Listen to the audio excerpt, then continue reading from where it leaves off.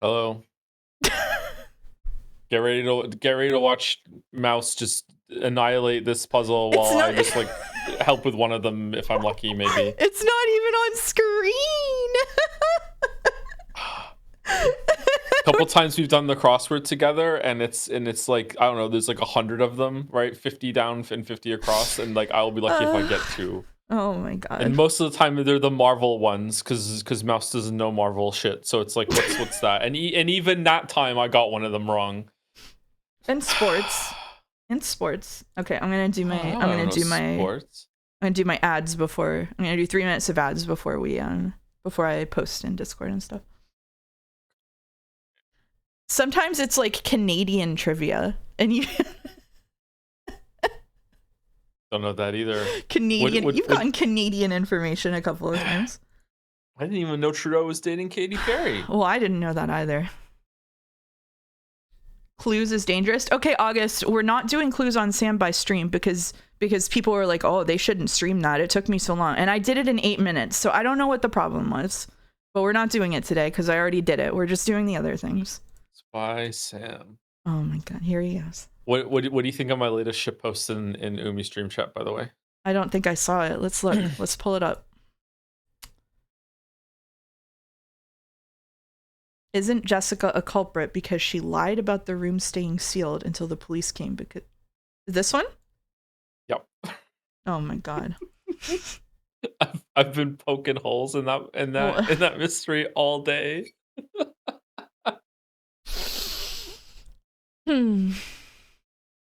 To be clear, I don't think it matters. I just think it's funny. I think it's funny. All right.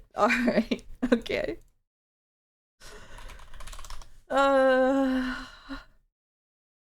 He loves Umineko. Do you love Umineko? I love Umineko. I love Umineko. Oh shit, I need to Erica said that anyone who is killed ever can lie. It's not just about within the game, it's with everyone. So with that in mind, I did a list of how everyone can lie. Natsui can lie because she murdered that servant and or the baby on the cliff. Rosa can lie because she murdered Kuidori and Beatrice and Sakataro. Maria can lie because she murdered her parents' marriage. Kraus can lie because he murdered the family's finances. Kyrie can lie because she's killed at least a dozen people before now. She's in the Yakuza. And on it goes. I don't want to read the next one.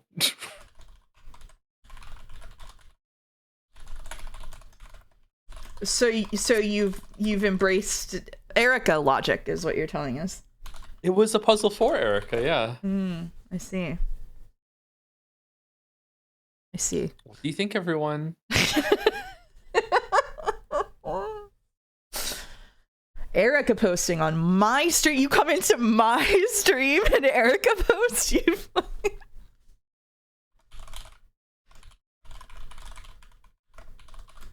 Joe finally read it with love for Erica. Uh-oh.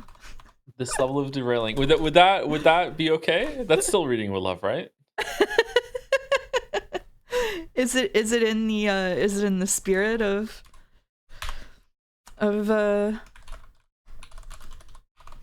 Umineko? I don't know. Does Ryukishi embrace love for all of his fellow goats? Lemas, hello, Joe. How are you both doing today? I'm doing okay. How are you? I don't still understand the goats. I just had ice cream, so I'm feeling pretty good. He's feeling it. Okay, I'm gonna put my announcements up, and then we can do the puzzle that you're really excited to do with me. Deborah has 2 innocent neighbors in column C. We're not even doing this one on stream. Deborah. Hello, Mouse. How was Disney karaoke? Disney karaoke was great. If you weren't in the Discord to see it, me and some friends did karaoke today, and I told them that as a form of protest against Mousecord, we were going to. I was going to sing only Disney songs the whole time, and they could show people in Mousecord that I did that, but they're not allowed to come. So we did FOMO Disney karaoke. Then everybody else sang Disney songs too, and it was a great time. You weren't there. That's right. They're not allowed to what? They're not allowed to join us in karaoke. I sang. What did I sing? I sang "Colors of the Wind" from Pocahontas. I sang "Part of Your World." I sang "Let It Go" from Frozen. I sang I Can Go the Distance and I Won't Say It, I'm in Love from Hercules.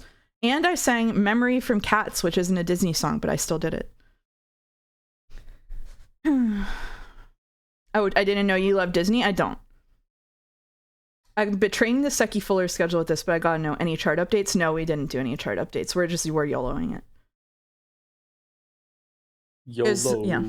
YOLO. It was intentional FOMO. I thought I missed a community announcement. Yeah, no, it was targeted FOMO.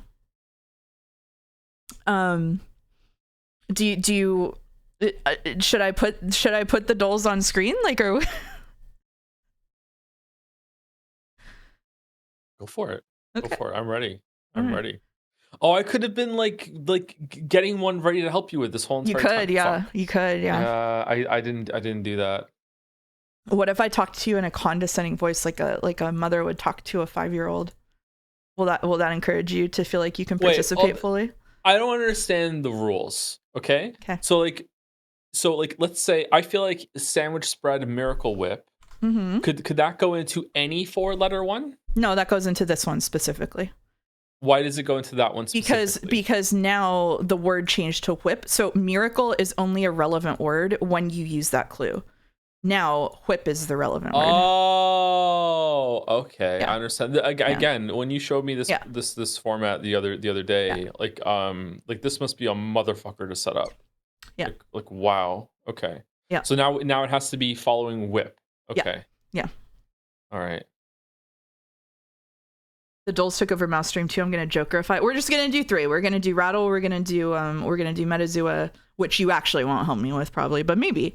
And we're gonna do Scrandle. That's it. Got it. I got the next one. Okay, what's the next one?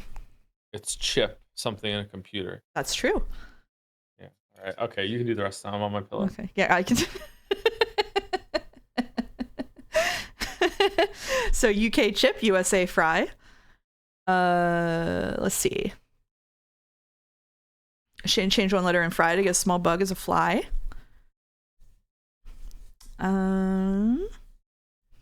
Let's see. Appendage that helps one fly is a wing. Oh, I got it. I got this one. What is it? What is it? It's the West Wing. Oh, you're right. Show. Yeah, you're right. Yay. No longer West East. No. I thought that too. Shit.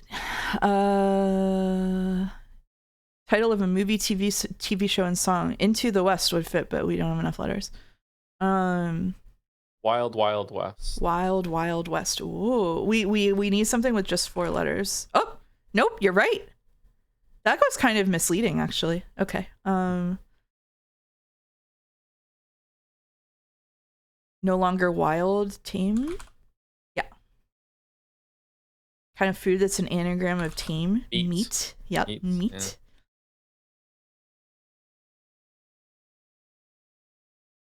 What is a favorite of Sweeney Todd with meat? Drop a letter from meat to get something dry. Met, because we love them. Oh, we love the Mets. That's right. Menu heading that might include a meat or meat. Meat in Southern California.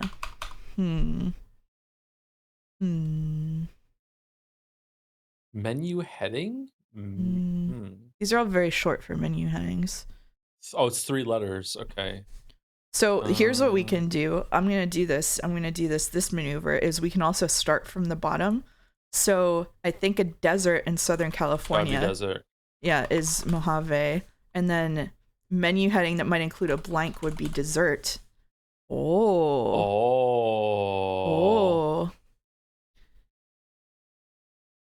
Meat and dessert. Yeah. But also a favorite of Sweeney Todd. Yeah. Wait, didn't it switch places in the Sweeney Todd thing just there? Kind of, yeah. Wasn't it the first one before? Oh, meat pie. Yay! Yay! We did it. Okay. See, you did help. Yeah. You sound more excited about. Okay. All right. Time for the zoo animals. Okay. Okay. So we're gonna guess mouse. Oh my God, this is a tough one. Okay, so the group that has the most in common with the mouse for the target animal is Eumetazoa, a basal animal subkingdom. What? What are we doing today? What sea is sponge. Sea sponge? Nope. No. Okay. I'm out. That was your only thought. So I think what it is probably either a fish or an insect that is not bilateral. I think this means that it has to be a non-symmetrical animal. What is like a non-symmetrical animal?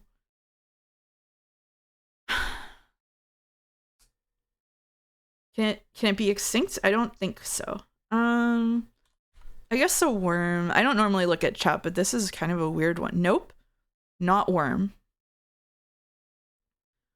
So yeah, so it's not bilateral. So this is a non-symmetrical animal. I can't even think of a non-symmetrical I animal. also cannot see an asymmetrical. Oh wait, someone is right. Like a lobster, maybe? No, it's not a sponge. Jellyfish are symmetrical. The answer is jellyfish. The answer is jellyfish. Do you mean? Hell yeah, Scarab. They don't have a backbone. So like the bilateral thingies have they have a symmetrical belly and a dorsal surface. Oh my God, jellyfish that was a funny one. Does anything eat jellyfish? Yeah, I think that like seals eat jellyfish, don't they? Can they? Turtles? Huh. Turtles eat jellyfish? Whales? Shout out to Jellyfish TV. Thank you. Sea turtles. Oh, interesting. Walruses can? We're learning a lot today. Most whales do not eat jellyfish. That's true. I think jellyfish eat like krill and some eat small fish. Whale shark eat jellyfish. I'm learning a lot, actually. All right. We've got a filibuster for like 10 seconds for the Scrandle bets to go through. In the words of Carl Pilkington, just an epitome of wisdom, by the way. Jellyfish are 97% water. Just give them 3% and make them water. True. Do you want to do you want to do your catchphrase for the people in the chat? Can we choose it? Yes, we scran. Yes, we scran. Yes, we scran. No? Okay, well, fine. No, we scran? Wow. That's kind of sad. I don't know, whatever. Why does Joe sound so sad? I don't know. Why do you sound so sad? I'm a bit tired, but I'm not sad. I'm okay. Thinking about jellyfish? Probably thinking about jellyfish, yeah. Okay. All right, here we go. We've got Yorkshire pudding wrap filled with sausages and stuffing with a pot of gravy. I appreciate them putting the gravy on the side. And a stripped prawn skewer. I feel like prawns don't do well on Scrandle. I feel like they don't either. However, left is going to be polarizing for some people, but it's so cheap on the right for that amount of food. I think the pastry crust looks amazing on the left, but whatever the fuck is between the meat and the crust looks kind of weird to me. I don't know. Yeah, what the fuck stuffing. That's all about. It's the stuffing. Yeah. I surprisingly would go right here just because of the price, but. Okay. Oh wow. Okay. Well, sorry, I'm letting you down. Sorry. That's okay. I let you down for one on your stream, so we each get one. But if another one happens, we're gonna have to have a talk about it. It's over. It's over. Yeah. Okay, we've got beef skewer and a beer for £3, or sausage. You're cutting out for me on Discord. Sorry. So. Oh. Am I cutting out on stream? I don't know if the microphone is peaking or if it's just it's lagging. Am I coming through fine for you? Yeah, you're fine for me. I don't know what that is. Let me turn off noise suppression and hopefully that'll fix it. I am having some weird computer issues that might like make me lag out a little bit, so hopefully it's not a big problem. Okay. Noise canceling off. Beef skewer or sausage? The beef skewer does not look good, does it? It doesn't look good.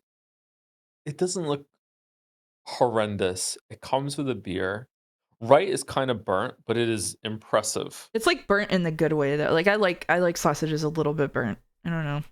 This is on the borderline of what I would eat for Mm, burnt. So I'm mm. kind of with you. I don't know. I really don't know. I really don't know. I think we should go left because at the very least you're getting a pint for £3, as chat says. Yeah. Yeah, I think we go left. I think that's yeah. Okay, that's good. I All think right. we go left. Phew. Yeah. Sorry, I made a call.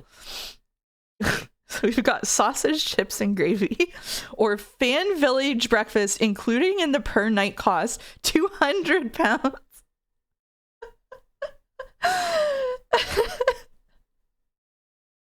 Right, I know from before, does not score highly. Maybe things have changed. It looks so left. depressing. It looks so depressing. Yeah. Like if I spent £200 for a night somewhere and this was the food they gave me, I would not be pleased with my lot in life. Mm-hmm. I think that's gone up.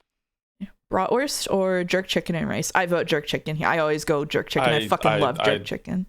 I vote the asshole chicken. Yeah, for sure. The asshole chicken. Yeah.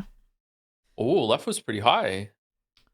You're catching Canadian manners, Mouse. Always saying sorry. No, that's what happens when you can either be Canadian or grow up in a household with someone who's very angry. Either way. Okay. Cookies. Price for two, £5, or katsu chicken with chips. I think the cookies are a bit expensive for what they are. They do look good. I would go right here. I think sweet can't be scran. Like I know that sweet wins on here sometimes, but I feel like it's against the policy. So I think I also go right. Yeah. Okay. And yeah, £2.50 for a cookie is outrageous. Whoa. Double Scotch beef burger with 2 bacon slices, cheese, halloumi fries, and onion ring with chips, giant burger, or steak and peppercorn fries. Okay, left. Okay, both of these are actually impressive portions. Now that I've seen the hand on the right. Yeah. Oh, I don't know. I feel like left is too much work. It looks good. I would eat it, but it's a bit too much work. It's stacked too high. But right fits my concept of what scran is. Like almost like it's like almost the platonic ideal of scran. Like left is definitely a showboat, but like I get like like you're saying, like you can't take a bite of that. Whereas right is like burgers do get a buff and the fries really look good, I will say. Yeah. I feel like it could be anyway. I kind of want to go right, but I feel like left is going to be it. I feel the same way. Yeah. I would go right if this was my stream. Okay, we'll go right. Nope. 3%. 3%. It's okay. It's okay. It's okay. No. All right, we've got pizza slice, £5, depressing. Easy right. And a sausage and red Leicester cheese roll. Okay.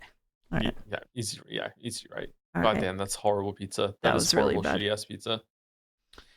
Okay.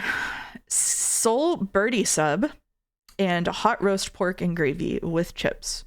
Those chips look okay, but I would go the birdie sub. It is expensive, I would go left though. Too. Yeah. I can't judge pork. I don't know what it is. Yeah. I don't really like pork. Yeah. All right. Okay. Pretty good. Pretty good. The pork needs to be drained. Sure. Yeah, I think so. The Cueritos with pickled pork and chicken and chips. That looks really good on the right. This is a £1.20, but I don't know about pickled pork. And the right, it looks okay, although this chicken is dry.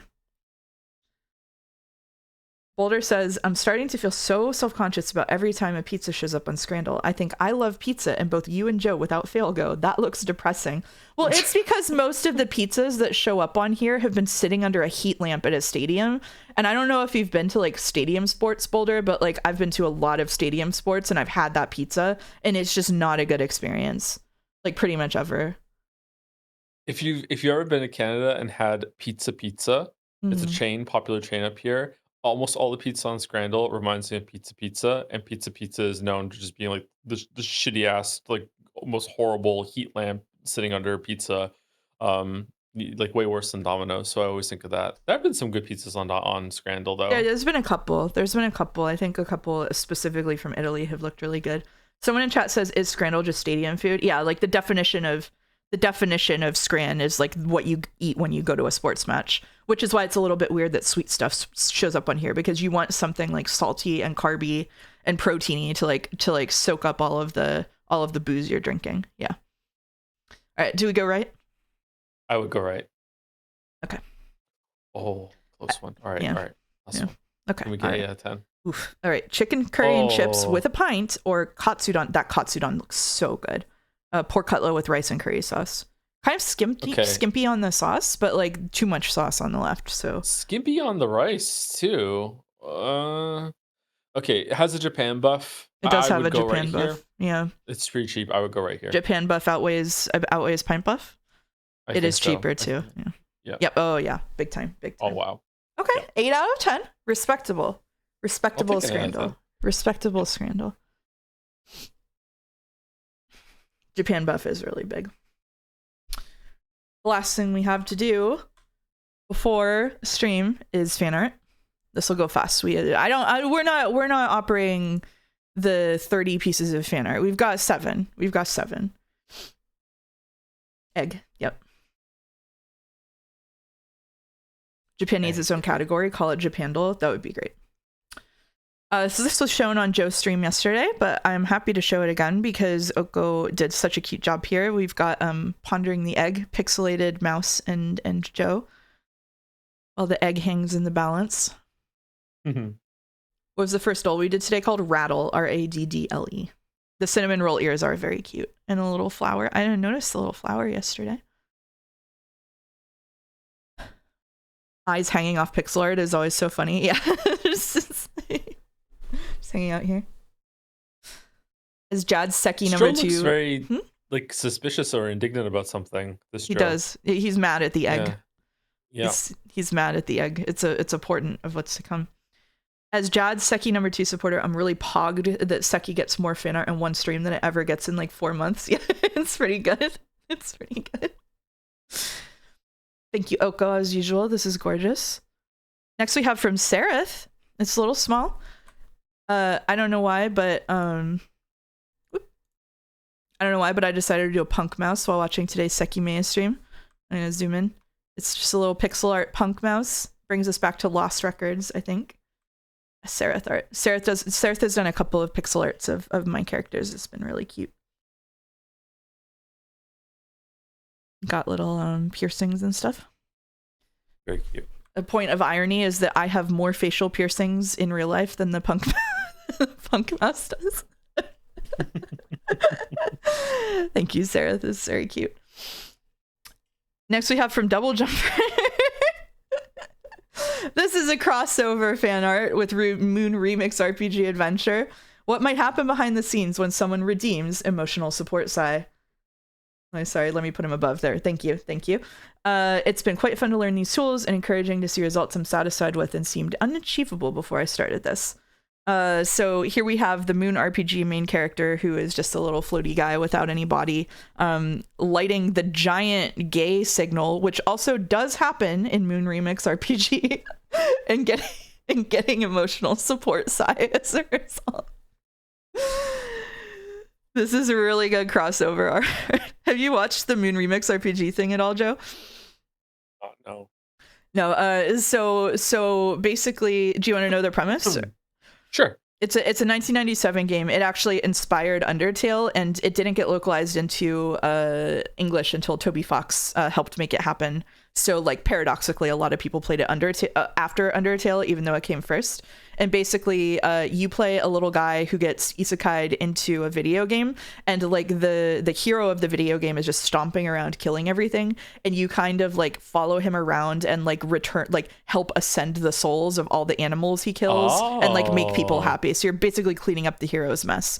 And the game loop is that you go around doing that, but you have a limited amount of time, which is gated by something called love. And so the more you help people, the more love you collect, and the longer you can kind of go out in the world before you have to go back to your house and sleep, which is important because last stream I got so fixated on fishing that I just died because I forgot to go back and sleep.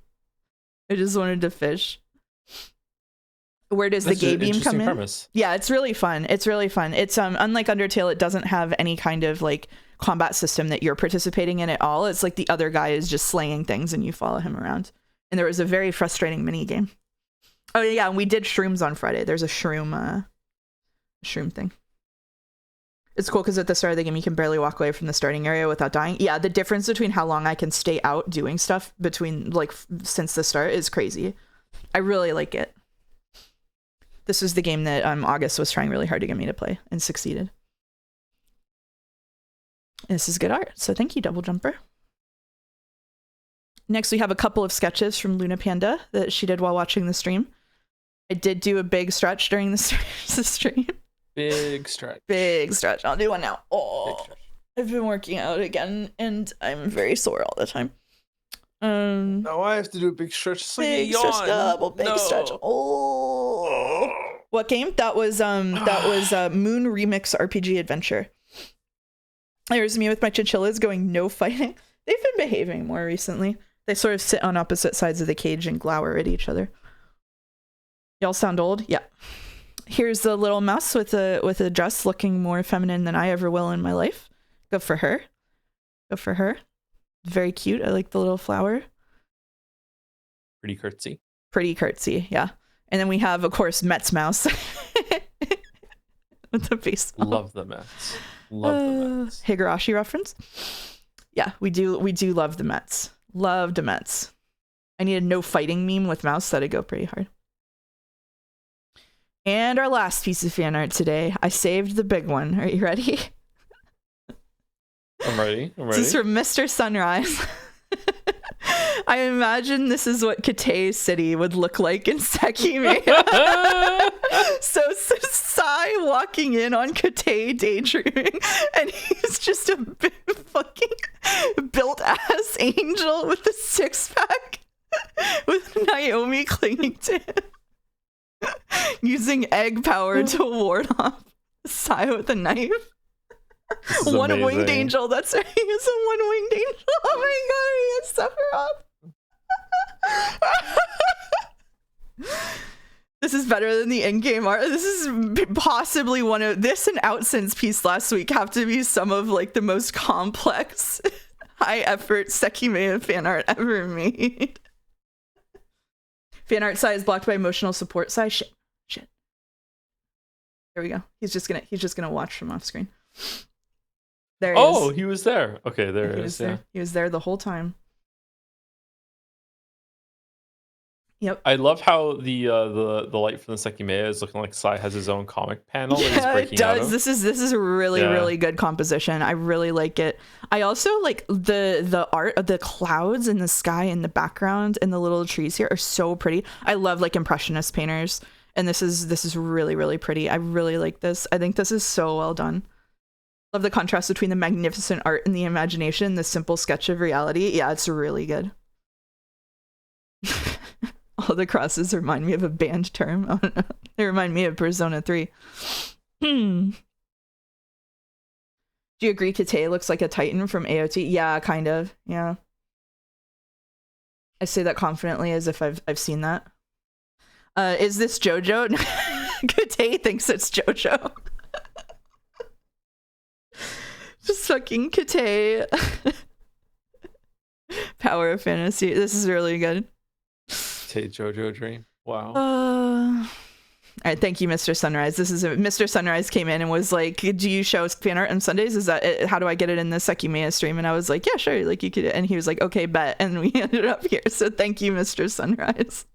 This is wild. He really did start talking like Sephiroth. He did. He was channeling Jigsaw. Fucking, if you weren't here for this scene, he had a daydream where he got on like the intercom at the headquarters of Ashia Tower and was like, "You have nowhere to run, invader, like unless you're willing to play my game." Like it was really crazy, brother. Yeah, the last line of the daydream was him going, somebody coming over and him going, brother. He's such a winner. That's true. All right, we'll get emotional support side back, and thank you again, Mr. Sunrise. This is really amazing. And that's it for fan art. That's all we got. Didn't mean to do that. Okay. So.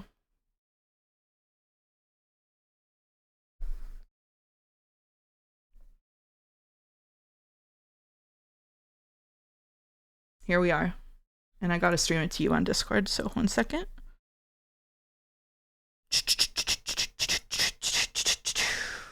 Doles and art done in less than 30. Joe is crying. What are you crying? Fuck Joe for? I don't know. What? Oh, it's peak. It's peak. Yeah, we're back on peak. So, when we last came to Sekimeya, we watched Kate have a big daydream, and this is the Zen chapter, chapter 4. So, if you haven't been here since chapter 3, this is the Zen chapter. So basically, what's happened so far in this chapter is Kate had, we found out that Kate is the genius. First of all, Kate is probably a descendant. I think, is it like confirmed that Kate is that son? Basically, right?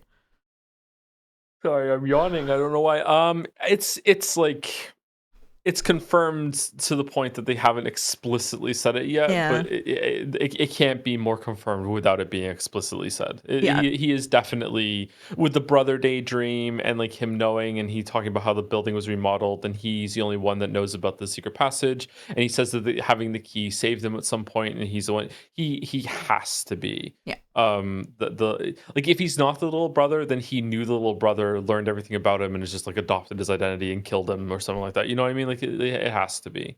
Yeah, confirmed to be the point that it would be deliberate misdirection if he wasn't. Well, the visual novel is not beneath deliberate misdirection, but yeah. So basically, we saw a flashback to like a couple of like decades ago, probably, where the last line of the Ashiya family, they were like a criminal family, and there was an older brother and a younger brother, and the older brother was keeping a girl in the attic and tormenting her because they kidnapped her.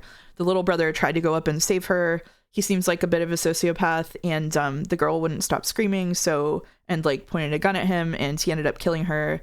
And his brother also died. She killed his brother, and then he kind of just booked it, probably out the secret door. And then the Ashiya mansion, where that was their house, got remodeled into presumably Ashiya Tower. They did that with the windows on purpose. And then grown-up Kate, who we presume is the little brother, is the only one who knows about the secret door out of it, probably because he's a little brother. And he creates his mastermind plan, which he tells the Ashiya Corporation is to capture like the Zen agents who try to steal the Sekimeya, but his plan is actually to like become a criminal himself, and he's like kind of bored with his life and he wants to rob them, and so we got a little bit of Zen, we got a little bit of Kate. We also met Atase, which let me just like I'm just gonna do this right here. Atase is Akaro's last name backwards, so it's basically confirmed that he's Atase, who was a Zen agent who fucked up the robbery from the jewel shop, essentially, and is the person who got Shiroya/Miya killed, depending on which timeline we're in, and so he is getting sent back for one last mission to redeem himself into Ashiya Tower to steal the Sekimeya, which is why he was there at the very beginning of the day. So he's the one that planted the smoke grenades, which is how that went off. He's gonna do it again or whatever and lie down on the floor. And we're just waiting for the pieces of Kate and Zen's plans to settle into place. So we've gone full sort of like goofy action VN. Have I missed it? Oh no, I'm gonna have to watch VODs to understand this. Amtai? Yeah, you gotta get out of here, man. Like,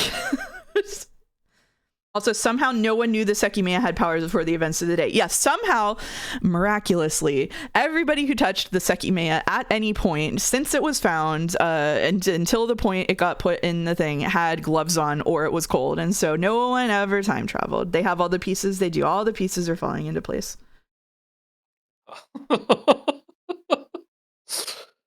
Yep. Yeah, that's true. That's true. Am I missing anything?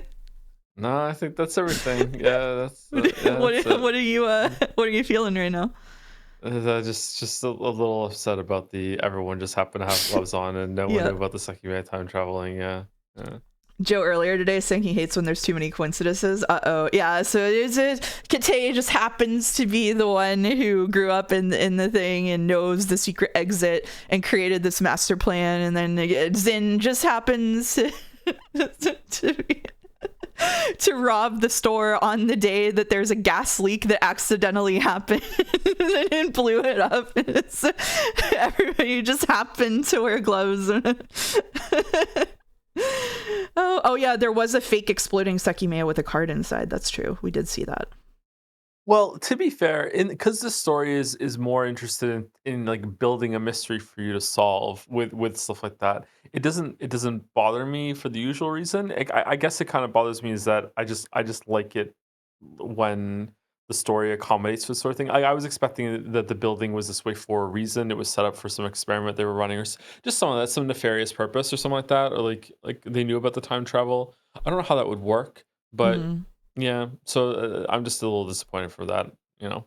I thought it That's was smoke release killed flame in the burner, gas buildup explosion. I don't think so, but it could be that. It could be that. Let's see what. No one noticed the heater was busted and leaking gas. I think it was just incidentally leaking gas. I believe it was incidentally leaking gas. Because it says the heater was busted specifically. Busted. Remember the line about the flame being out? I don't know how to find that. Mia smelled the gas leak before the explosion. Oh. The flame being out is the busted. You know, can we get clarification on who we blame for killing them?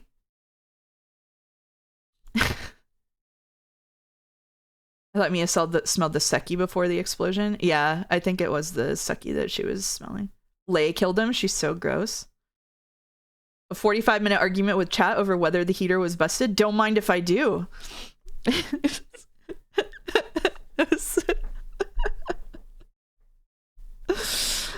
Oh, heater gate.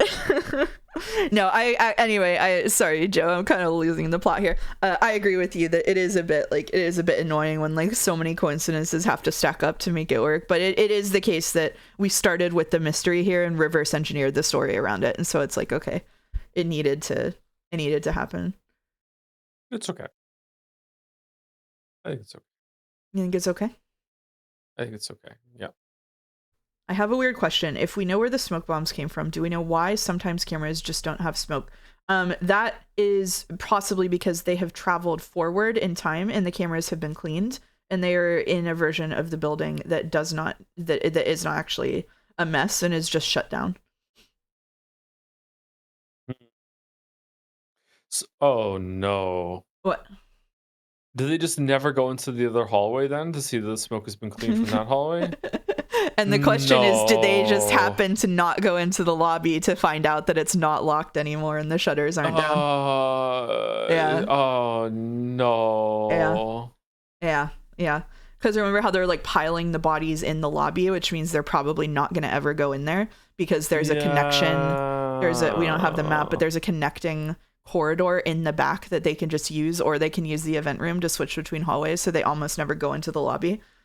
Oh, fucking hell.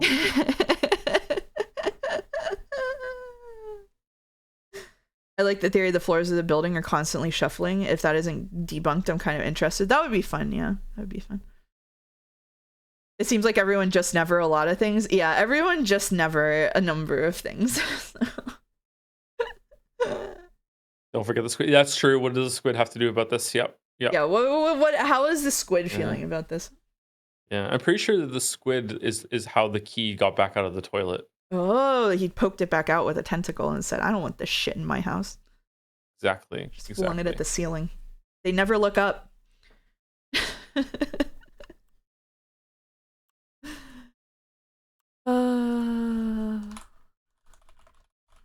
Okay. I'm half sure that's where squid theory spawned. Oh, okay. Well. Squid theory. Anyway, who is starting? I just talked for so long and I feel kind of bad about it because I just didn't let you talk because I'm just yapping. So I think you should do the narration and then we have our assignments otherwise. So I am Katsuki, Kite, Atizi, Arena, and Isla. Okay. All right. And I am a whole selection of characters. Shiroya just never tasted bad meat before, so she didn't know she had eaten rotten meat. Another coincidence. Not recognizing the smell of rancid meat before you even get around to eating it is crazy to me. But whatever. Okay. In a Tupperware container in my fridge right now is like a portion of spaghetti, Mm-hmm. the meat that I made the previous time before the previous time I had spaghetti. So it's been sitting in my fridge for about 3 weeks now, which Oh. means it is still not as old as the meat that Oh. Shroya had in her fridge, and I'm looking at that going like, oh my god, that is like a biohazard and shit. Like that's been cooked. Oh my god, Shroya, what are you doing? Shreya's sense of smell was shot Ah. after all that Sekimeya gas. Yeah, everything smells like the Sekimeya to her. Did she get sick after that? She did, didn't she? Didn't she She feel did kind of get sick. sick? Yeah, she did get sick. Yeah. She had a bunch of headaches and stuff. Yep. God damn. Anyway, we're at peak. Let's go. Let's go. Peak. Oh, I can't hear Peak. it. Is there music? There is no music. Okay. However, nobody expected what would happen on that day. Let me make sure I'm correct and there's no music. Yep, it's cranked up to full. 8 people were trapped in a Shia tower, but they weren't alone. That was the catalyst of the construction of a mountainous maze. Like literally, though, who reached its peak? It wasn't everyone who began the climb. You are lucky enough to have access to all its sides, but what about the peak? The peak. We have all the sides? 3 parties formed the mountain's base, unaware of how high it would go. So, Shreya, Mia, Katsuki, and Shroya, Mia. yeah. Oh. What? Oh, so this is like so no. the raft part of Oh, the raft part. Top to bottom flows the best, but you should be free to choose. Okay. We might as well get Zen out of the way, right? Yeah. Thank you, Master of the Streams. Ding. Blue choice. Oh. When the tower opened, Atase was the only person waiting outside. He wore light attire despite the cold. He bowed at the there we go. He bowed at the receptionist and stepped in slowly. A man walked up to him asking for his ticket. After showing it and confirming that he didn't have a phone, he stepped the hallway B door.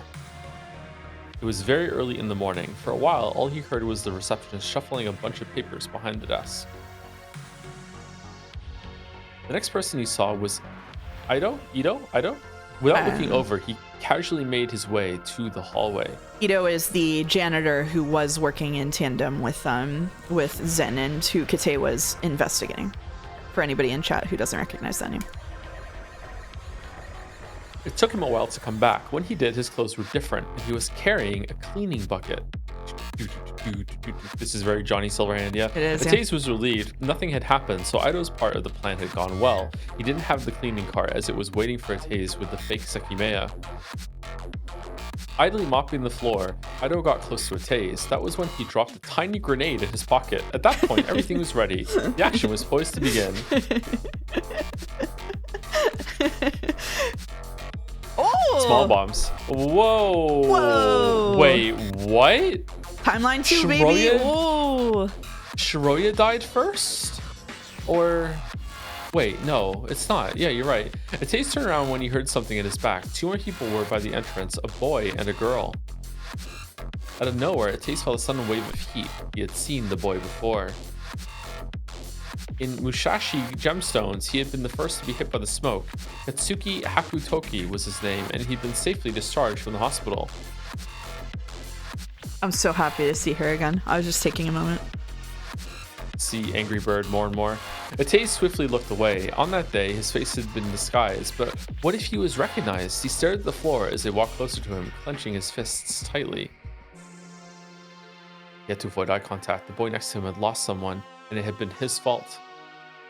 Nah, and he had taken a glance at the girl as well. Although he hadn't seen her before, the eyes below her red hair looked identical to the boy's. 9 o'clock was distant. Long before it, police officers arrived outside the tower. Atase's rough facial description must have been known. He didn't think he'd be recognized, but he couldn't bring himself to look back. All at once, a wave of people flooded in. Faint chatter took over the silence, but none of it reached Atase. He had to look calm and know exactly what to do. He saw someone he knew outside the lobby. However, that person didn't know who Atase was. His job was to take out a suitcase at 9:06. Ido had left through the opposite hallway a while ago. When he came back, he started to mop the floor a second time. Slowly, the time kept passing. After Ito was done with the little plaza, he entered again, mopping the new snowy footprints and the already shining floor. And then he took out the garbage. For a while, he kept doing that. He had to stay there as he knew what was soon to happen in the hallways.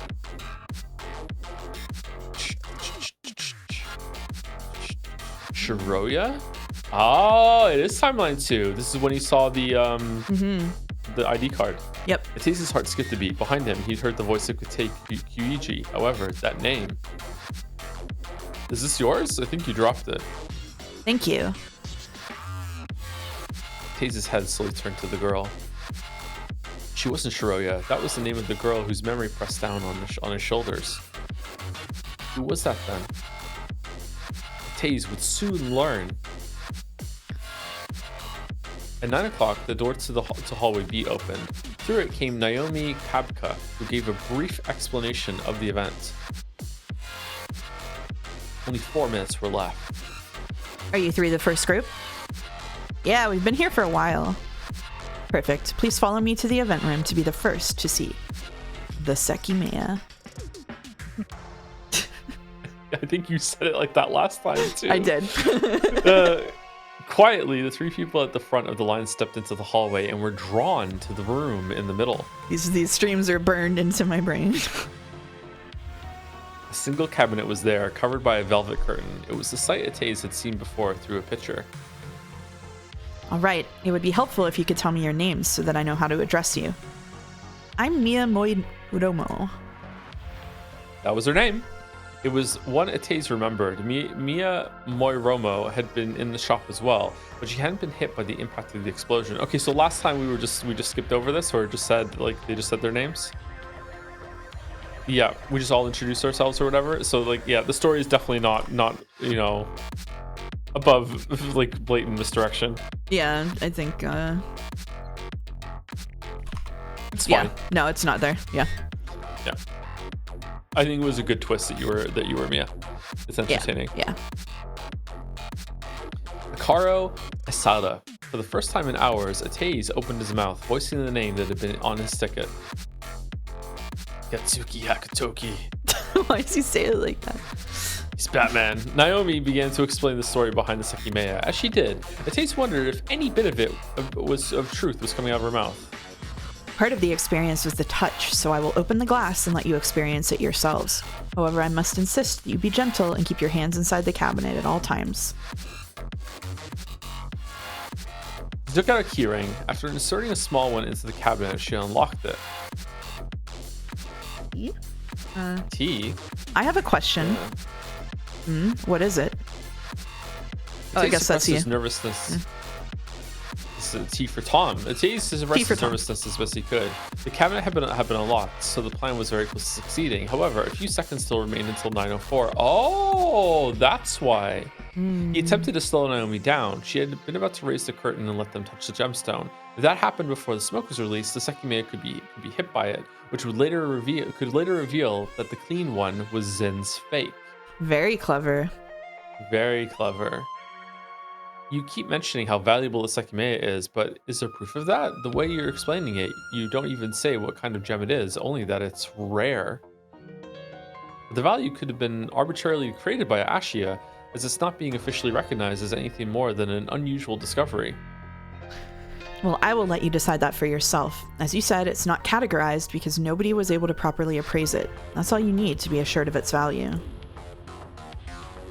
I apologize for being skeptical, but you must be aware that Ashia aren't exactly recognized for their fairness. Do you have a reason to say that? Yes, that everyone in the lobby sounded as skeptical as I am. Ooh. Maybe seeing it for yourself will convince you. That's what I'm hoping. After a pause, Naomi shook her head and crouched beside the cabinet. When she raised the curtain, a huge cloud of smoke rose with it, coming from the grenade Ateiz had taken out of his pocket. Oh shit. Ah! Before anyone could resist, Ateiz had already fallen to the floor. Looking down and covering his nose, he avoided having his consciousness fade. So we were right to suspect Hikaru that he was the biggest, and yeah, okay. Once everyone plummeted down, a sudden unsettling silence consumed the room. Just like Goda. Yeah. Had everyone evacuated? Sorry, what was happening outside? Had everyone evacuated? Had the gems been brought out in the suitcase? For a few seconds, Taze had to wait to make sure nobody remained conscious. He heard someone running through hallway A. Must have been the man with the gemstones, but why? 2 minutes hadn't passed yet. I wonder if that's Kate checking the door. Or a time traveler. Yeah. Taze's eyes widened. What the hell was that sound? He waited, wondering what was happening. Had the plan been a failure? After a few seconds, the loud noise faded. However, Taze could not hear anything else outside the room.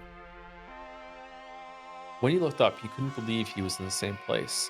Very little light was being cast from the ceiling, and the walls had become dark. 3 people who had been with him were lying on the floor. Once he knew he could move, he silently stepped to hallway B. What did Naomi go on? Again, it was hard to believe it was the same place as before. However, nobody was there. Naomi's gone? Is that what it said? I said, where the fuck did Naomi go then? It didn't say that, but we knew at the beginning that Naomi disappears. Yeah, Naomi wakes up before anyone else, yeah. Yeah. Covering his face, Taze dashed to the cleaning room. There was light. Almost no smoke had gone through the door. Occupying most of the space, the cart sat in the room. Without hesitating, he dropped the smoke grenade inside it. The fake Sekimeya was there. However, Taze couldn't touch it with his bare hands, or he would leave smoky fingerprints on it. He took it. It's the real one. It's the real one. It's the real one. Remember when they took it out of the cleaning cart? It's the real one. No, you won't get me that easily. Couldn't touch it with his bare hands, or he would leave smoky fingerprints on it. He took it with the clean sleeves of his shirt and brought it to the hallway, crouching so that the remaining smoke wouldn't make contact with it. What do you think, everyone? Back in the event room, he walked to the cabinet. Like Naomi had been about to do, he raised the curtain.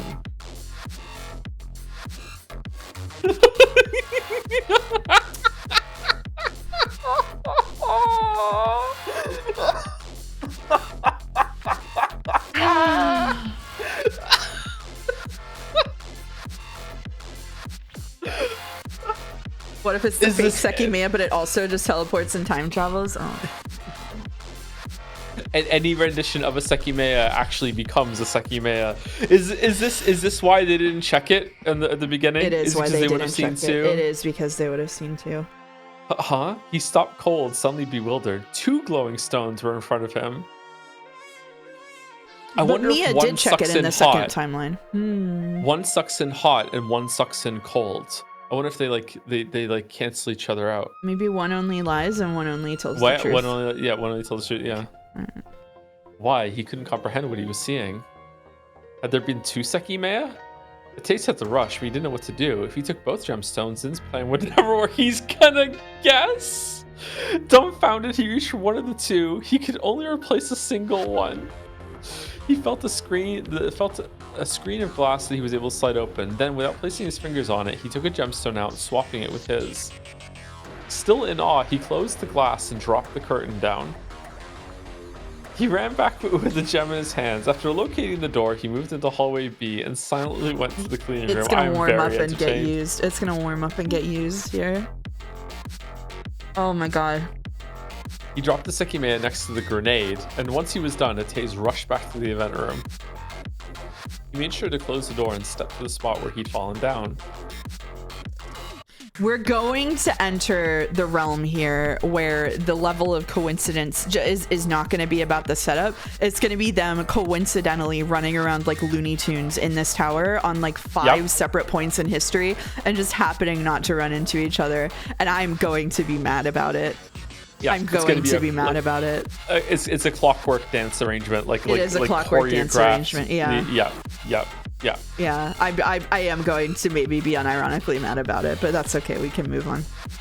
It's going to be so precision to a point that when one person walks through a door, another person is going to walk out of a door. I mean, it's like we already had someone hiding behind a door as other people came in. Like, well, it's just doomed. It's just doomed.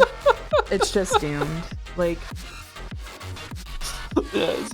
Like the theory that we had that as soon as they check a floor and they've gone to the floor, it's like party time on that floor below. Yeah. They're like, it's like Luna Panda's little video is actually true. Wow. Yeah, it's like it's like a magic trick, so it's okay. Mm-hmm. However, the darkness prevented him from noticing something. What's that? That Naomi was fucking gone? Naomi was no longer there. So she puts both Sekimeya into the briefcase and goes upstairs right now, not realizing that one of the Sekimeya is a fake Sekimeya, but really maybe it's a fake. Okay. I don't know.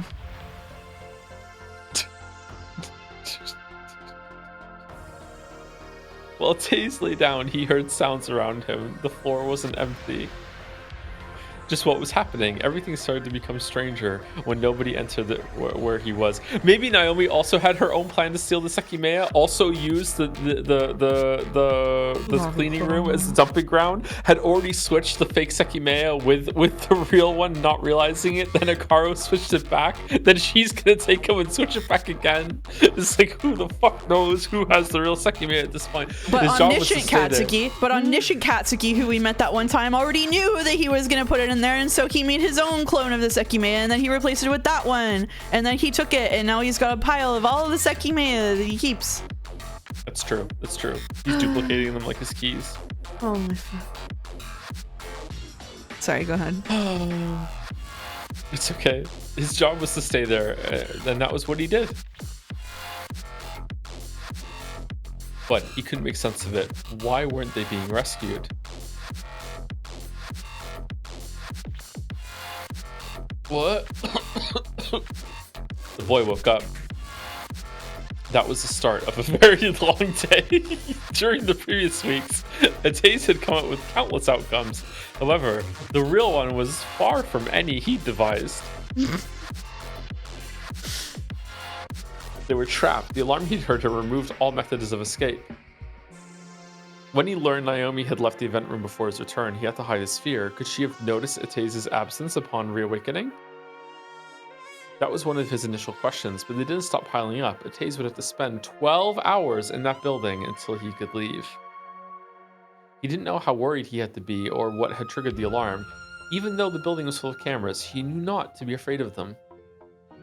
He was told the interconnection had been cut by the alarm. In the meantime, Zin couldn't remotely access the computer. However, he knew his group well. According to Kate, at 9 o'clock, the connection would come back, and Zin would immediately erase all the recorded footage.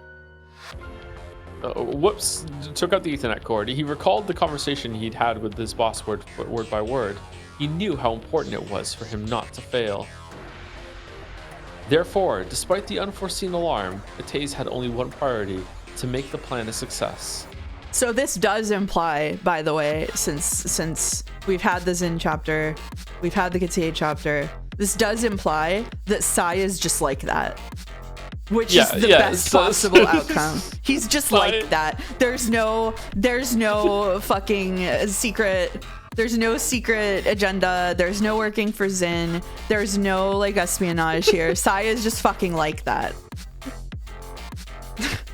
Okay. quite possibly the worst person that could be stuck in here with them. You don't want to be stuck with Sai. This is a disaster for them. All right. Thank you for redeeming emotional support, Sai. It was almost time.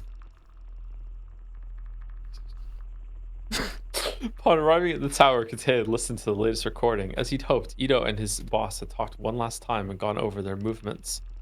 Sai is a time traveler from 2095 going back here as if it's Stephen Hawking's party. So funny. In the future, everybody has a Sekimeya.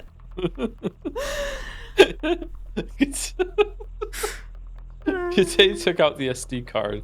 He couldn't allow that audio to be heard by anyone else, as he didn't want the card on his person either. He hid it in the security room. Just eat it.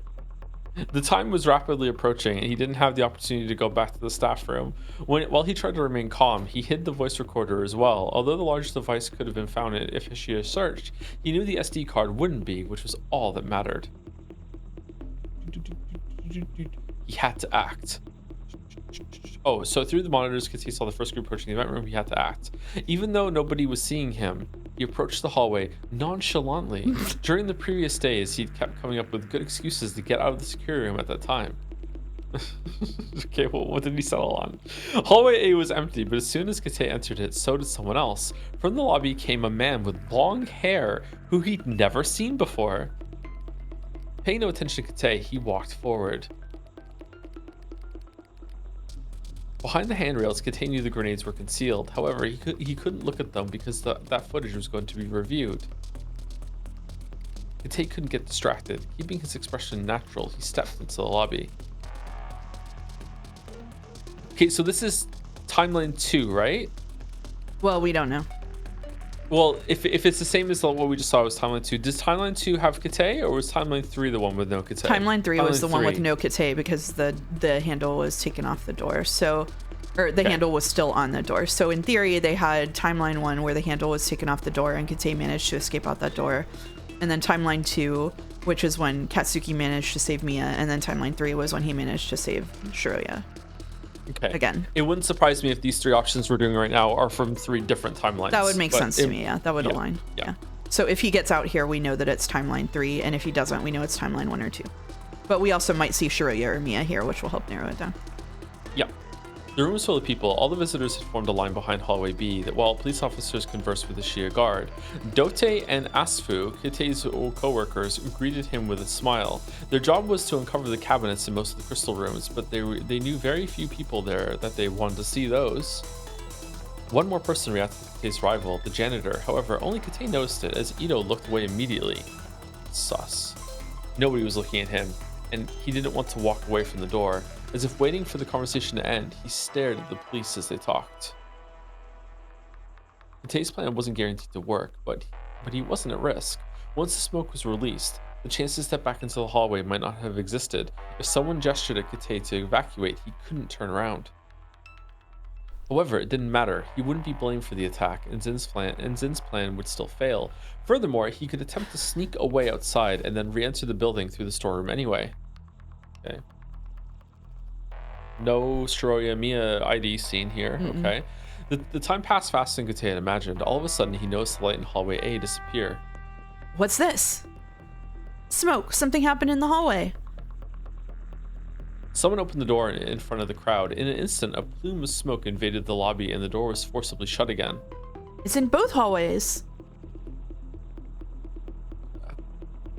Kate felt a shock going through his body. That was the moment. In the blink of an eye, everyone had turned around toward the exit while both police officers were alerting their superiors. As quickly as he could, Kate dashed into the hallway and dropped to his hands and knees. Huh? On the floor, someone almost crashed onto him. A person he couldn't distinguish through the veil of smoke rapidly crawled to the lobby, slamming the door shut behind them. Looked like a spider. Suddenly, Kate could only hear his heartbeat. That person was undoubtedly the man he'd seen entering the hallway, but he couldn't be heard anymore. Only faint yells could. Alright, who is this long-haired man? Sai, maybe, but I wouldn't say he has long hair. I don't know. Yeah. That was until a loud alarm rang through the building. Immediately afterward, a rough sound came from the lobby, along with the stronger yells. The shutter was closing. Just like that, Kate's plan was set in motion. He had trapped himself, but nobody had realized it. He'd seen the floor through the cameras. It was very likely only him and Atase were conscious. With utmost care, he slowly crawled toward the event room. Oh my god. I could have swore that only one of the hallways got black smoked. That might have been in one timeline, but not both. Okay. Or not all 3.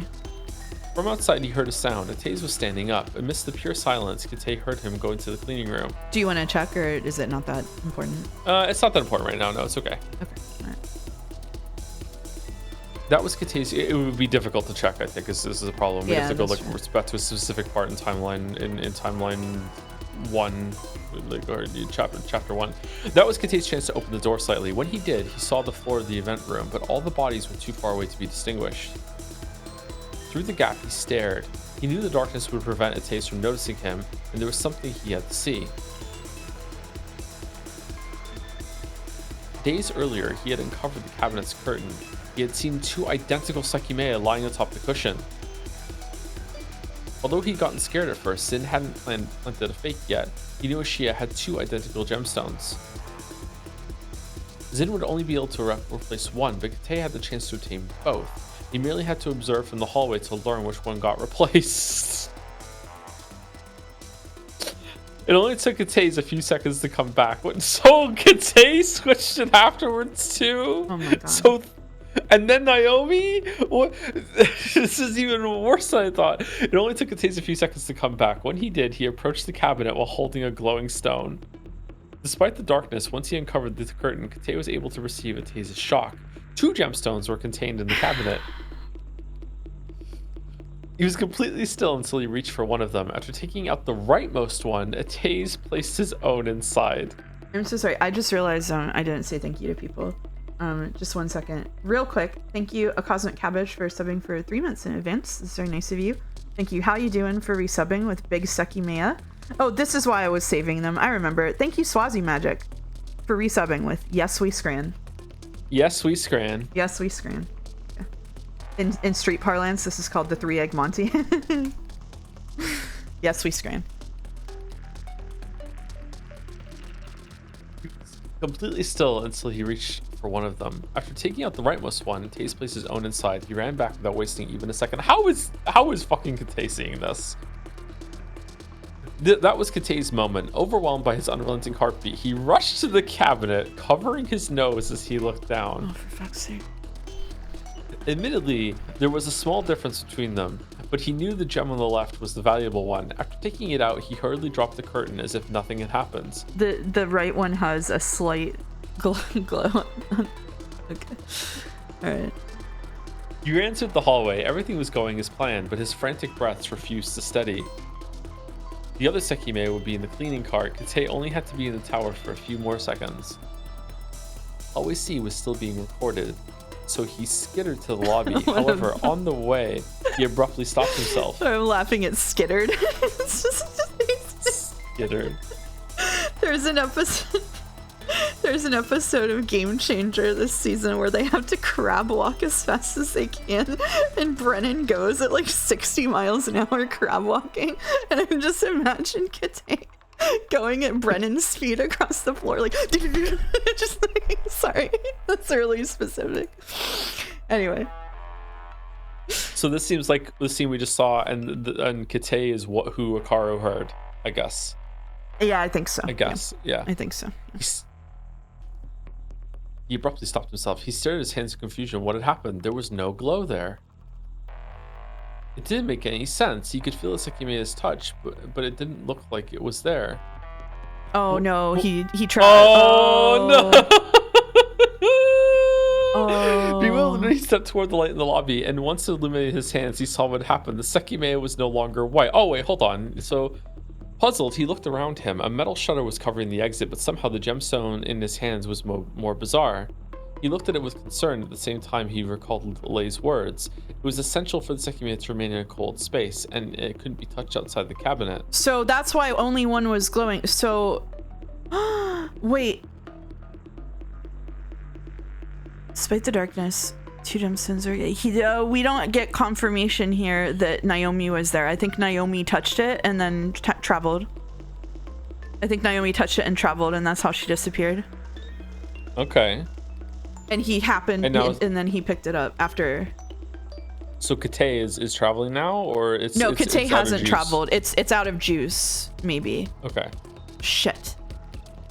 Or shit. Or somebody else replaced it with a different one. Somebody might have time traveled there and replaced it with a different one. I don't know, but I think this is one that someone just used. Fuck. We're gonna switch over to a time traveling Katsuki after this, who is watching Kate watching Kate's switch it. He switched it first. Wasn't the idea she wouldn't touch it since otherwise the smoke would get to the egg? That was Atase's. That was Akaro's reasoning, but I don't. That doesn't necessarily match Naomi's reasoning. I don't think Naomi ever reasoned that. Okay. All right.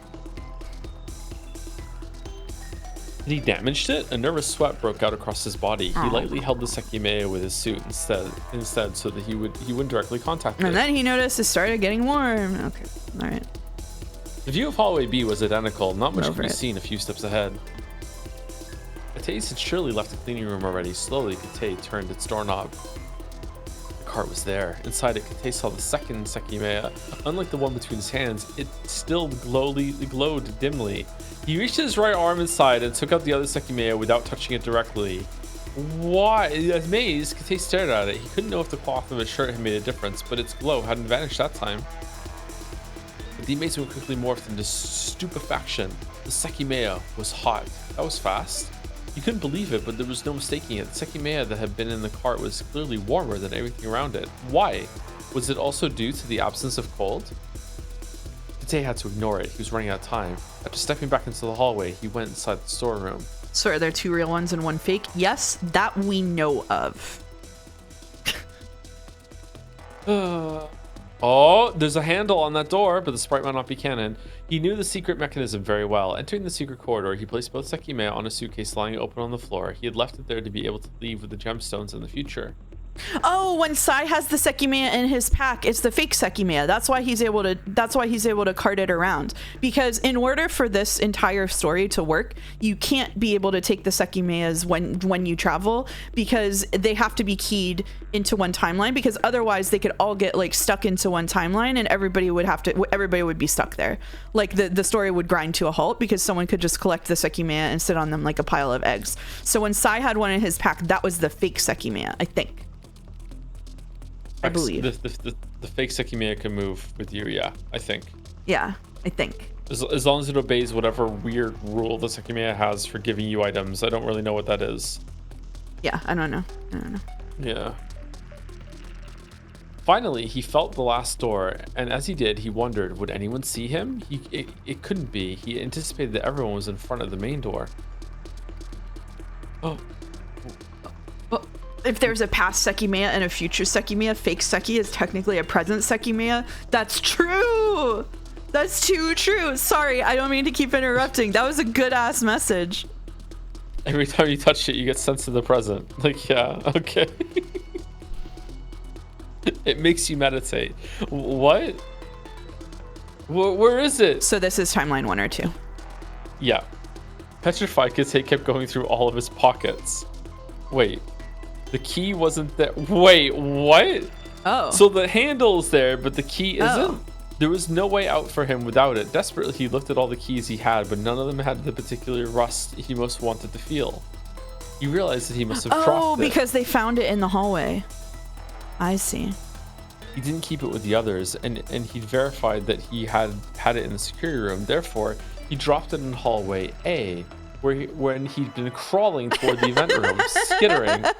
Since his pocket had been so close to the floor, he hadn't noticed the sound of it falling out. Let the coincidences roll. Fuck. No. Tightening his fist, he went back to the hallway. It was drenched in darkness, but the key had to be somewhere. He moved to the wall he crawled next to and repeated the action, scanning the entire surface. Yes! Although he'd lost many precious seconds, he found it camouflaged under the smoke. He'd been trying to make very little noise, but he couldn't care about that anymore. As fast as he could, he ran back to the storeroom. So it's not timeline A. Suitcase is gone. He stopped before the secret exit. A bright grassy field was outside it, and he was so close to seeing it.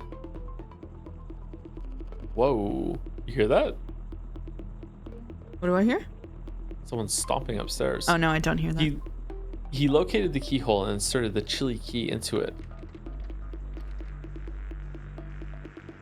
What? Wrong key? Wrong key. It wasn't turning. The door wasn't opening. He's so incompetent. What? There's no way. Why is it? You are incompetent. Something was preventing him from turning the key, and no matter how much he tried, it didn't budge. Such a thing had never happened to him before. On the other side of the door is time-traveling Sai holding a key in the other hole, so he can't turn it. This never happened to me before, babe, I swear. Oh, damn. Did they learn about this door? Subsumed by the darkness, Kitei fell to his knees in defeat.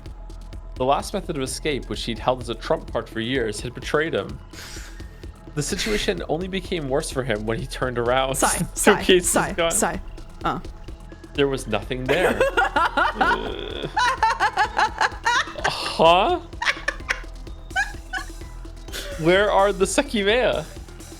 You idiot. The 2 telltale glows weren't there. When he crawled to where the suitcase should have been, he saw that it had vanished as well.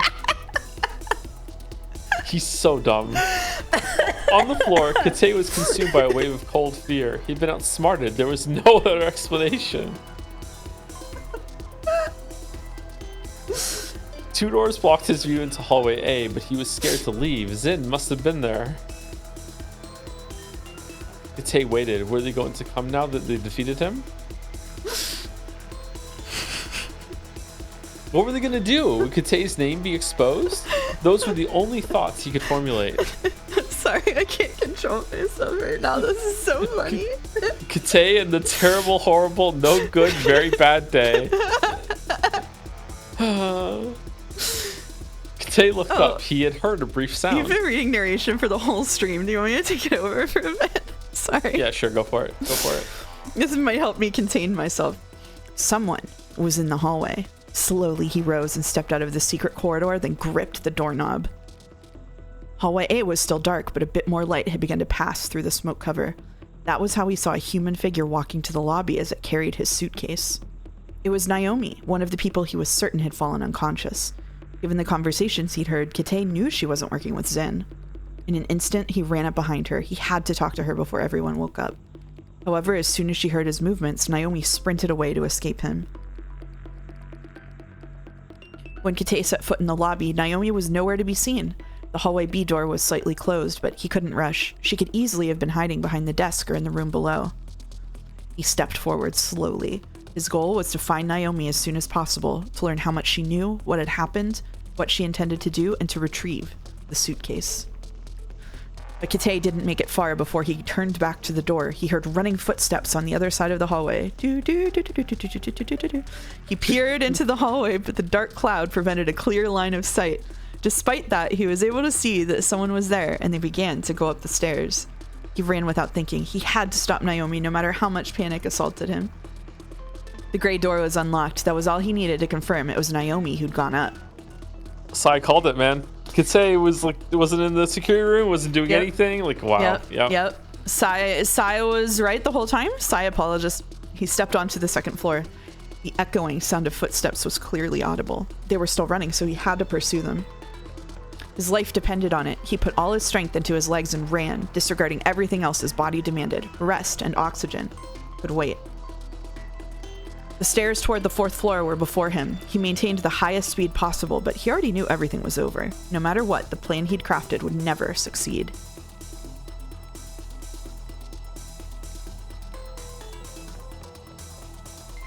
Sorry, I don't know if you read that. I couldn't hear you if you did. Yeah, sorry. Maybe it cut out. Yeah, I think it cut out. Before reaching the top, he tripped on a step. He intercepted the fall with his wrist, but he couldn't immediately stand back up. You're cutting out a lot. You might want to like turn off noise cancellation. Yeah, okay, give me a second. Yeah. Or like crank it down. I don't know if you could do that. Change your threshold. Was it cutting out when I was doing narration? No, just when you go, or fuck. Fuck. Is that better? Yeah, that's better. Thank you. Okay. When he did manage to rise, he was about to keep running. However, he realized that was a bad idea. Wait, shit, she's going to the attic. Finally, he understood how doomed he was. He couldn't open the attic where Naomi would lock herself with the suitcase. Oh, so that's how she got up there. Continuing to go up was a futile waste of time. In total disarray, Kate turned around. How much did Naomi know? Had she identified Kate? Oh, did he kill Naomi? Interesting. What was he supposed to do? Overwhelmed, he tried to think of a course of action. More people were on the crystal floor. He had to act as if he'd gotten trapped like everyone else, but there were many things he had to take care of. His hands trembled as he walked back down. He balled them into fists and slowly released them. The trembling stopped, but he was internally collapsing. Attempting a calming breath, he walked to the crystal floor where he began to look around as if he'd been innocently imprisoned. Huh? Is anybody else stuck in here? This is really scary, guys. Okay. Ashia. Ashia. Here we go. Here we go. Time for Lei to also be in the building and also took something or some shit. Time for Naomi inner monologue. Oh. Naomi's eyes opened in pain. Before them was a pair of shoes. She recognized them, but not the scenery behind them. Where was she? A sharp sound refocused all of her senses. She was in the event room and there had just been an attack in the tower. After getting that far, she almost gasped. Those shoes belonged to Kate, and what she'd heard was the cabinet opening. While she was still processing that information, the steps began to depart. She had to stop him. At once, Naomi considered the possibility that Kate had been responsible for the smoke. Her head hurt, and her limbs took a few seconds to respond. However, she was able to force her body up. Speechless, she saw two people who she'd just met on the floor. Their names were Katsuki and Shiroya. So we are hopping between timelines. So it was timeline 2, and then timeline 3, and now timeline 1. Probably. Probably. Maybe. Probably. Yeah. Because the handle was on the door in the last one, so it had to be timeline 3. But there was no Kate in the continuation of that story, so does he hide the whole time? He might just Sekimeya out. Maybe Sekimeya's out, yeah. Yeah. Okay. But what about the third person? Another man had been with them, and Naomi couldn't find him. She grabbed her glasses from the floor. Immediately, her sight blackened as the smoke had covered the lenses. Trying not to inhale what lingered of it in the air, she slowly staggered to hallway A, wondering how long she'd been asleep and cleaning her glasses with her sleeves. 6 people had fallen unconscious. When the smoke was released, Naomi had been looking at the cabinet. Out of all of them, she'd been the farthest from the source, as everyone else had been next to a grenade. Atase had faked his unconsciousness, meaning that in the event room, Naomi's was the only adult body to be knocked out. Added to the lesser fuck Katsuki and Shiroya, babies. Added to the lesser quantity of smoke that she inhaled, she would have been the first to awaken.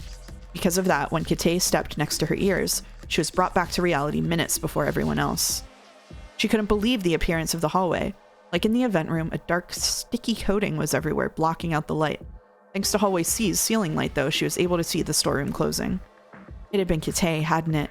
She'd spoken to him a few times, but she'd never gotten a specific impression of him. Approaching the storeroom, Naomi hoped she'd been mistaken. Kate should have been in the security room, so perhaps he was acting against the attack by protecting the target. Outside the door, she heard a noise. What was it? It sounded like a door was being forced open, but that didn't make any sense. When it stopped, Naomi heard the person approaching and sharply burst to her side out of fear of being attacked. It was Kate. However, he didn't see Naomi, and instead he rushed back into the darkness. Right past her, huh? As soon as Naomi peeked inside the vacant room, her mouth dropped. What the hell was she seeing? The wall was open. All doubts vanished from her mind. Kate was behind the attack. A corridor extended beyond the wall, one she'd never known about. As much as she couldn't believe it, it explained a lot of things. Then she took a notice of a glow on the floor. The Sekimeya. Concealing her footsteps, she approached the faint light. It was in a suitcase, and it appeared both gemstones were there. Slowly, she closed it and brought it out of the room. Although she couldn't see anyone, she was able to perceive Kate nearby. He was there, in the hallway. Wishing not to be seen, she sprinted toward Hallway C. Before she could breathe steadily, she heard Kate getting closer. Without moving her eyes, Naomi continued to take slow steps back. But Kate wasn't coming for her. He simply re-entered the storeroom. That was when Naomi finally thought about how strange everything was. What was that silence? What had happened after she'd lost consciousness? From where she was, she could see that Hallway B looked the same. Something of large scale had happened, so why was nobody else there? She felt frozen and clueless as to what to do. At least she had retrieved the Sekimeya. She had to leave. The exit was on the other side of the hallways, but she could only see a dark void. Was someone else there? She hesitated, scared to surround herself with the darkness.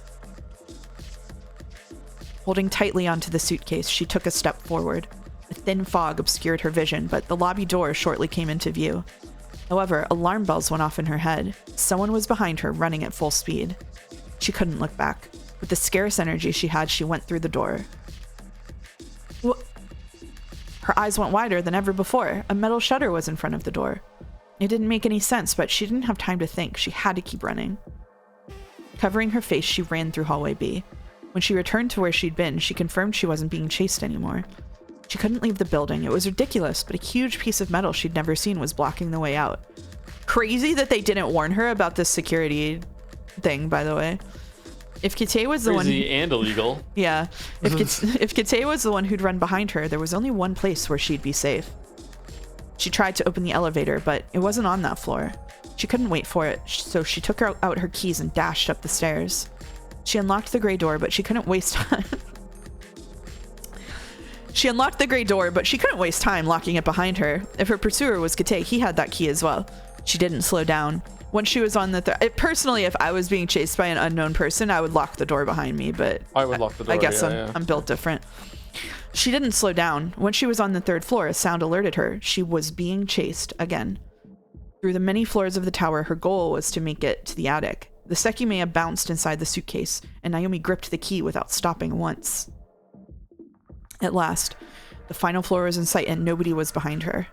With the key, she locked the door behind her. She had made it. Kite wouldn't be able to reach that place. Panting, she went up the narrow staircase. Naomi stepped to the sofa where she dropped her keys and the suitcase. Exhausted, she took a moment to catch her breath. The bright living room looked nothing like the lowest floor. When she opened the case, she saw both identical gemstones. Even though she'd brought them to safety, she'd been told the cabinet's temperature was essential for their well-being. Huh? Something was strange. The interior of the suitcase was very hot. Naomi felt around in it and gripped it tightly, unable to comprehend why it had heated up so much. What? Out of nowhere, both of the Sekimeya vanished. Okay. So when they found 2 in the suitcase in the last chapter, it was this one. And Naomi has traveled. Probably forward? I don't know. Astonished. Did they find 2 in a suitcase? They did find 2 in a suitcase. Yeah, they did find 2 in a suitcase because then you thought that one of them was fake, and then we went back and looked, and it turned out that one had just been used. So basically, they come up here right after this because they find out that one has just been used. Yeah. It's probably it could be this. It's probably this because we're being shown it. So she used the forward one because the suitcase is in the same spot. So this is probably right after they left for the Sekimeya. Yes. Yeah. She probably ended up in timeline 1 where there was one set of impossible footprints when there were no Sekimeya in the suitcase. Yes, that's exactly right. Yeah. Out of nowhere, both of the Sekimeya vanished. Astonished, Naomi stared at the empty suitcase. She had felt one of their white surfaces for an instant before both had disappeared. So she didn't know. She didn't know. She couldn't comprehend what had occurred. It wasn't possible. They couldn't have disappeared. Nobody knew. Because they all only touched them with gloves or when they were cold. Yep, nobody knew. Nobody knew. Nobody knew. She couldn't comprehend what had occurred. It wasn't possible. They couldn't have disappeared. However, they weren't there anymore. What? Then she noticed something else was gone. Her keys, which she'd left next to the suitcase. She questioned her own memories. She had just left the keyring there, hadn't she? Or had she left it in the keyhole? Speechless, she peeked down the stairs. It wasn't there, but it wasn't on the sofa either. She couldn't understand. How could her keys have disappeared with the Sekimeya? It was utterly nonsensical. She'd looked through the sofa, the suitcase, and all her pockets. They really weren't anywhere. So what might happen here is she takes the elevator, and it's the elevator that they hear whenever they're searching the building. That could be what happens here. Wondering if she'd gone insane, Naomi walked to the hallway. She knew the layout of the attic well, and she was sure she was alone. She'd intended to keep the Sekimeya in a safe place, but somehow she'd failed. Completely lost, she wondered what to do. More people were on the crystal floor, and they could have already woken up. However, she couldn't leave.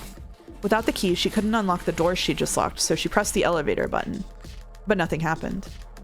Naomi couldn't believe her situation, but no matter how much she thought about it, she didn't think she was wrong about what had happened. She'd seen the Sekimeya disappear before her eyes, so the same must have happened with the keys. What had happened in the tower? Had she been hallucinating everything since she'd fallen unconscious? She simply couldn't accept that she'd trapped herself in the attic. But she had. Alone on the highest floor of the tower, hello chinchillas, Naomi had no method of escape. So what I'm wondering is, what makes you go to a different timeline when you travel? Like, is it on rotation? Like, are they cycling between them? You know what I mean? Because when they go to the past, it seems like they go, well, I don't know. Like, it seems like they go to, have they gone to a different timeline every time? Do Kate again? Maybe. I need to check. I would need to go back and check, and I want to do it. Yeah. I might return to the giant document this week, depending on how this goes. You travel to the different timeline when it's the funniest. Oh yeah, rule of cool. That makes sense. All right, we continue. The document, yeah, the document. I did say I wanted to change the part which was timeline like 1, 2, and 3, and the And so began the day. How did it end, however? Oh, that's it. Chapter 5. Oh, damn. All right. Man-made universe. All right. Short streams today. I'm going to sleep. Good night, everybody.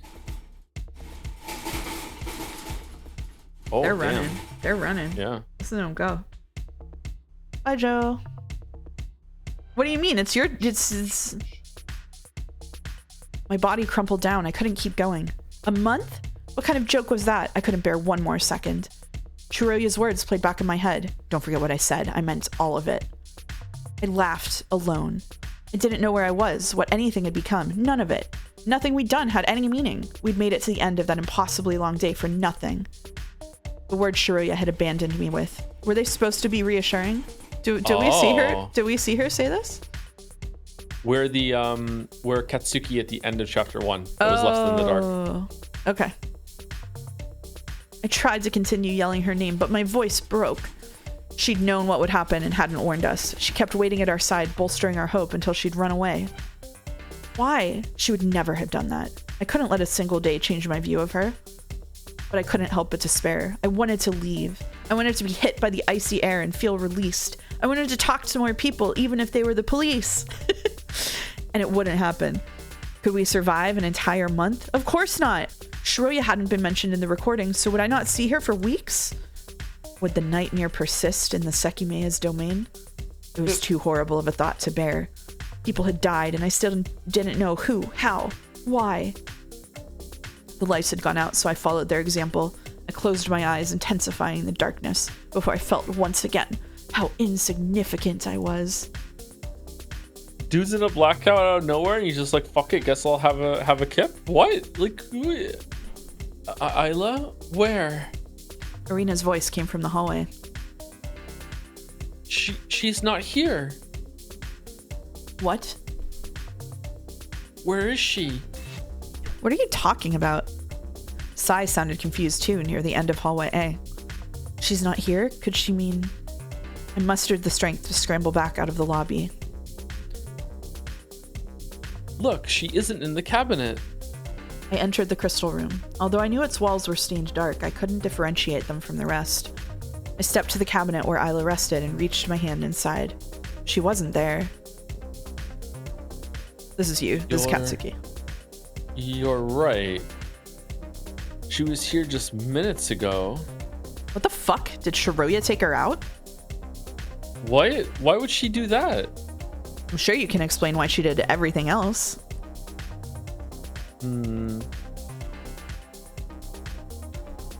What if she was saved?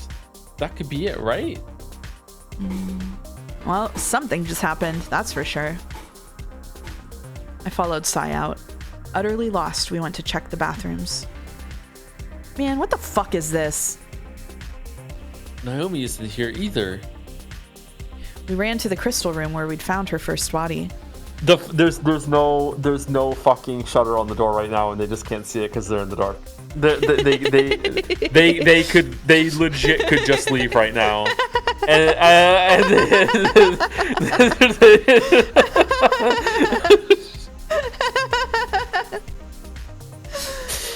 Oh, sorry, go ahead. We ran to the crystal room where we'd found her first body. It wasn't there. The curtain wasn't on the floor either.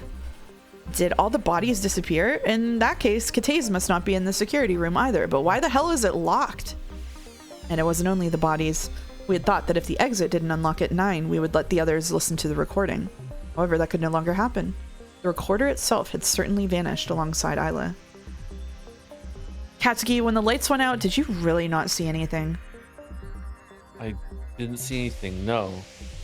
Then why did Irina and I see a flashing light? It lasted an instant, but I find it really strange that it didn't happen to you. I don't know. I have no idea.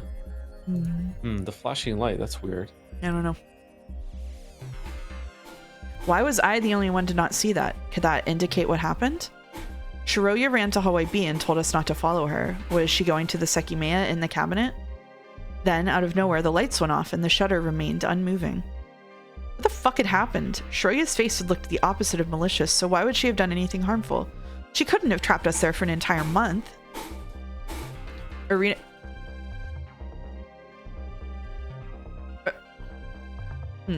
Arena was behind us and she sounded like she was in pain. Although we couldn't see it, it appeared her finger had started bleeding out of nowhere. Oh. The ghost knife again? What are you thinking?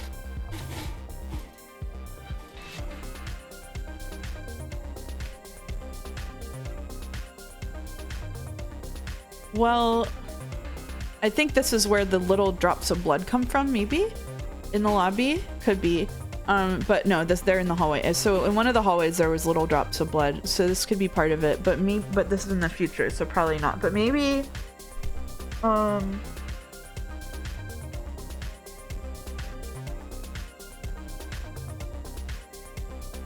don't know. I got nothing. You don't know? I got nothing. Okay. Arena, before the lights went off, you went to the mechanical room, right? Yes. Why? I thought maybe someone was there. We still have to find Akaro. There's no way you believe her, right? The light breakers are there. Did you did you turn them off? What the hell happened to your finger? What? How would I have done that? They're locked up and there's still electricity. The cameras are working. I glanced at the ceiling of the hallway where the faint green lights of the cameras could be seen. She's got a point, and I don't know, but it really hurts. Did you just hear that? A drop of blood fell to the floor, but I can't see what kind of injury I have. How can you hear a drop of... Really? I don't know. You could have only turned off the breakers that control the light, right? Go check them. You'll see that I didn't touch any. Did the light go off in the mechanical room? Yes. Then how are we supposed to check them? We can't see anything. Doesn't your wristwatch give off some light? Do you think this is gonna do anything? Sai lit his watch's blue screen, but it didn't illuminate anything in front of it. Is Shiroya still here? Is she currently listening to us? Don't forget what I said. I meant all of it. If she's not here anymore, then who did this? It can't be just a coincidence that Arena left our side minutes before the shutter was going to open. A month in tower. That was impossible. There was no way that fate awaited us, but merely thinking about it was almost enough to make me lose my grip on reality. I couldn't stand it anymore. I wanted to know what was happening. I wanted to know what had been going on since the start. Now stay here and don't follow me. Why? Why? Why did I have to stay there? Leaving the tower with Shiroya was the only thing I wanted. It was the only thing both of us wanted. Are the other floors going to be like this too? You're asking as if I have a clue. We trudged along bit by bit. In hallway C, tried to open the elevator. It's not here. He found the button on the wall and pressed it. A while later, it still hadn't lit up. Unless it's open on another floor, the elevator is disabled too. I didn't want to use it though. Let's take the stairs. What happened to the lights? Huh? Oh. Who turned off the lights? Just a little Doctor Who trauma for you. That voice. I turned around to where it had come from. How do you know that? I've watched a lot of Doctor Who, yeah. Oh, have you really? I didn't think you watched any Doctor Who. Yeah, I watched a lot of Doctor Who. Not the last, 2 or 3 seasons, I think. Yeah. Okay. I watched up to Matthew Smith. Whose voice was it? What do you think? What are the remaining mysteries that you have solved? Perhaps you would like to prove yourself as well. You will have the chance to do that. Show that the peak is also awaiting you. That the keys you were given were put to use. The Vashta Narada? I think that is what they were called. Oh, fucking hell. Now fucking Sekimeya is going to become a game while Emineko did too. We can... I don't think we've ever heard this, but this is... It's an open book test is the good news. Okay, we've never heard this. Okay. Sekimeya This could be anyone. Sekimeya chat was so mad that you didn't get here last stream, and hence Umineko got there first. Okay, so they're by the stairs. They're in hallway. We have the map. They're by the stairs. That means that they're in hallway A. So we need someone who went to the future in hallway A. Do we know what the Sekimeya sounds like after it hatched? I don't think so. Have we had any perspective or any seen anyone like time travel into darkness and then it ended on a cliffhanger after that? I don't think so. I don't remember this. I think this is new information for someone who used the Sekimeya in hallway A.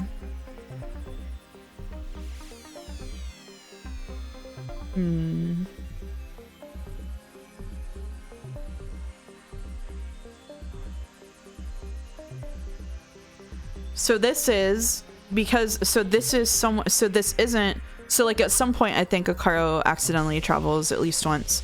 What happened to the lights? This is somebody who's been in the tower before. This is somebody who knows them. This is somebody who is like mid-story. This isn't like someone who's coming out of nowhere. This is someone who expects them to be there. Thank you, Zorgrok, for the bits. Zorgrox, good luck. This is what I've been waiting for. I won't give exact numbers, but I'll say I did slightly better than the average reader. With 2 heads, surely you can do better than me. Oh boy. Fucking hell. This is either Kate or Akaro IMO. That's what I think. I think it's Kate. My first thought was Kate as well. Kate, final answer. Okay. Unfortunately, that's incorrect. Okay, well, don't worry though, this is just the beginning. From here on out, you'll be able to submit your own answers for the mysteries of the story and show what you've solved. At the end, you'll have access to the total number of correct answers, but your performance won't influence the story. Best of luck. Wait, is this the part where we say you have all the pieces? This is exactly the part where we say you have all the pieces. Oh, shit. We should have gone with your second instinct. Okay. It was a car. I'm guessing there is a way to know. How could you know that? You would have to go back and cross-reference where all of these people were, like, at all times.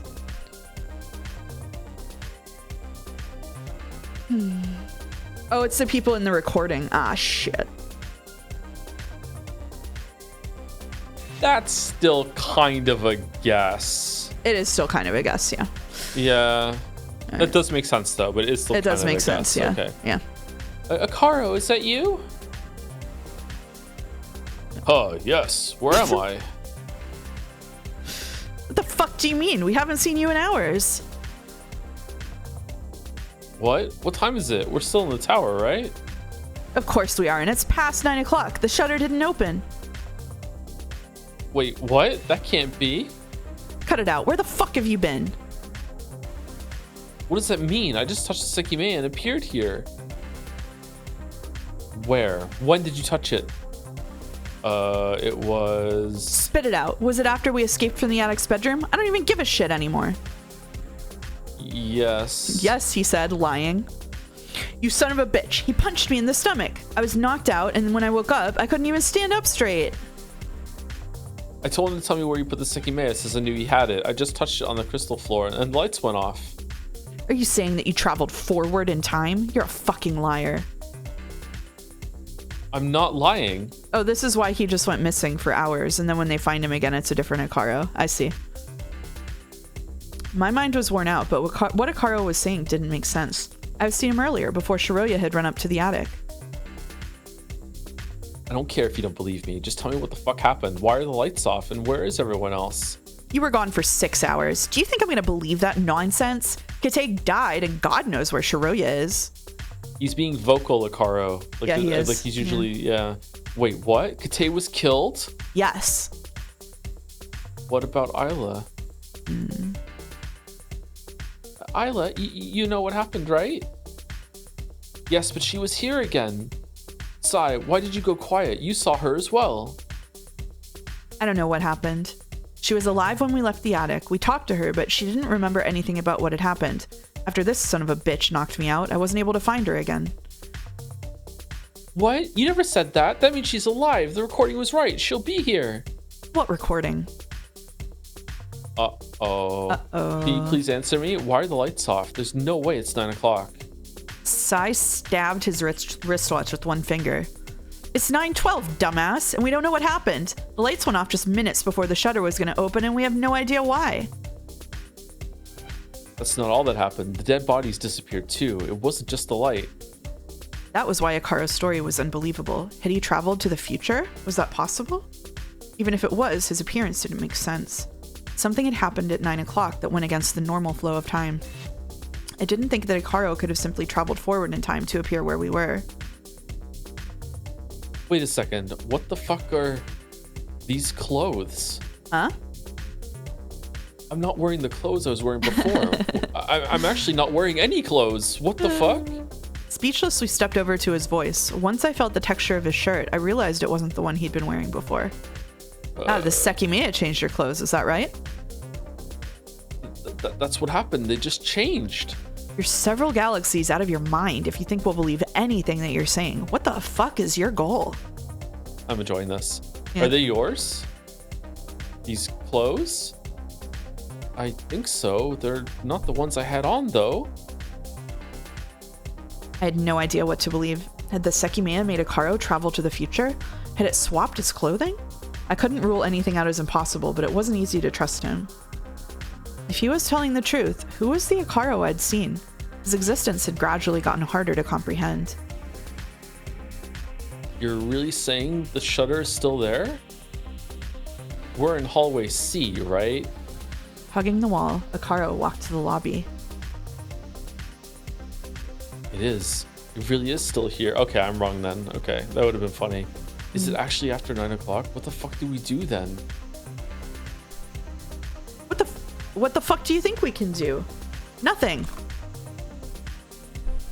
Despite being aware of another option for so long, there was another choice. We had the Sekimeya. We could travel through time. According to Akaro, he had traveled hours forward, so nothing said we couldn't escape the tower with it. The reason I hadn't explored that option yet was, oh god, what if they travel forward into the implosion? The reason I hadn't explored that option yet was what Shiroya had said.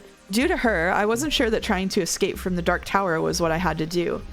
However, Sai and Akaro weren't even discussing the Sekimeya. Supposedly, Akaro had just appeared, and he hadn't even asked about its whereabouts. The Dark Tower. And you said Shiroya is gone? What happened to her? We don't know. If you're not behind whatever just happened, it must be her. She ran away before the lights went out and said not to follow her. She should be somewhere. How blind would they be? If you're in a room with no light source, do your eyes ever adjust to the point you can see anything at all? I think humans need at least a tiny bit of light. Even if you don't understand where the light source is coming from, you still need a tiny light source in order to see something, right? You need something, yeah. Yeah. If there's no light whatsoever, then there's yeah. no even ambient light in here, nothing like that, nothing at all. Just size watch. Light is what's I seen guess. as, sorry, I know how stupid that just sounded, but I was basically I was asking how dark does it have to be in order for you not to be able to see anything? There has to be no light. There Yeah. has to be no light at all, essentially. Yeah.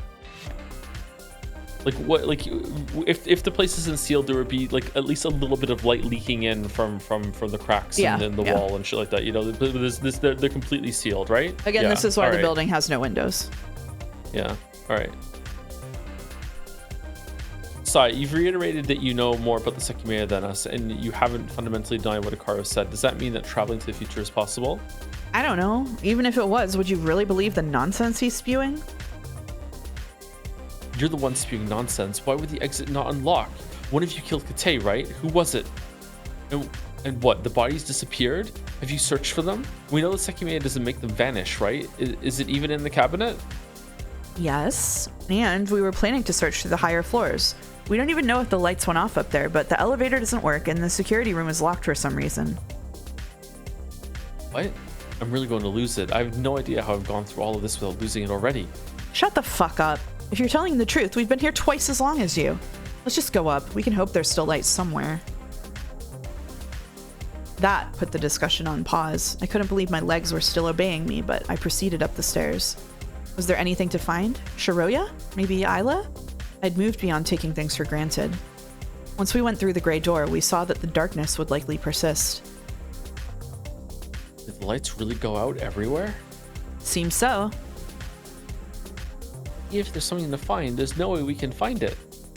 And if someone else is here, they're staying far away from us on purpose. We should go all the way up first. We went around the floor without entering the offices. Our steps echoed loudly in comparison to the more muffled corridors on the first floor. Gripping the handrail, we went up the stairs, step by step. On the third floor, I wondered if we would even be able to step into the attic. Perhaps Sai had a second key, but the original one should have been in the inner keyhole, and it could have already been taken.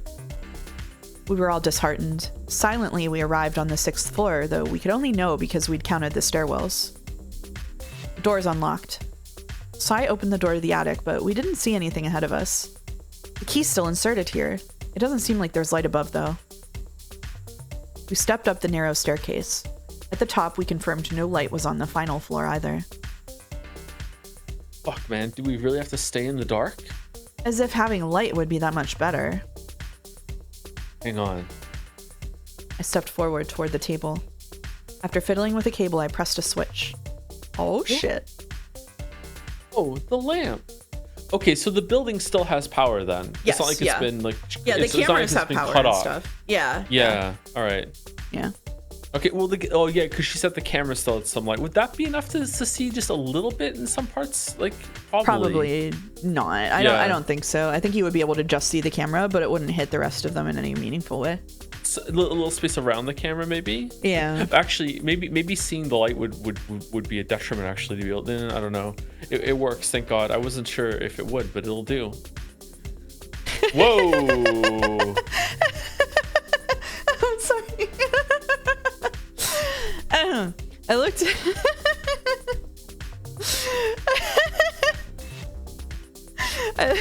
Sorry. I looked at everyone and almost fell back. It took me a second to notice that the man behind Arena was Akaro. Not only were his clothes different, but also his hair. He was hardly recognizable. Big Arena. Oh my God. The tip of my finger is cut. Look how much blood I'm losing. Arena looked inside her purse and brought out bandages. Grimacing from the sight of the blood, she covered her finger with them. Bedrooms had a lamp as well, right?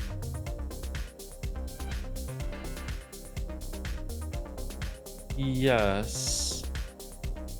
What has Akaro gone through that he looks that different? I don't know. Thanks to them, we were able to light up the bedrooms, and by opening the doors, the hallway, kitchen, and bathroom were slightly illuminated as well. 2 of those places contained a minor indication that shed light on their situation, but in a third one was the biggest clue.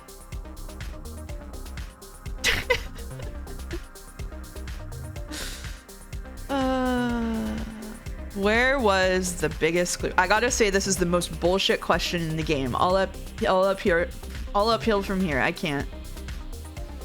What do you mean the biggest clue? They just looked around and the biggest clue? Okay. Chat says this is the most bullshit question. So we're eliminating the living room in both bedrooms. The kitchen. There's food in the kitchen. There's food in the kitchen. Shiroya has finally given in and is drinking out of the tap with her face under it like a cat. Yeah. Okay. All right. Done. Confirmed. Yeah. Precisely. Yay!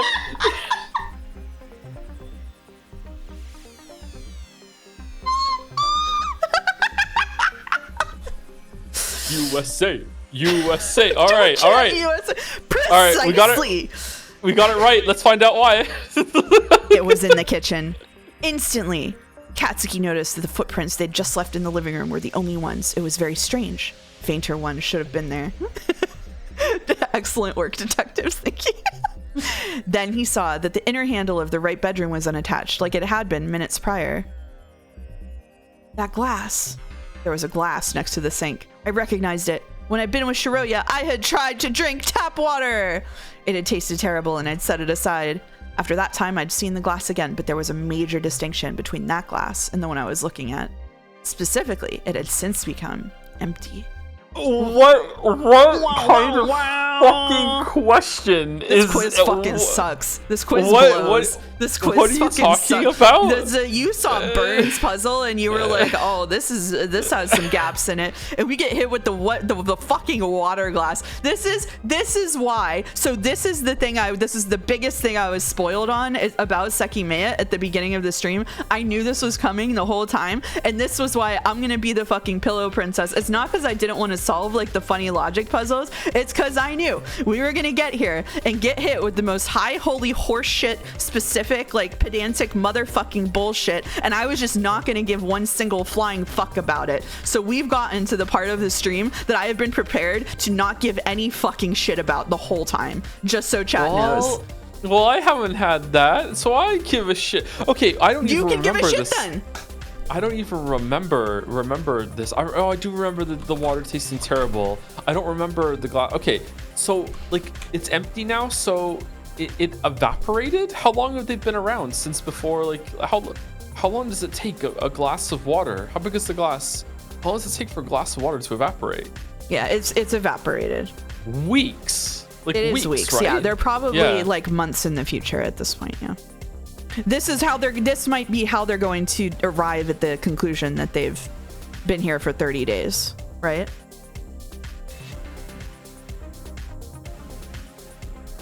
Oh. So they haven't actually been here for 30 days. It's just that they went to the future. That's what I think. Yeah, that's how they go 30. Okay. They've been here for 30 days without like eating or anything. I've actually done this experiment IRL. It takes about 2 months. Did you do this? I'm going to ask this in the nicest way possible. Did you do this on purpose, this experiment, or is it because you're like me and have 25 cups on your desk that you should probably clean up?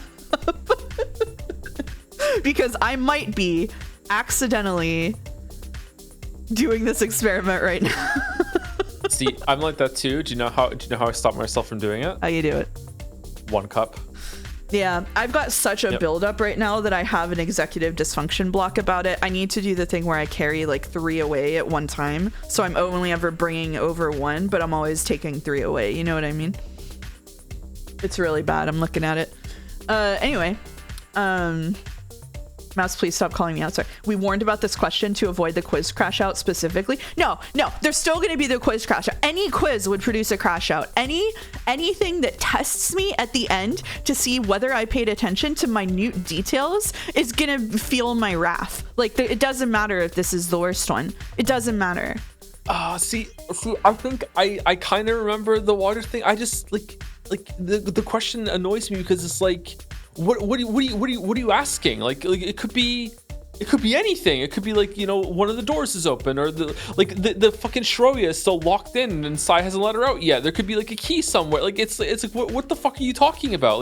Like the fake Sekimeya is like that Shroya did is hidden under the bed or something. Like I don't understand. Like, hey, don't worry, I did great. Here's the other thing. We've been reading this for 3 months. If you read this in like a week or something, then you probably have better retention than my dumbass, which is constantly reading other things. I'm gonna get details here mixed up with Decagon house murders or some shit. Like, I got no skin in this fucking game. I got a terrible memory. Like, there's just no way. I read this in a week and hated this question just the same. Okay, fair enough. All right. Are we good? Hey guys, come to the kitchen. Everyone entered. What do you want? Did any of you pour out the water in this glass? I didn't.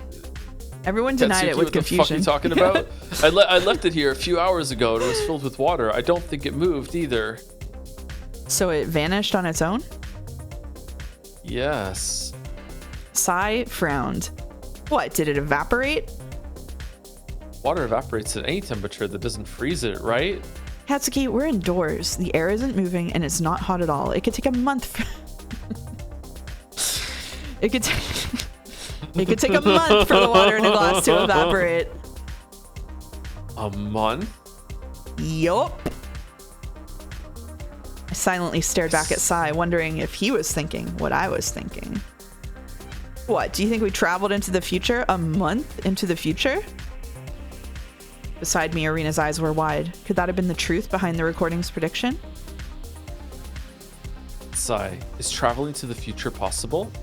I know what outcome I want. How do I write backwards to it moment? Yeah.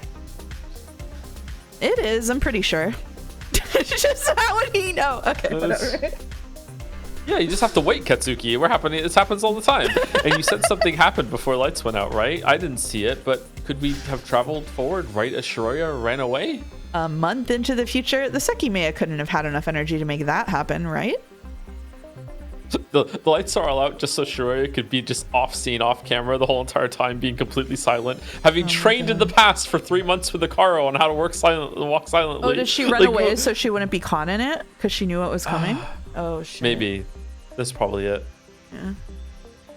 Future Katsuki told her to run away. Yeah. But there are no other footprints in the living room. The ones we left just a while ago should be visible. And there's no way we went to the past because the handle in the right bedroom is on the floor. You think the shutter would still be in place after a month? Well, it is. Everyone was deep in thought, seriously entertaining the possibility I was presenting.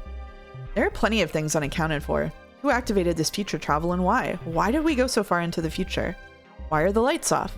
What was the flash Arena and I saw? And why did it not feel like we traveled? We didn't change places, did we? So I was right. If we were in the future, all of those questions had to be answered.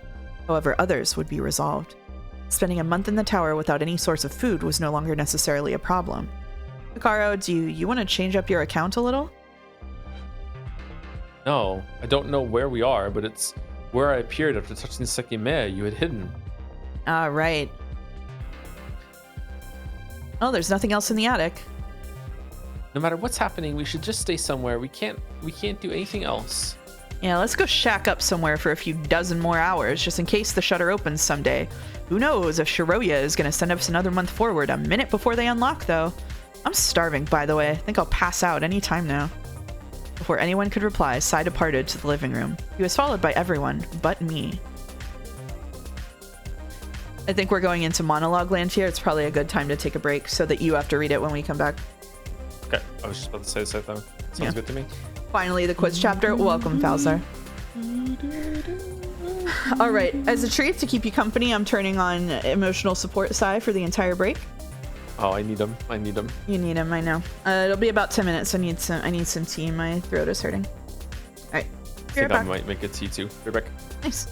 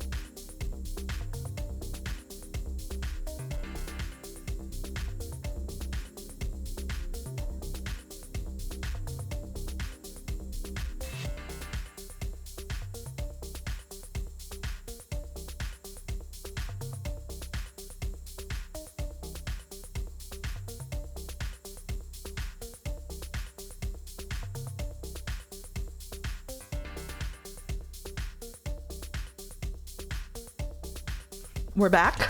We're back from break. Thank you. Jacobo says hi for subbing with Prime while I was gone with a weeb cheese. Weeb cheese. I'm sorry for telling you couldn't say wee weeb on your stream. You can say it if you want. Oh, thank you. Thank you. Yeah, you had a good point about how we've stolen all your bits. I feel like we have a lot of our own impenetrable stream bits. Did you solve the entire thing off stream? No, it's not popular enough for me to Google the answers. Unfortunately, I did. Hello, Blue Star Green Moon. Welcome to the stream. I did make myself a bowl of delicious popcorn to lean back in my chair and eat while Joe delivers Katsuki's monologues, though.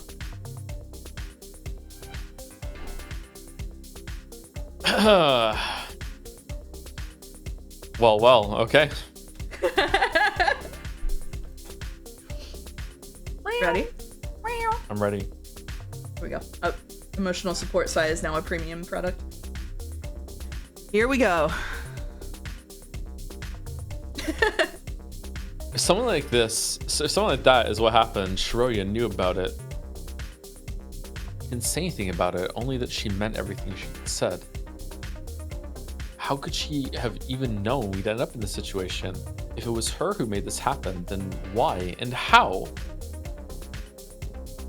Is it really possible that we're in the future? There's not even a guarantee we're 1 month forward. We could have gone a year into the future. No point after the water evaporated can be concretely determined. It would be dusty. Like someone just could have like poured the fucking water out and put the glass back. But no. And the security room is locked, so we can't see the date on the computer. Is this what Shiroya wanted? Did she want this to happen for a reason? Everything she said in the hallway, see. Shiroya knew about this.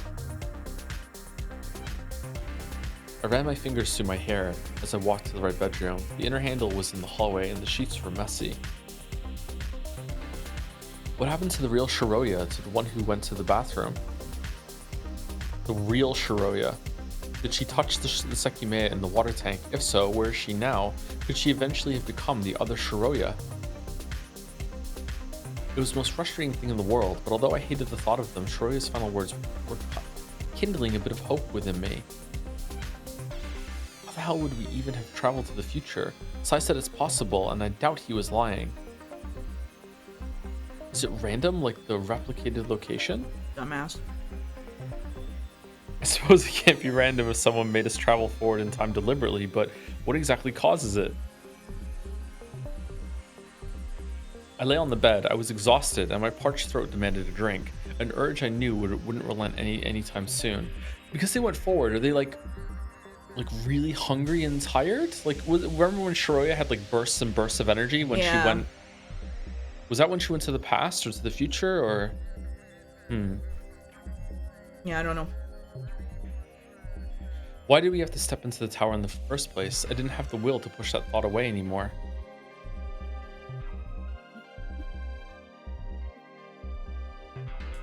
The door opened a few minutes later. I looked over and saw everyone coming in from the hallway. They seemed just as tired as me as they stepped in slowly. Closing the door would have trapped us, so they left it open. This is so dangerous. Akara sat on the bed, making a deep noise.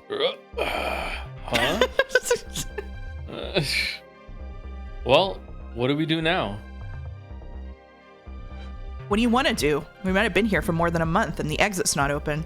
Unless you want to take down the shutter by hand, we can only keep waiting. This conversation. I don't get it. What the hell happened? Did Ashia just abandon their own building with us inside, and we thought we'd be free after 12 hours? A tingling dread began at the tips of my fingers and wormed its way deeper inward. I glanced at Irina, and she looked like no more than a ghost. Katsuki, what are you thinking about? Do you have any more ideas? And hey, Irina, what's with that face? What, not going to answer? Before we even heard the sound, Irina and I turned to the door. This is so spooky, actually. Yeah. Then it opened further. We're gonna find out what she's... Sorry for interrupting. We're gonna find out what she's holding. Yay! Isla, what the hell? Dora, I looked at all of us. She seemed to be searching for something. However, she paid no mind to our perplexed faces and kept scanning the room. I guess I could have figured that out if I had like 3 more seconds. Hey, answer us. What are you looking at? I was imagining another Sai hiding under the bed holding the recorder, actually.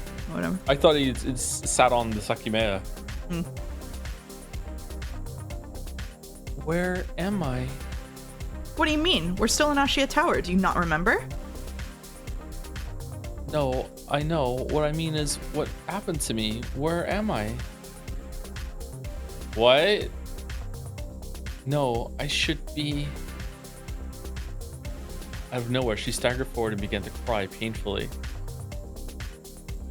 Isla, what's gotten into you? What are you holding? And Irina, why aren't you doing anything? She pushed the door open with both hands and her left was holding a device, one that I'd seen before. She twitched as she gripped it tightly, sobbing uncontrollably. Isla. Almost afraid she would disappear, Irina tentatively approached her. Realizing that she was corporeal, she embraced her daughter as she fell to her knees. On the floor, both of them wept. The recording, it had always been genuine. I finally understood its context, but even that understanding brought an immense number of questions along with it.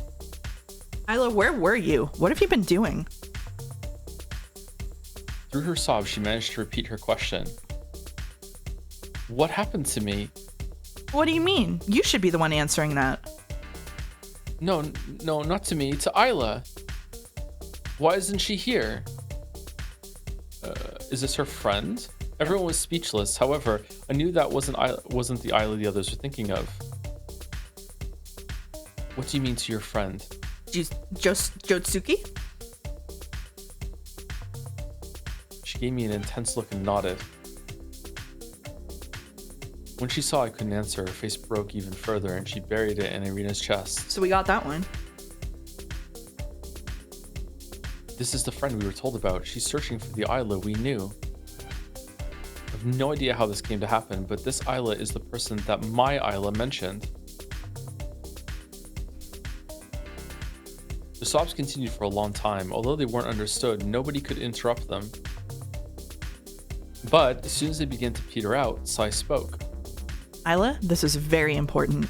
What day is it? Do you know that? She looked up at him and managed to muster a date. Fuck. Fuck off. How could we possibly get that right on? It's either going to be December 15th or January 5th. Okay. Or like January 15th.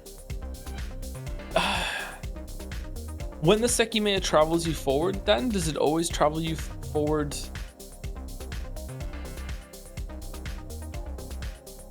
a set amount of days? What date was it when we thought Shiroya went back in time?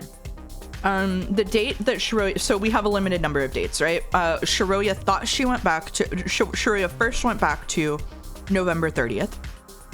Yeah. And then she traveled forward to December 31st. She waited probably 5 days, I think, before, and then it was January 5th when she went in, I think. And they think they're a month in the future. So it's one of those dates, probably. The Isla who came back to talk to her, who was her friend, knew what was going to happen in her timeline. So she has some knowledge of how stuff works. So, sorry, why do you think it's those 2 dates? You think they're exactly 1 month in the future? I think that there's just like a set cluster of dates that are interesting to us. I'm basically just narrowing it down by what has been narratively interesting. They think that they're a month in the future. They went in on December 15th, so January 15th would be a month in the future. But yeah, if this Isla knows stuff, then she might know something they don't.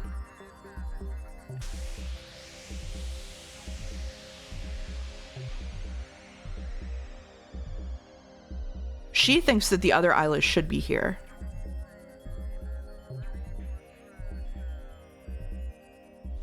What was there a date that was given when Shiroya went in the future that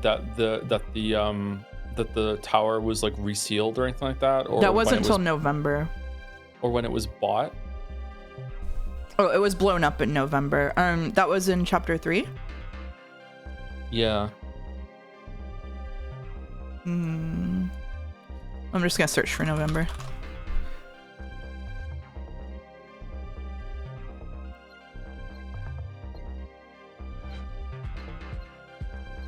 We're gonna see November 30th all the time. Tower.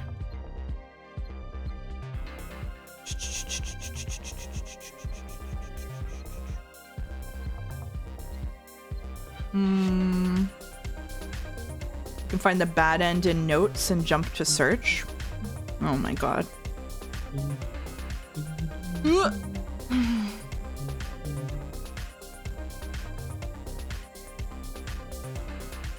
On October 4th. Oh god, it's a Yumi Neko reference.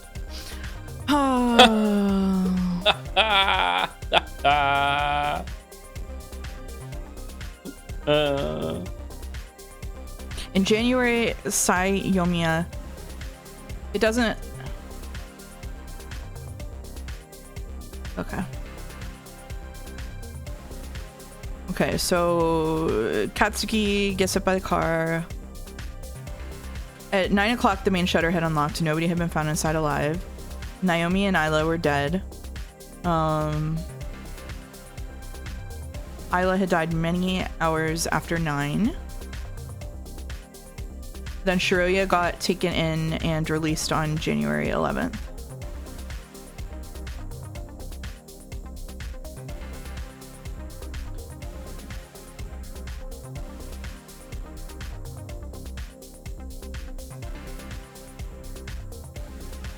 October 4th is when the building is destroyed. Okay, it doesn't say when it was bought by someone else then. Yeah. Okay. All right, if it was December 15th when they went in, I'm guessing January 15th is a pretty good guess of when this is, but But when does Isla think it is? Oh yeah, what date does Isla think it is? Yeah. She doesn't know where she is, so she's disoriented. So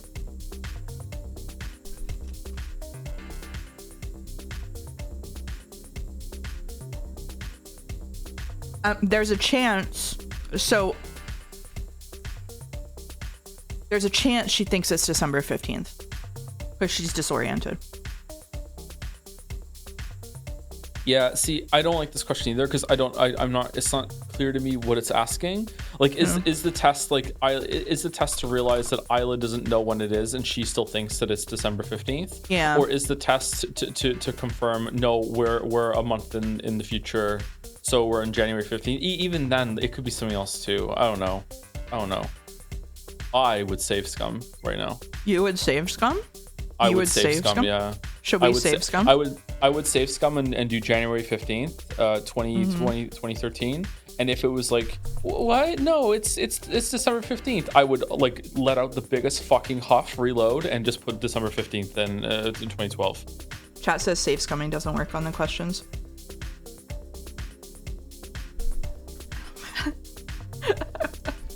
What do you feel about that? That's kind of bullshit. Yeah. Okay, so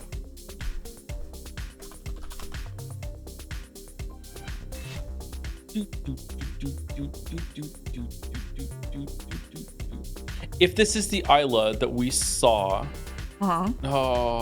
walking home when we were Shiroya, then it's definitely January something. And it's after that. So she doesn't know.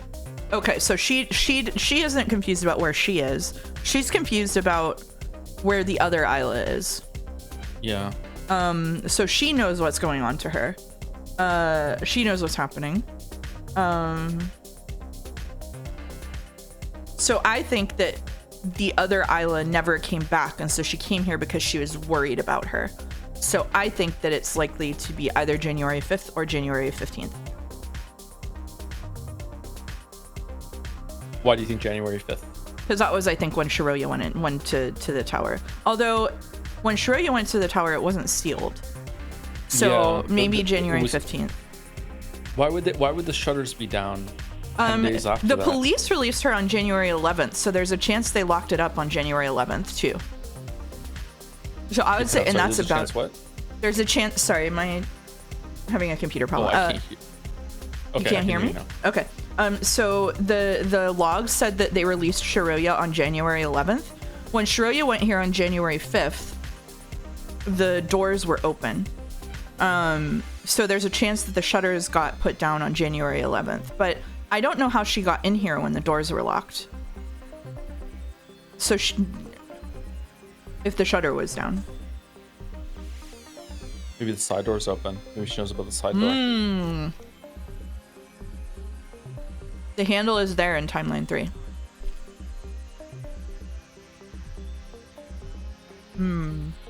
January 11th or 15th? I would say 11th because it's a date that we have written down somewhere.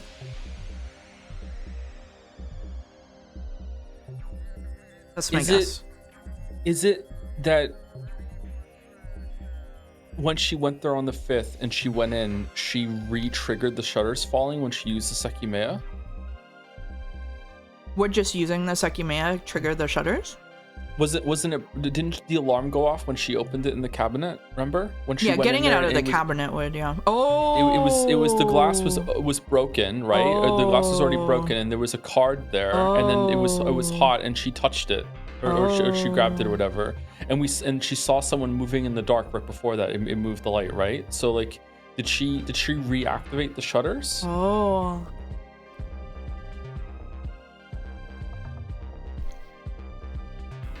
All right, January 5th or January 15th? What do you think? I don't know.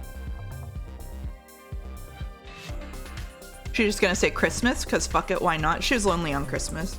I don't think Christmas isn't enough time for the water to evaporate, right? If the water did evaporate. Probably not. I'm gonna guess January 5th. Okay.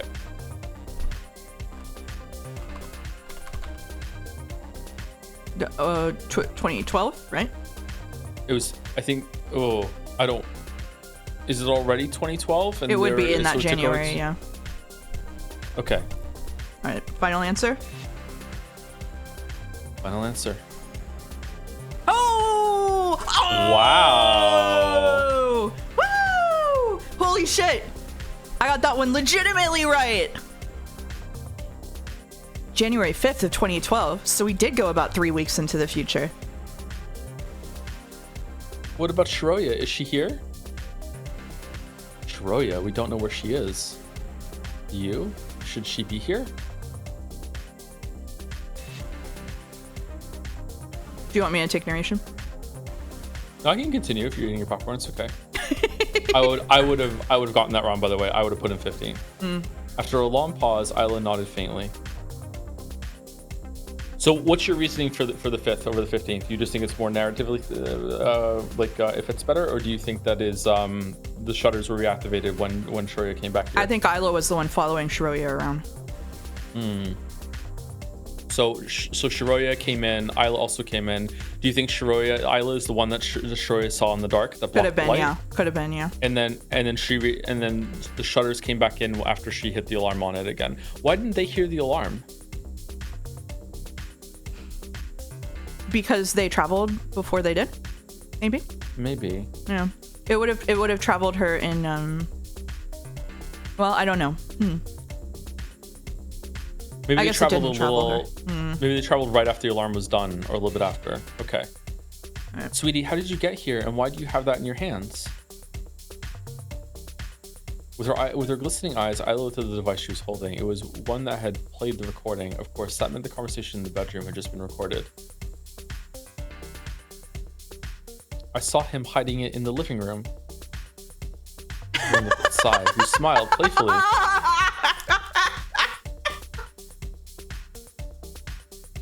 Holy shit. So she did. I actually found that in the security room a while ago. I didn't know what it was for until I found something else. A bug Katsuki hid in a coat pocket in one of the lockers. Oh, Big Mia vibes. Wait, what? I didn't hide that. It was already there. How did you even open that locker? The key was in the cleaning room. This is the janitor's. Really? Well, unfortunately, I found the bug late into the day, but I figured the device I'd found earlier could receive its audio. I thought this was a good occasion to use it, what with Ikaro's story being questionable as hell. His clothes changed, and he was out of the tower for a long time. That's why I just placed the bug on him and started recording. I wanted to know if he had a way to exit the building. What? Where is it? Calm down. Did you really not realize it? It's behind your neck. To be honest, I was also curious about something else. I've still got no explanation for a lot of things that occurred, and I've thought for a while that one of us might travel far to the past to carry out their plan. If that person happened to be Ikaro, I hoped that when I pressed the play button, 2 recordings would show up at once. That would have immediately exposed him, but it didn't happen. I suppose that doesn't matter anymore since he's aware of the bug. After frantically feeling his neck, Ikaro was able to remove it. Wait, so the bug stayed on him? Or did he just put the bug on now? It would mean the bug stayed on him, but the clothes changed. Yeah.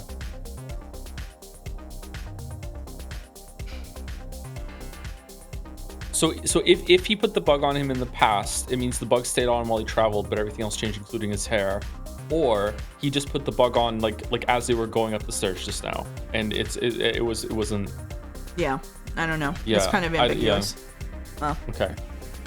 I see. So this is how the conversation was recorded, but why did Isla have it on the morning of the 15th? Is it going to travel to the past? While Irina's trembling hand stroked Isla's hair, she noticed something other than the recorder. What are you hiding, sweetie? A knife. Irina's voice sounded concerned. I knew why. Isla's right hand was a fist. She was holding something. But she shook her head in fear.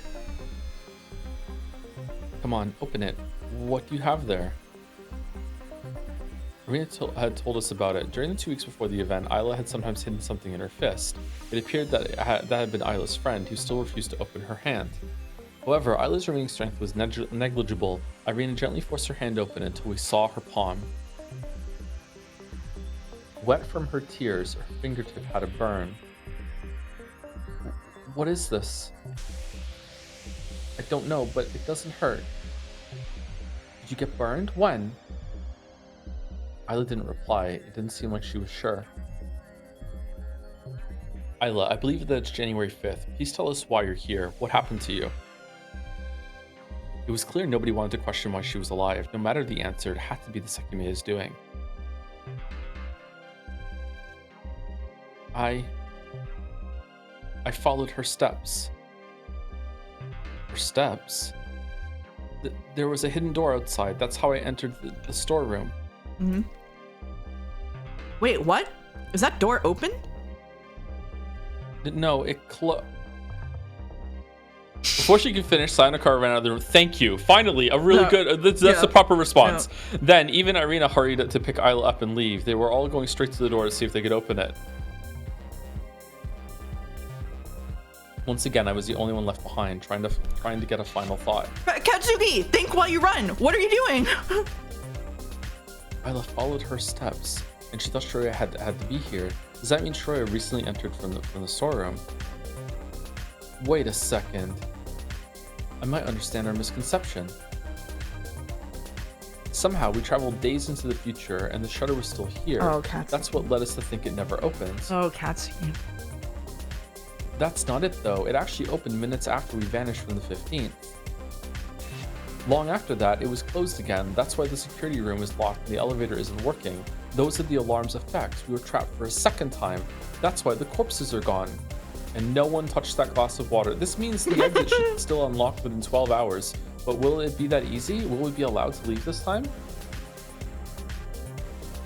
Why are the lights off, though? Why was nobody in the security room? Why was the attic unlocked? And why was the alarm activated again? Why did we travel days into the future? Why didn't it feel like we traveled? Why did Shiroya enter the tower on January 5th? We arrived on this day when, from our point of view, the lights went off. The alarm was activated before then, so it felt as if the shutter never withdrew. When? What's the deadline this time? And was it Shiroya? Whoever it was, they were here recently. Someone had to be here. Oh. I know when it happened. I can't believe I didn't realize it, but it happened immediately before our arrival on this day.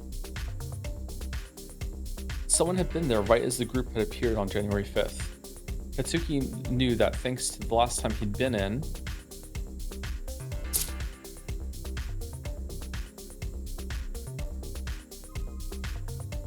again, what is it? Was it asking? I feel like it's asking about Shiroya like touching the Sekimeya, right?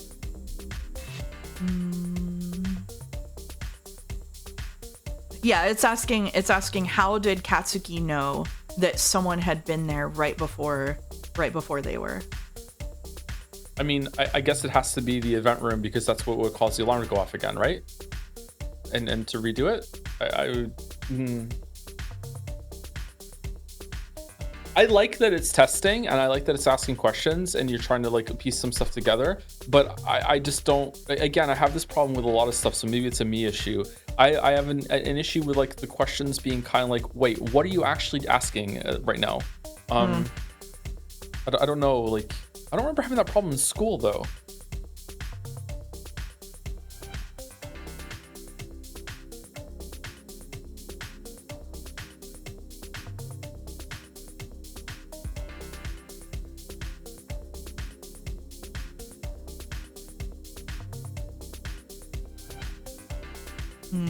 You were gluten Joe back then? It's something that happened in chapter 1, I think. I'm gonna get up above this.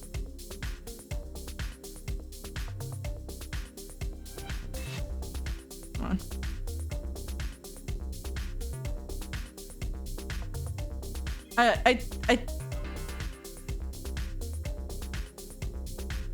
I think that it must have been the last time they'd been in the lobby, because when they were in the lobby, all the lights went out, right?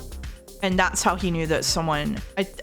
I'm also struggling with what exactly they're asking here, but I think one possible answer to this is they were in the lobby, all the lights went out, they knew that, and someone must have set off the alarm.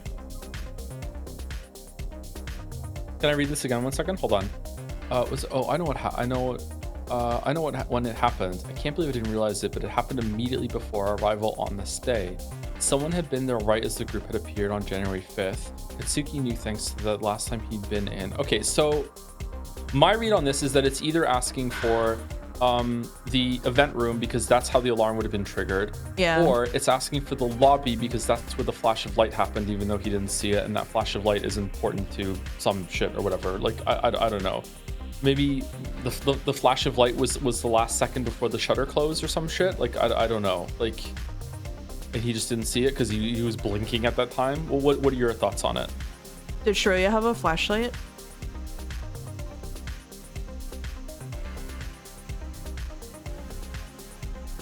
I don't think so.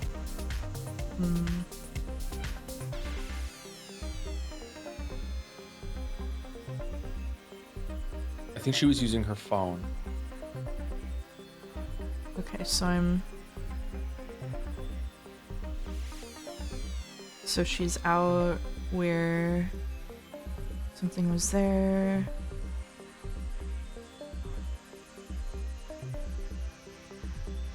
Light may come back as I think it's the lobby, but I don't like have good justification for it. I just think like enough happened when they were in the lobby. It's probably the answer. You know what I mean? It also, they haven't been in the event room for ages, so like they were last they haven't even been in the event room in this since they jumped forward in time, right? So at least I don't think so. Yeah. Okay, go with the lobby. Like you were right on with January 5th. Okay. Ding, not the lobby. Fuck. Oh god, it was the event room. I was so overwhelmed I didn't notice it when I went to the event room. Oh my god. The room was cold. As Shiroya run to get the Sekimeya, I carefully walked to the cabinet, moved it aside the curtain, and tried to open the glass. Wait, when did this happen? It should have been locked, but it wasn't. The glass was partially open. I could put my hand inside. It was in chapter 1. I felt the Sekimeya's surface and confirmed it was still there. I only realized the Sekimeya was in the cabinet when I felt it. That means it wasn't glowing. although it was kept cold, the Sekimeya was powered off. It had been used moments prior. There's absolutely no way in fuck I would ever get this question right. There's absolutely no way in fuck I would ever get this question right. Not after we read this 3 months ago. What are you talking about? Like, how can it be that it was powered off within the cabinet? When the cold hit it, it always regained its glow. The glass was partly open. It's gonna happen. It's gonna happen in the next line. The glass was partly open, cooling down the whole room. Was it due to that single detail? Or was this something else? If I'm not mistaken, the longer the travel, the longer the Sekimeya spends powered off. Isn't this from Shiroya City too? If it is, I don't remember any of those streams, so. I'm sorry, Chad. I feel like I'm being like phenomenally stupid right now. I don't even know what Katsuki's trying to say at this moment. Like it. He's saying he went to the event room and the room was cold, which was because the room was the glass was partly open. He touched the Sekimeya to make sure it was there, but he hadn't been able to see it through the glass, I think. Okay, but he's concluding that because it was cold, it had been used moments prior. But like, well, it's in the cabinet. It would be cold from being in the cabinet. Like, but I think because the cabinet was open, it's not getting that cold because it's like it's like opening a window in your air conditioner is like half as effective.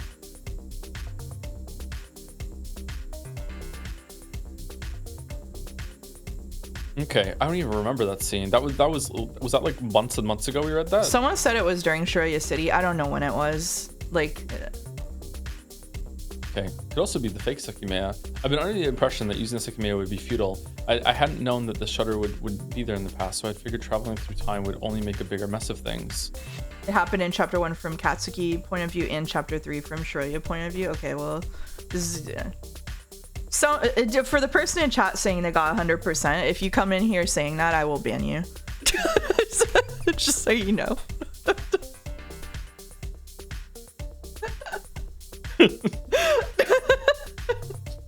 I didn't know what I had to do in order to travel forward in time, but if I simply travel enough time back to appear before arrival, I can meet the person who had secretly trapped us in January.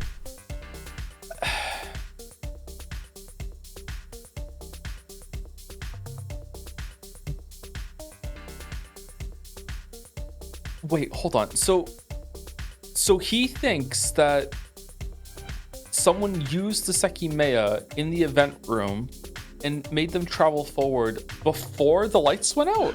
I don't know. I don't understand his reasoning here. And I frankly don't care.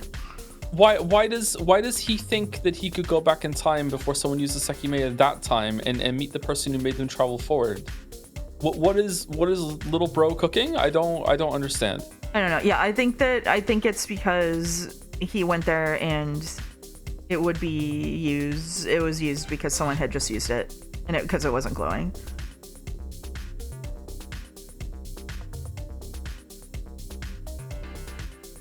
I don't know what else to say. Basically, Katsuki's saying that since he couldn't see the Sekimeya even after taking away the cover, that means it wasn't powered on. Yeah, but at that point, right?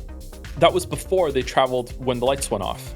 So what does someone using the Sekimeya at that point in time have anything to do with what happens later when they're sitting in the lobby and suddenly, whoa, who turned off the lights? That's when they travel to the future, presumably, unless what he's trying to say is that someone used the Sekimeya in the event room, they didn't realize they traveled forward in time, and then independently of them traveling forward, the lights went out. It was after the light went off, was it? Wouldn't that mean that we would have seen it? Was it at the very, very, very end of chapter 1?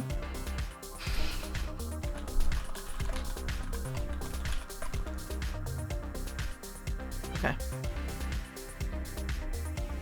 So he after the lights went out, he went into the event room and the room was cold, yes. and then he went. Okay, that makes complete sense. And sorry, I thought I don't even remember him doing that. Okay, that completely makes sense. So in chapter 3, she partially opened it and touched it, and then that was what we saw in chapter 1 when the lights went out, basically. Yeah. Okay, so whoever did that then should unless they had another Sekimeya ready to go, should also be in the future with us. That is Shiroya, and that's the Shiroya that like ran in, I think, and was like, don't worry about it, don't panic or whatever, like, you know what I mean? Yeah. Okay. Oh, no, sorry, they're not in the future with us, they traveled out of the future. Wait a minute. So when she used it, they had already been traveled into the future by someone else using it. This isn't the same Sekimeya travel. She traveled to the past with it. So they're sitting in the lobby. Yeah. Someone uses the Sekimeya in their vicinity. Yes. Yeets they them go to the forward future in time. into the same day that Shiroya is there. Coincidentally, maybe at the exact same time that she is about to touch the Sekimeya. Or like right after she touched, I think right after she touched it. She had just touched the Sekimeya. The lights were off there.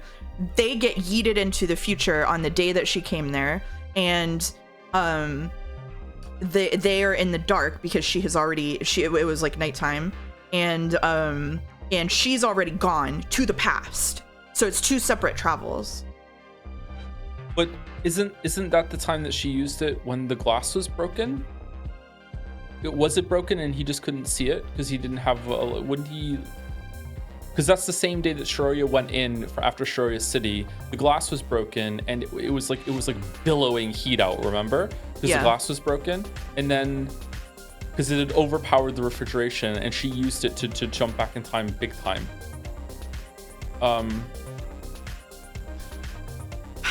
So is it just different on this timeline because it wasn't broken, or was it broken and he just didn't even fucking realize? I'm not sure. Shiroya City.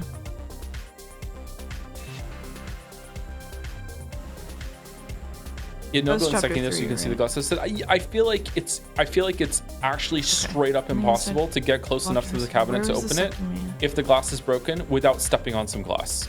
I think there's no fucking way. So she went downstairs. She looked at the breaker, and the lights were off. She went to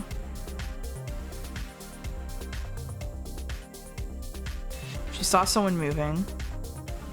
She went to the bridge between the hallways. It felt really cold. She went to the cabinet. The Sekimeya was not. Oh, okay. So the glass wasn't properly closed when she got there. She couldn't open it anymore. She let go of the glass. Oh, the glass wasn't broken. The fake Sekimeya was there. Oh, okay. So it wasn't that. I thought something was spilling out of the cabinet. I'm just misremembering then. Okay. Yeah, I think so. So the fake Sekimeya stuff was there, but I guess Katsuki just happened to not touch that. And then she used the Sekimeya because it was very cold. It was very hot in there. Okay, so they traveled to the time right after she traveled Shiroya to the past. that. Yeah, they went to the future directly after Shiroya traveled to the past. So when Katsuki, I have like straight up no memory of that scene of him going in there in the dark. So this is not bode well. Me neither. Me neither. It's just been so long. Yeah, it's been so long since we did this stuff. I don't think this quiz is representative of our engagement with this story. Yeah. Okay. All right. I did make the connection that the event room that he could go in there in the dark on the same day and that triggered the alarm, but or the shutters closing. But I don't remember.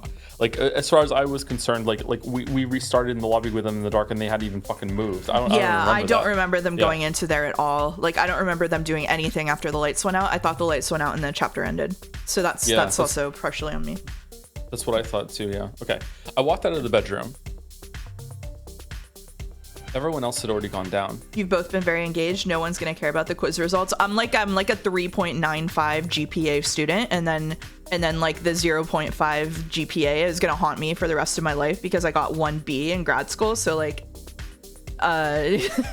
this isn't about anyone else's expectations or the average expectation. This is about me being a perfectionist. Do you want me to take narration for a bit? Well, I know I'm stupid, but I just don't want anyone else to know. Anyway, you can take narration for, like, do you want to go Do you want to go 20 minutes on, then I'll take 20 minutes, and you can take 20 minutes to the end? Or Yeah, sure, sounds good. I don't know know how long we're going now. Fuck it. I left through the staircase and went around the 6th floor by hugging the right wall. Attentively walking through the darkness, I reached the crystal floor. I heard knocks and voices coming from the storeroom. My 1B was in Java, by the way, fucking Java. It appeared Isla hadn't thought to keep the door open. Perhaps she hadn't been aware of the missing handle. Without making a sound, I slowly tiptoed to the event room. The air was still cold, and when I raised the curtain, the Sekimeya's glow appeared before me. It's still here. I'm a little surprised. The glass wasn't closed, so I could reach it easily. Without directly touching it, I took the Sekimeya out. I just want to go a little while back. It should be simple. It should be simple, Lamau! This room is pretty cold, so it might not be a good idea to stay here if I want the Sekimeya to gather energy. Okay, is he about to blink back to where Shiroya was, and he's going to say, are you the real Shiroya? Maybe, yeah. I walked to the hallway and entered room B5, which wasn't in range of the lower temperature. Then I left the gemstone on the floor. With how dark it is, even if the others search for me, I'll be hard to find. The lights went off when Sai's watch read 9:03. I need to arrive before that point, and now his watch must say almost 9:20. I need to leave the Sekimeya here. Oh, fuck me. Oh, what the fuck does that mean? He's trying to figure out how long he needs to wait in order to figure out when he will go back in time. So this question is asking us to figure out the relation between how long the Sekimeya has to heat up and how long. Yes, arrive before that point. Okay, well, it's already okay. So it already has some power, right? Like it's already glowing a little bit. It already has been glowing. Right? It already it already has been glowing for a little bit.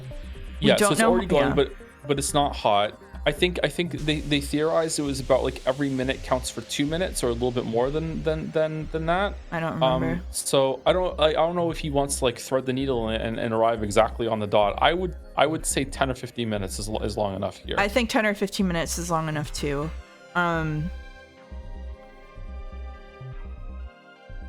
Chat says this one's a little fucked up. Okay. Oh, hold on, but it also has to account for the time passing while he's waiting. While he's waiting? Because like if he lets it charge for 20 minutes, by the time he uses it, it's going to be 9:40, not 9:20. Oh fuck. So, that's why it's a fucked up question.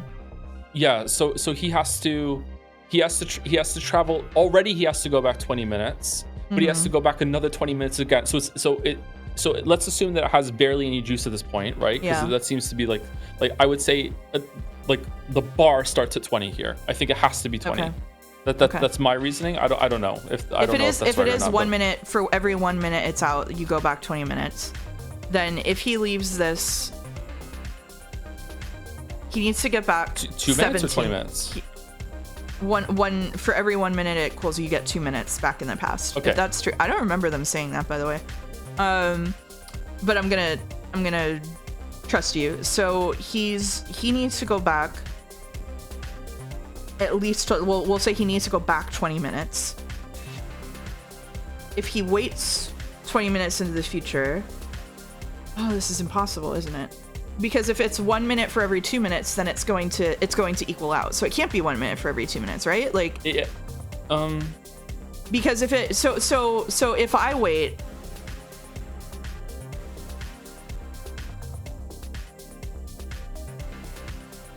If it has no juice right now, he waits 20 minutes. He's going to go back 40 minutes. So he's going to go back. He's going to come back right at 9 o'clock.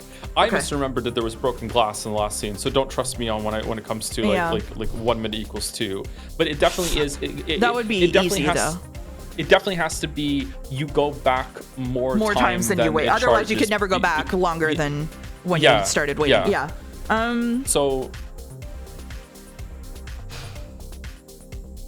I also think that with the whatchamacallit, the scale of the jumps that someone in chat just said too, it can't go up linearly. Otherwise, it would be like you'd have to wait for so long. Because how would Shiroya get to go back? Yeah, it can't be linear. Yeah, I agree, 100%.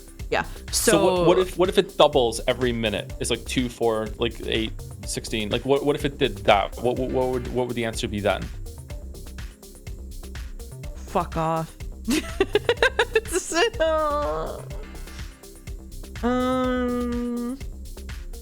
I'm really bad at this kind of math. Okay, so they need to go back 20 minutes. It's either so just for simplicity's sake, this is going to have a really simple rule. So it's either going to be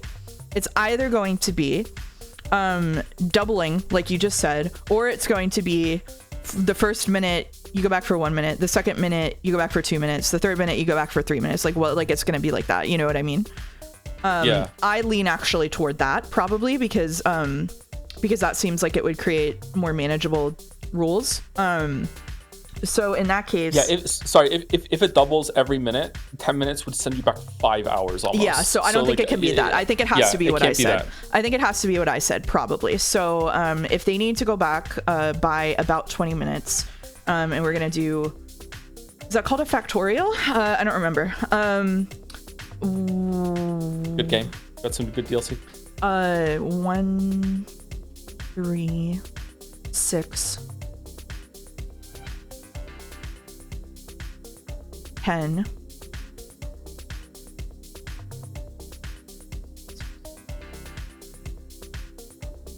15, 21,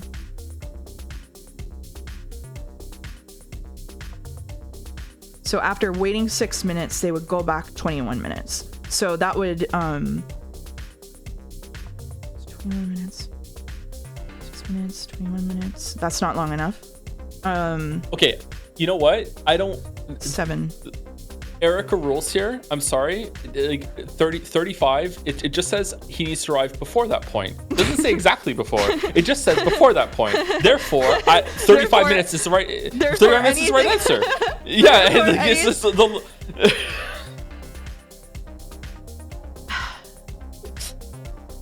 I think 10 minutes is enough, but we could also say 35. Say it too. Shit. If you think 10 minutes is enough, then let's go for it, because that seems like the answer that they're trying to go for. I think 10 or 15 minutes is enough, but I'm not quite sure. What do you think, everyone?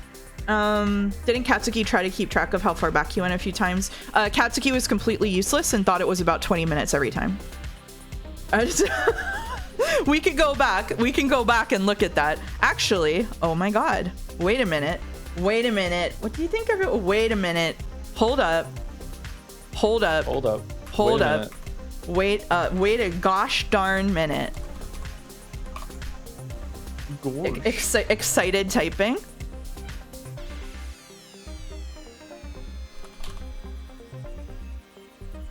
The dock.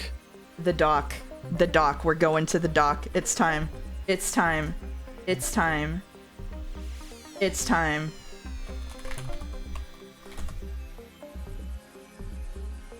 I did it for a reason. Here we are.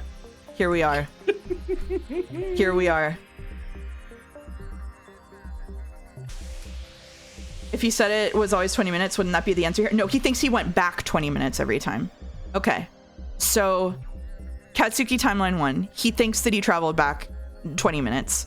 Katsuki instance 3. He thinks that he traveled back 20 minutes. That's why I'm thinking about this. The empty Shiroyo City files has so much energy.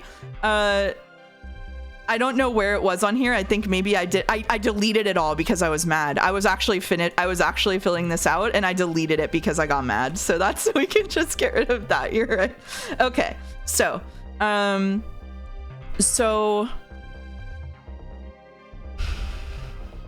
after Science Shiroya disappeared, he took it to the staff room and searched the locker. Was it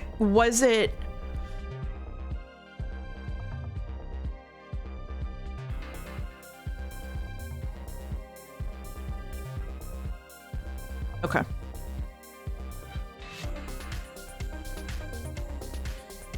So let's look at one of these and see if we can figure out, right? Let's see if we can figure it out.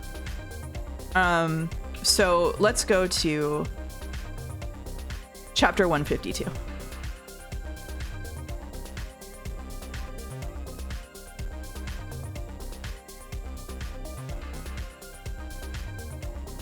"5 minutes after Science Shiroya disappeared, the Sekimeya turns white. I put it inside the cabinet. I touched the Sekimeya when I estimate it's been out of the cabinet for about 15 minutes. So we have a touch point when he let it charge for 15 minutes. Okay. Yeah.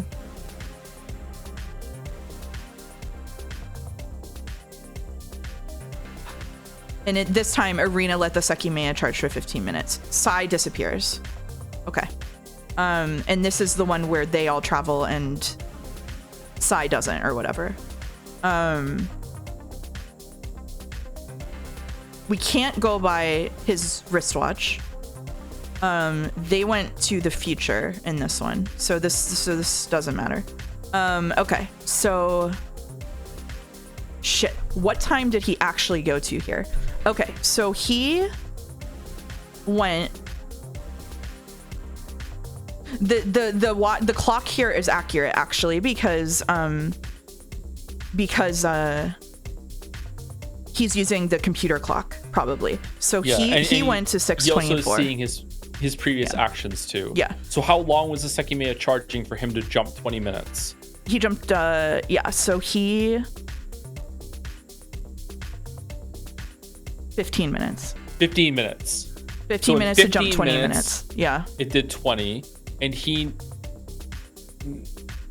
Hold on. Does he mean he went 20 minutes back before he took the Sekimeya out of the cabinet?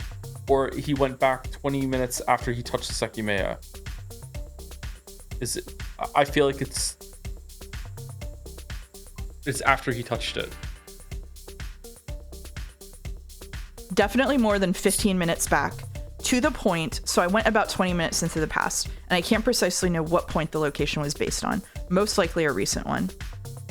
Okay, so 15 minutes of charging from the point it started charging got him 5 minutes of effective time travel. Yes. Right? Okay. Yeah. So 15 minutes got him 1 minute for every 5. Mm-hmm. So 20 minutes would give him another minute. So he doesn't have enough time. So like none of these are correct if it's linear. So it's not linear. Okay. So it must ramp up. I think, God, I don't know. I think it might be 35 minutes.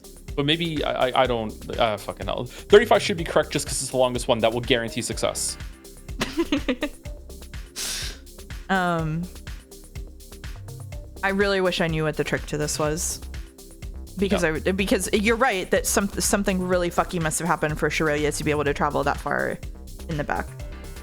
We're still in the document, sorry. So something really tricky must have to happen here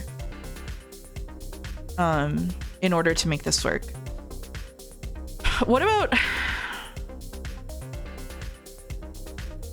I think using Sai's funny tricks on Shiroya is not going to get us anywhere.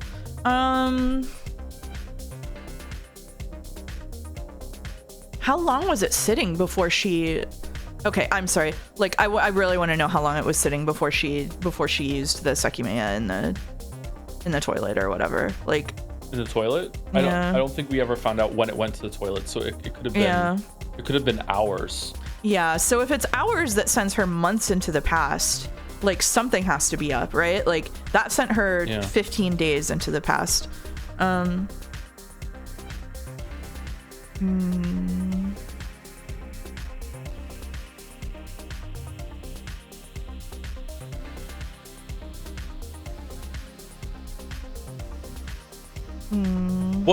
What kind of number or increasing number like stays very close to like 0, like or ramps up very slowly, and then over a period of like 15 minutes would be like, okay, now we've gained like maybe like, I don't know, like 10%, but then in the next 15 minutes it would have gained like 50%, and then it would just keep going up and up and up and up. Logarithm. Like that. Like it would have to start like really, really low. It would have to be like logarithmic or something, which would be ridiculously difficult for a visual novel. Like, because like maybe the trap here is that 35 minutes is too long, whereas it's going to take him like absurdly back to the past. How far back did Isla start mentioning her friend? It was at like noon or something. It was really far back. Is it an exponent? Like 3 minutes charge equals like x3 to the past? Oh, that would be interesting.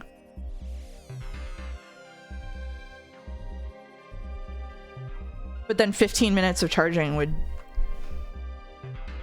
be crazy, wouldn't it?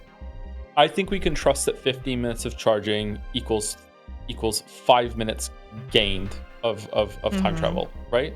I think that's what we can, or is it around 5 minutes? So sorry. So every 3 minutes has increased the number by 1, right? Yeah. Not 5. I misspoke earlier. So it's every 3 minutes. So what would 30 give? 30 would give 10 minutes of gained time travel. Yeah. So and then the next two, say let's say 36, say it's not accurate. We get so 12. So that still isn't enough. Yeah. So that's not right. It's not right. Yeah. It's got to be something that exponentially increases in some way. Yeah. Fuck me. I think we probably could put 35 minutes just because that'd definitely get him there. But 35 minutes seems... I mean, it's got to be more than 15. Okay, so like it can't be 10 or 15. We know that's not going to work. We definitely know it's not 15. So it has to be 20, one of the last 25 three. Or 35? Yeah. 35 seems like a really long time for that to work. Yeah. If it's like something like exponential, 15 minutes giving you 5 minutes, another 5 minutes on top of that when it's already like it doesn't work for the first little while, right? Yeah. So once it started working, it's going to ramp up pretty quickly. So another 5 minutes might be worth 20 minutes, right? So so now we're at 25 minutes of gain travel just from that 5 minutes. So I'm leaning toward 20, but I think that 35 should be the right answer. But I'm not very good at math, so like I don't really like. I'm just like saying these concepts without even really knowing their name. So I don't know. What's your vibe check, Mouse? What do you think? I think 20 or 25 minutes is the answer. When I see a quiz like this, I automatically eliminate the top and the bottom choices, and I assume it's something in the middle, and we know that it's not 15, and so I think it's 20 or 25. I'm fine going 20 minutes maybe for a round number, but I think it is 20 or 25. Okay. You want to flip a coin for 20 or 25? Sure. Heads for 20, tails for 25? Sure.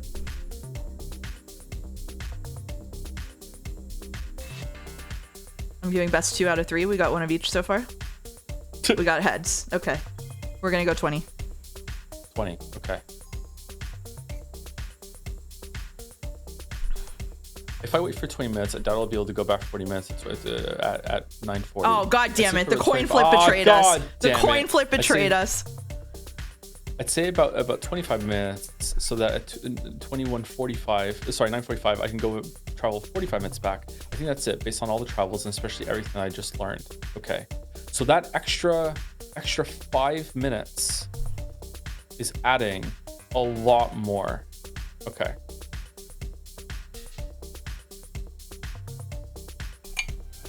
I don't have a way to measure time by myself though. Okay, well, what if you do 35? Does it say no, that'll take me too far back? Because if it does, that's bullshit. Unfortunately, we can't do that. Also, I think I was reading narration for 2 more minutes. Oh, I'm sorry. That's okay. If you want to check, you can. I thought we couldn't. It will just save your first answer. 35 minutes is probably too much. What do you mean?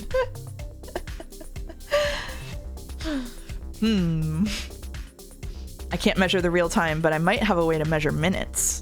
The security room is locked, so I don't think there's anything on the crystal floor that isn't size watch. There are a bunch of computers on the office floor, but I need access information to look at the time. I can only think of the kitchen in the attic. The refrigerator was working, so the oven should be too. There's still electricity, so I should be able to count the minutes that pass with that. Fuck off. Faint voices were still coming from the storeroom. Like before, I ascended the stairs without making noise. I arrived at the kitchen and kneeled in front of the oven. When I pressed the on button, a round light lit up red. I set the lowest possible temperature. and rotated the timer toward 22 minutes. Immediately, a quiet buzz indicated that it had begun to count down. I closed the door and walked back to the bedroom where I lay on the same bed. Unless the Sekimeya is found, this should work. I'll come across whoever set this up, and most importantly, I'll appear before the alarm does anything. Was I going against Shiroya's wishes? I couldn't care anymore. If it was her, I needed to know why she'd done everything. This is a good transition time. Go ahead. Yeah, go ahead. All right. I re-entered the kitchen. Less than 2 minutes remained on the timer. Sorry, I accidentally skipped the first line. Oh, I didn't let myself fall asleep. A number of minutes had passed and nobody had come back up. I re-entered the kitchen. Less than 2 minutes remained on the timer. In front of the oven, I watched the indicator rotate until it finished with a beep. Beep, beep.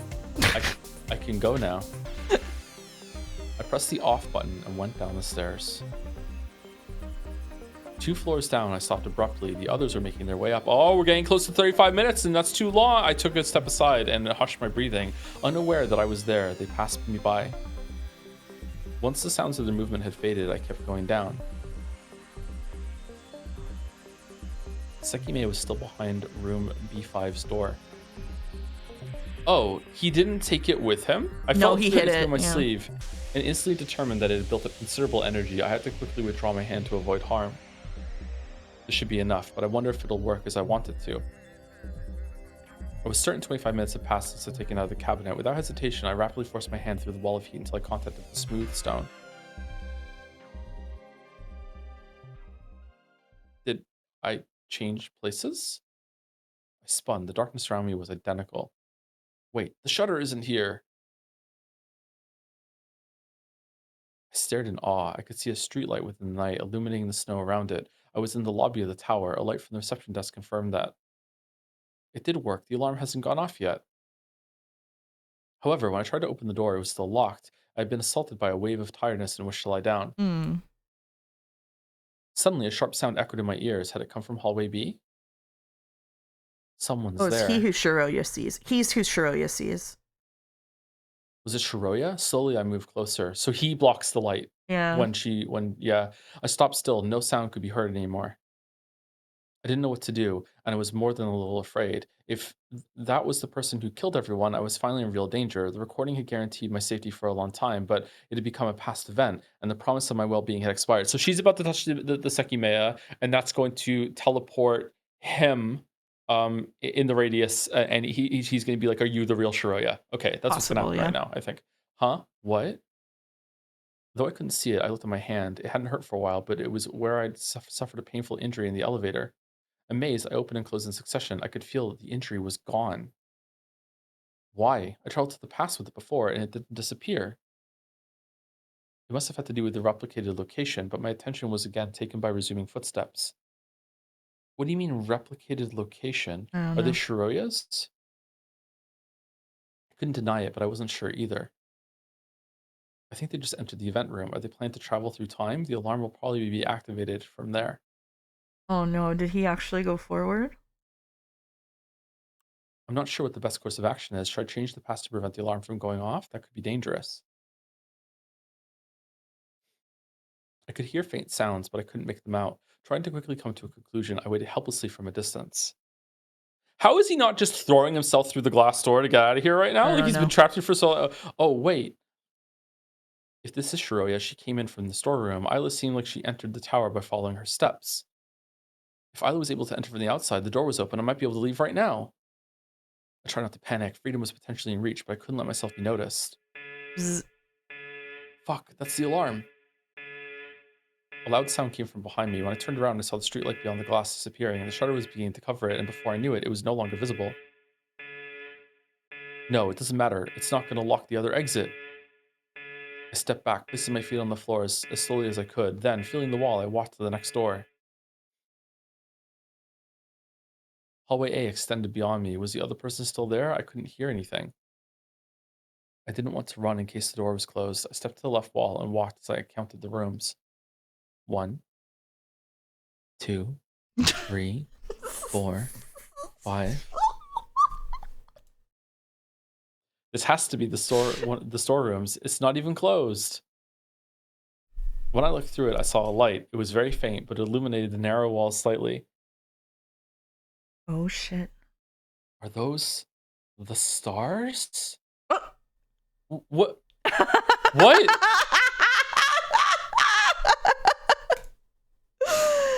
Oh, bro got fucked up.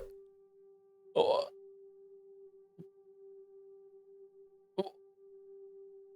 What? No way. Katsuki? From behind, I heard a voice that made me jump. You! It was her, wearing clothes I hadn't seen in a long time. Are you Shiroya? What? Yes, where are we? I just appeared here. Both of us just appeared here? The Sekimeya was activated and the range reached the storeroom. Hold on, isn't that... Behind her was the hallway B door, and on its edges was the dark outline caused by the smoke. However, it didn't look dry yet. Wait, that... She looked back and realized the same, and most of the ceiling lights were off, like they had been in the morning. This is the smoke, right? Yes, but doesn't it look different? Also, your breath smells like you ate some really bad meat. What? I'm not sure where we are. I just appeared here too. Could we have been back at the beginning? Before asking anything else, I got closer to the hallway. Could we have been back at the beginning before? Sorry, I got closer to the hallway. A sound from the other side caused me to stop. A door had closed. It seemed like nobody was coming, so I slowly continued until I gripped the knob. Then, when I looked through the door, a dark plume clouded my vision. Oh fuck, don't breathe. What? Irina, Isla, and Sai were on the floor. It was the start of the incident. I couldn't believe it. I'd been so close to escaping, but it hadn't been permitted. I had no idea what was ahead of me anymore, but the tower held me in its grip like a python. I lowered my head and saw my own hand. Exposed to the light, I could see the injury was still gone. Then I noticed something else. I wasn't hungry or tired anymore. Those sensations had also disappeared. Are we on the morning of the 15th? I turned around warily. Shiroya was there, but I still felt that something about her was different. She didn't feel like the person I'd entered the tower with. Are you really Shiroya, the real one? What does that mean? Who else would I be? What do you remember? Please tell me everything. What? I don't know what you mean. We got trapped here and a bunch of things happened. This is...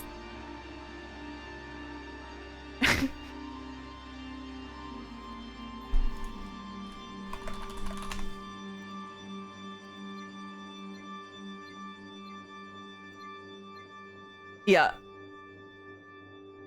Yeah. It's just this is Shiroya from Shiroya City. Like, it's just... Yeah. She said we got trapped here and a bunch of things happened. Yeah, it's the exact same scene, yeah. Yeah. It is, yeah. Yeah. What happened? How did you end up here?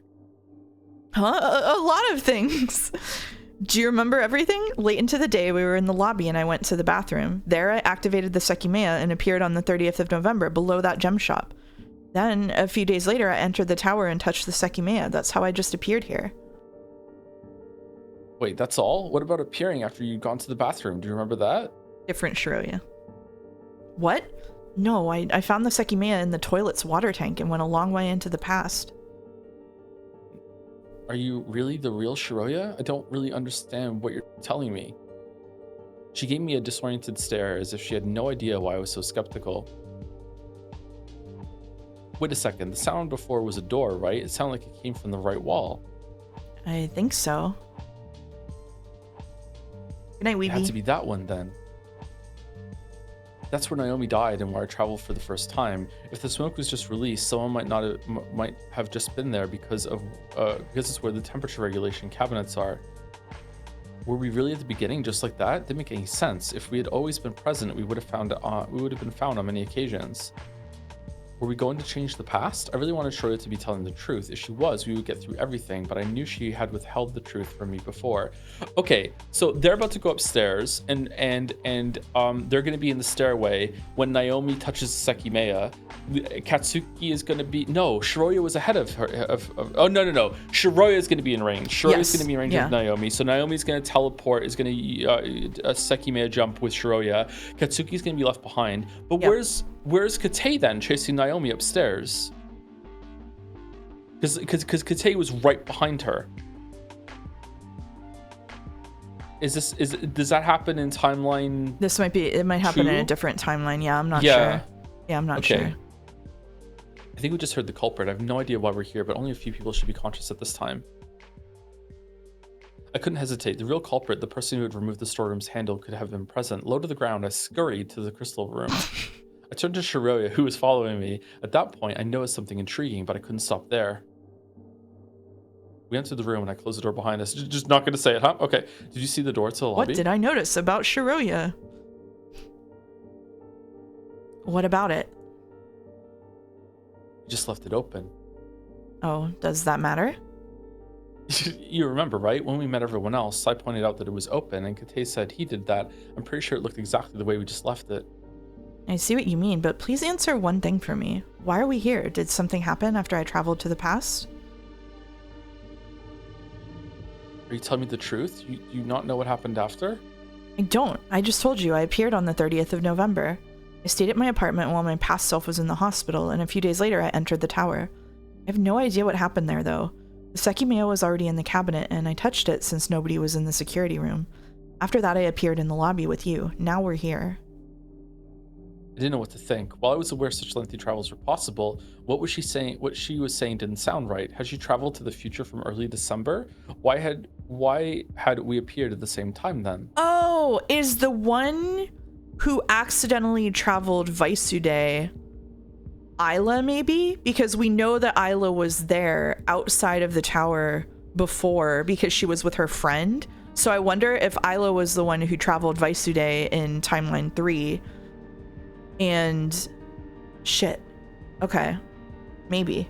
It's either her or Akaro. Yeah. Like they're the only ones that have done it. Because it would have to be Akaro, wouldn't it? Because so timeline 3 Isla went back to timeline 1, and then Akaro and Vaisude must have. Yeah, because they both went to timeline 3. Because timeline 3 was the one where Shiroya saw him in the newspaper. Okay, that makes sense. Okay. But it was impossible for me to think she was lying. Her voice sounded as sincere as always. When I'd activated the Sekimeya from room B5, had I perhaps traveled to the first days of December? I was stumped. She was telling the truth. I couldn't explain what had happened to me. Wait, you said you traveled to the 30th? Did you try to save Mia? I couldn't. I appeared too late for that, but I did change the past. She cut herself off as if doubting what she was saying. I'm trying to understand what you said. Don't worry. Even I don't understand anything of what I lived through. I'm not lying, though. But I'm not sure it would help if I told you what happened after you left. Another version of you was there, but it wasn't you, right? No, I have no idea who that was. Well, we weren't able to leave when the time came. I'm not sure what happened, why or how, but the lights went off and we couldn't get out. You remember the recording, right? It was real. Wait, what? Yeah, it did happen. It wasn't a trick. It still doesn't make any sense, though. I can't wrap my head around what happened. You said you touched... He's being, like, so fucking shitty. Yeah. You said that you touched the Sekimeya in the event room days before the 15th. It's crazy because he's, like, obsessed with finding the real Shiroya or whatever, but this is literally the same Shiroya that he knows. Like, this is actually Shiroya from the same timeline. Like, this is actually the Shiroya that he has been trying to find, and he's just being a dick anyway. Yes. See, what the fuck then? I don't get anything. I thought I got caught up in your travel and both of us appeared in front of the hallway B door, the location where we were on the morning of the 15th. The thing that is catching me up right now that I don't understand, again, I'm getting really, I know we're going to get a fucking quiz question about this, like, or at least one. Like, I don't understand how the changing locations and traveling affects like their bodies, like getting healed and stuff. And I don't understand, because if you get like the thing that you had at that time, how the fuck did they get that recorder back in Isla's purse or whatever to like, how did they get a recording back without it resetting? It's pissing me off. The only way that could happen is if what if they were in the future in the attic that time? That's where that's where I just arrived. Yeah. What if they didn't realize they were actually in the future when they were? It was, oh my god. It's pissing me off. It is pissing me off. Okay. All right. Well, that's gonna hit like a truck when it comes. But that makes no sense. And look at my clothes. I wasn't wearing these on the 15th. Oh god, is that it? How? You're right, actually. Were you wearing them when you touched the Sekimeya? As she shook her head, my attention was grabbed by a cabin I recognized. That's where the Sekimeya was, right? See, I can almost wrap my head around them changing like bodies, whatever, when they go forward in time by like having the Sekimeya like do this like weird kind of like let's just kind of simulate what your life had done, and then we'll just give that to you. But like, how does that work with past? Like that would be like whatever. Like and then it would be like if you weren't in the tower, this is what you would have worn or something. Like, yeah. But I don't think so. Like, what's happening with the stuff though? Like, why do they keep some keys and lose other keys and like what? I don't fucking get it. And I'm sure that if I went through and mapped it out, I would understand it. But I don't want to do that because that sounds deeply annoying. That's Sekimeya winning. That is Sekimeya winning. Yeah. Yeah. Yes, and look at the wheel. Will we ever see the real mouse again? A mouse that never made a document? I have devastating news for you about hold on, let me just like, so you know like Fields of Mystria, the cozy game about like fishing and like oh no, like this is my Fields of Mystria spreadsheet where I have like a checklist for all of the different fish and bugs and things that I've cooked and the source of the things that I haven't cooked. Like I was that guy the whole time. Is the news that I have for you. So. You are not okay. I'm so okay. Yeah. Okay. The mouse of the spreadsheets. That's right. Okay. Anyway, sorry. It's set to be cold. Oh, and it's not damaged yet. Wasn't this the one with the crack? Yes, it was. I unlocked the lid and both of us looked inside. What? I don't get it. The Sekimeya was... How the fuck did it get there? Someone left it in here. Wait, but there's the Sekimeya in the janitor room right now. That okay, so we're in a different timeline. We're in a different timeline. Kite didn't do that shit then. Yeah, okay. We're in a different timeline. You gotta remember this. What? This is why after the stream I'm gonna go to the document and try to make a list as many things as I won't track all of like the little items and stuff because fuck that shit. But what I will do is make a list of like, this is what happened in each timeline. Like this is the timeline with the broken elevators. This is who died in this time. Like, you know what I mean?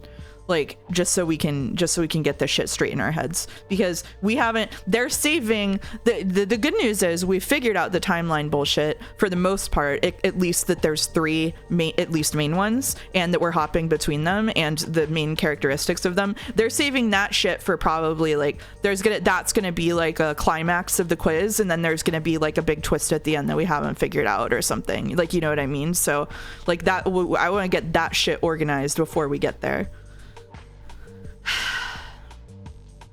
Do you think this is the fake Sekimeya then? Because Naomi has the real Sekimeya upstairs. I do not know. Okay. Yeah.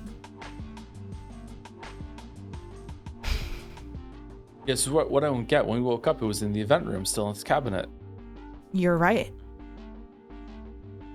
I took the Sekimeya out. Although the cabinet had been set to 0 degrees Celsius, it wasn't cold, likely because it had been recently set. In contrast, the Sekimeya was burning.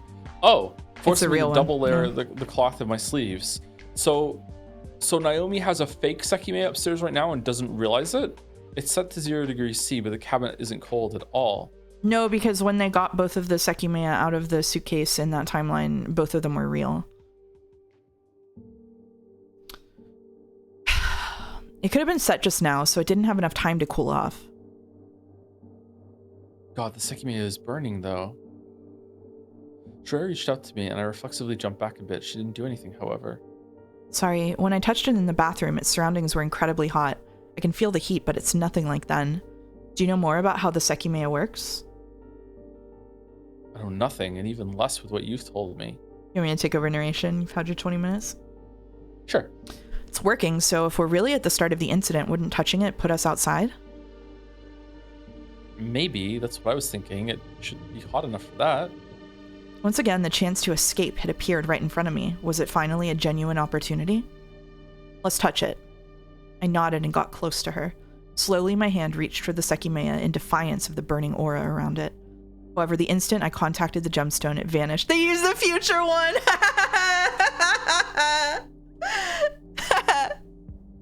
Huh? If they go right back to January 5th, I'm gonna lose my fucking mind. The Sekimeya wasn't there anymore.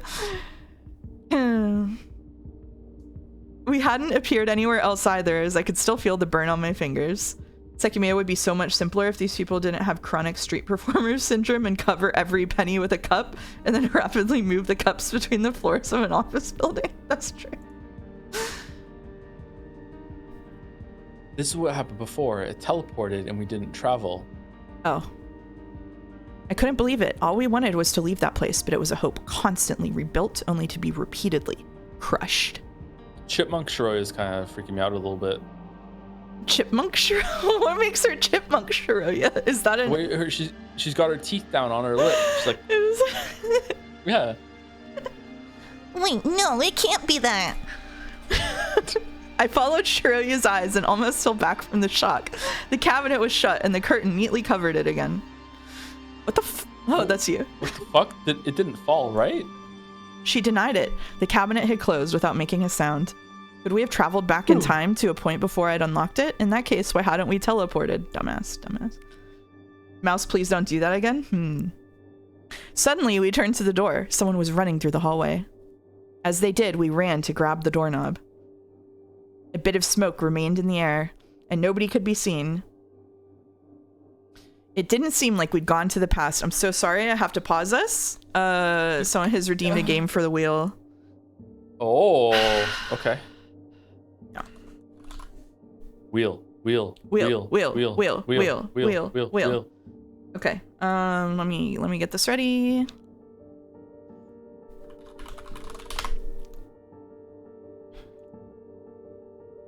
Oh, okay. Yeah, it looks like that is right, August. Okay, so Izilla is here, has redeemed Insurmountable. So let me see if I can pull this up. Here we are. Insurmountable from is here. Okay, so our 3 stream games so far are Disney Epic Mickey rebrushed from A Cosmic Cabbage, Submachine Legacy from Boulder, and Insurmountable from Izilla is Here. I will now read the game description. Confront various terrains as a lonely mountaineer and endure the countless dangers of climbing. Many tough decisions await you in a risky environment. Make your way up and down the mountain, overcoming insurmountable heights. Mostly positive from 2021. So this is like Peak, but alone? Okay. Oh, you choose one of 3 characters with different skills and background stories. Okay, I'm into it. Yeah, this sounds fun. Oh, I hit Psy. Oh, I'm so sorry. Here, we'll get rid of it. Okay. That's our, It's incredible how varied genres you get for your stream games compared to Joe, who's got visual novel and JRPG. I'm a variety streamer. Okay, cool. Thank you for the redeem. When we get to 5, we'll spin it. Sorry for the interruption. No one plays such varied games as me. What the fuck you talking about? Has it really been that stagnant lately? Holy shit. You did play 3 JRPGs in a row. So this travel doesn't make sense to me from how I understand the Sekimeya. So they just traveled forward in time. They did. But they also might have switched time. Oh shit. They did. What's up? So are the timelines arranged like dominoes then, like we thought before? And they traveled forward in time to... Because they're in terms of like the timeline of events that are happening, the smoke is still fresh. The people are still running around, that sort of thing. They have their past selves haven't woken up yet in the event room, which means even though they just use the Sekimeya to travel forward in time, they've barely moved. So if they have, and the Sekimeya was pretty hot. So if they have touched it and they have jumped forward a considerable amount of time, that must mean that they jumped all the way to this version of events in a different timeline. So they still jumped forward. So I'm going to present a very upsetting possibility to you. I don't know if it's true or not. So what if instead of so let's say that they are arranged like dominoes, right? So in that case, it's not that one Sekimeya goes to the future and one Sekimeya goes to the past. It's that we're living in like we're living in a world where the Sekimeya goes, each of the Sekimeyas are keyed to a different timeline. Essentially. So the one that sends you to the past in timeline A always sends you to the past in timeline B. The one that sends you to the future in timeline A always sends you to the future in timeline C. I don't think there's any real reason for it to work that way. But the fact that there's 2 of them and there are always 2 alternate timelines in each one makes me nervous. So in that case, it would be like, it actually wouldn't matter that much how long you waited, because well, I guess it has to matter how long you wait because like it might be the case that in timeline C, using the Sekimeya when it gets hot enough will always send you back or forward like those extreme amounts. So like that Sekimeya in that timeline would be the same in this model, that the Sekimeya that sent Shiroya back like 30 days or whatever, 15 days at least temporarily, would also be the one that sent Vaisude and probably Akaro back, because it's sending everyone to the same timeline and it's capable of doing that much. So it might be the case that the Sekimeya don't necessarily all follow the same rules. I haven't like mapped it out to know if they're always traveling to the same timeline when they go to the past or the future. But if that's the case, it's like it's not just unpredictable where they go. It's like a shuffle. I don't know if I explained that adequately at all. That idea popped into my head, but then how do you ever get to a third timeline? You're in the third timeline. You're in timeline B. You can go to A and C.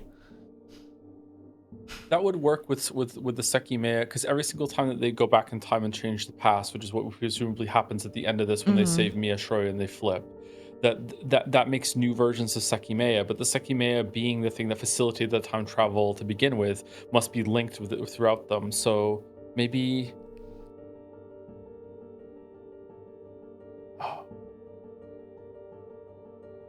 I wonder if Sekimeya, the Sekimeya timeline 1, 2, and 3, I wonder if 1 can only go to 2, and 2 can go to 1 and 3, and 3 can only go to 2, but 3 could also go to 4 if they did make a 4th one eventually. Oh. That is possible. Yeah, that is possible. That every time you use it, it generates a new like reality or something. Yeah. This is confusing me. I feel like this doesn't make sense from what I. No. The VN is confusing me. Like I don't understand this right now, and I'd like to understand this interaction. And they're gonna test this on it, like maybe right now. So yay! Yeah. A bit of smoke remained in the air, and nobody could be seen. It didn't seem like we'd gone to the past. However, those rapid footsteps were still audible in the distance. It had to be the person responsible for our imprisonment. Seki Fuller is suspiciously quiet in stream chat right now. Have they gone to the channel to furiously post Seki Full spoilers? Behind the sound, covering our faces. They'd gone up the stairs and the gray door was unlocked. We wound up hearing the echoing steps far ahead. If they were going to the attic, we couldn't slow down. When we got to the 6th floor, the crack of a door closing resounded through the air. We hadn't been fast enough. I'm supposed to read narration. Oh shit! I'm sorry. It's okay. Damn It's it. funny. I'm like enthralled. As expected, the attic door was locked. Had it been Naomi, she was the one with the key. Frustrated, I looked at Shiroya, who had a key in her hand. What? Why do you have it? I don't know. I found it when I entered the tower in the mechanical room. I found the rusty key in a drawer in the security room as well, but how is it possible I still have them when my clothes completely changed? I frowned along with her as it sounded unbelievable. She hurried to unlock the door and revealed the narrow staircase. Barely any light illuminated the steps. Following Shiroya, I began to silently ascend them. When she reached the top, Shiroya peeked through the small gap between the door and wall. Then she turned to me. Okay, so let's go back here.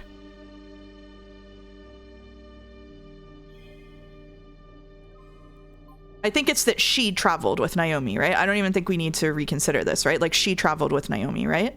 I also think that, yeah. Okay, so it would be before she could face me, she disappeared. She disappeared, yeah. Yeah. But before she could face me, she disappeared. Yay! Oh wait, hold on. Was the top one a bad ending, or was it a question? It was a wrong answer. There are no more bad ending stuff. It's all quiz. Oh, okay. Now. All right. Yeah. Okay. Cool. Yeah. All right. What? Did she travel? I ran up the stairs and looked through the door. Nobody was there, but something was on the sofa that left me dazed. Ooh! Sekimeya were there, and one of them was powered off. Next to them, I saw a set of keys. It was Naomi's. Was Naomi here? Did she touch that Sekimeya, teleporting Shiroya away? Naomi and Shiroya had disappeared. However, Katsuki didn't know. Something else had too. With them. And the powered off Sekimeya is the future version, because otherwise, when Shiroya transported in her version, she would have also moved, but she didn't. Yeah, exactly. So they went to the future. So the powered on Sekimeya on the couch right now is the past. Yeah. Yes. Two Sekimeya were on the couch. Okay, so this is suitcase, right? I think it is suitcase, but I want to... Yeah, fuck it. We'll just say suitcase. Yippee! Yes, Katsuki didn't see the suitcase Naomi had been holding. Both Sekimeya lay alone on top of the sofa's cushion. Why are there two Sekimeya? Were there two from the beginning? Is this really why Sai had one in his hip pack once? Where the hell did Shiroya appear? Could she be back on the crystal floor? I took a step back, hesitant to walk into the living room. My footprints would stay on the floor and we'd never seen them. Wait, no. Shiroya couldn't have gone to the past. If she had, she would have shown up immediately after her disappearance, right? Could she have gone to the future? Is that really possible?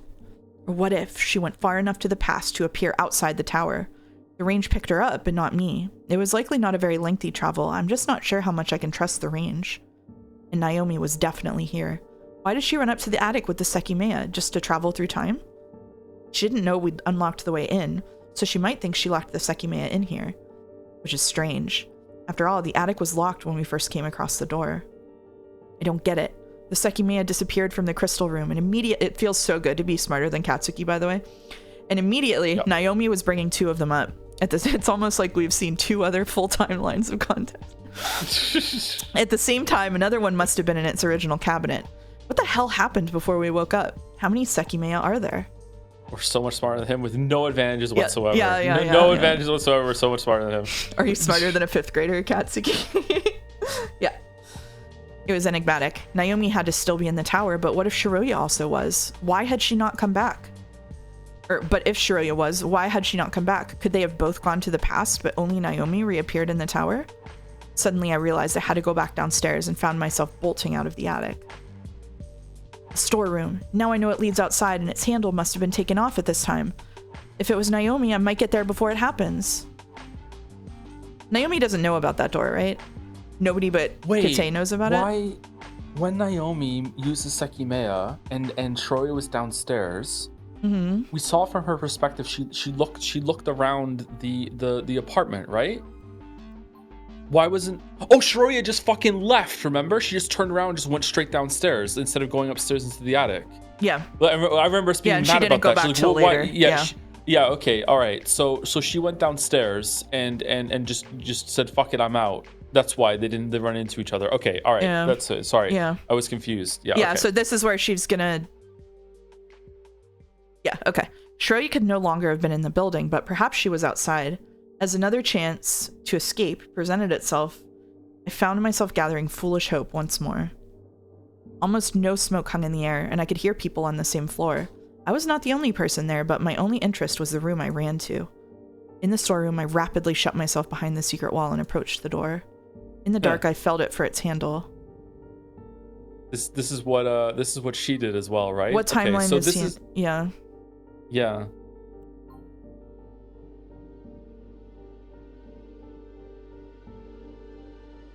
Does he get out into timeline 3 here? And this makes the Katsuki who is out of the tower?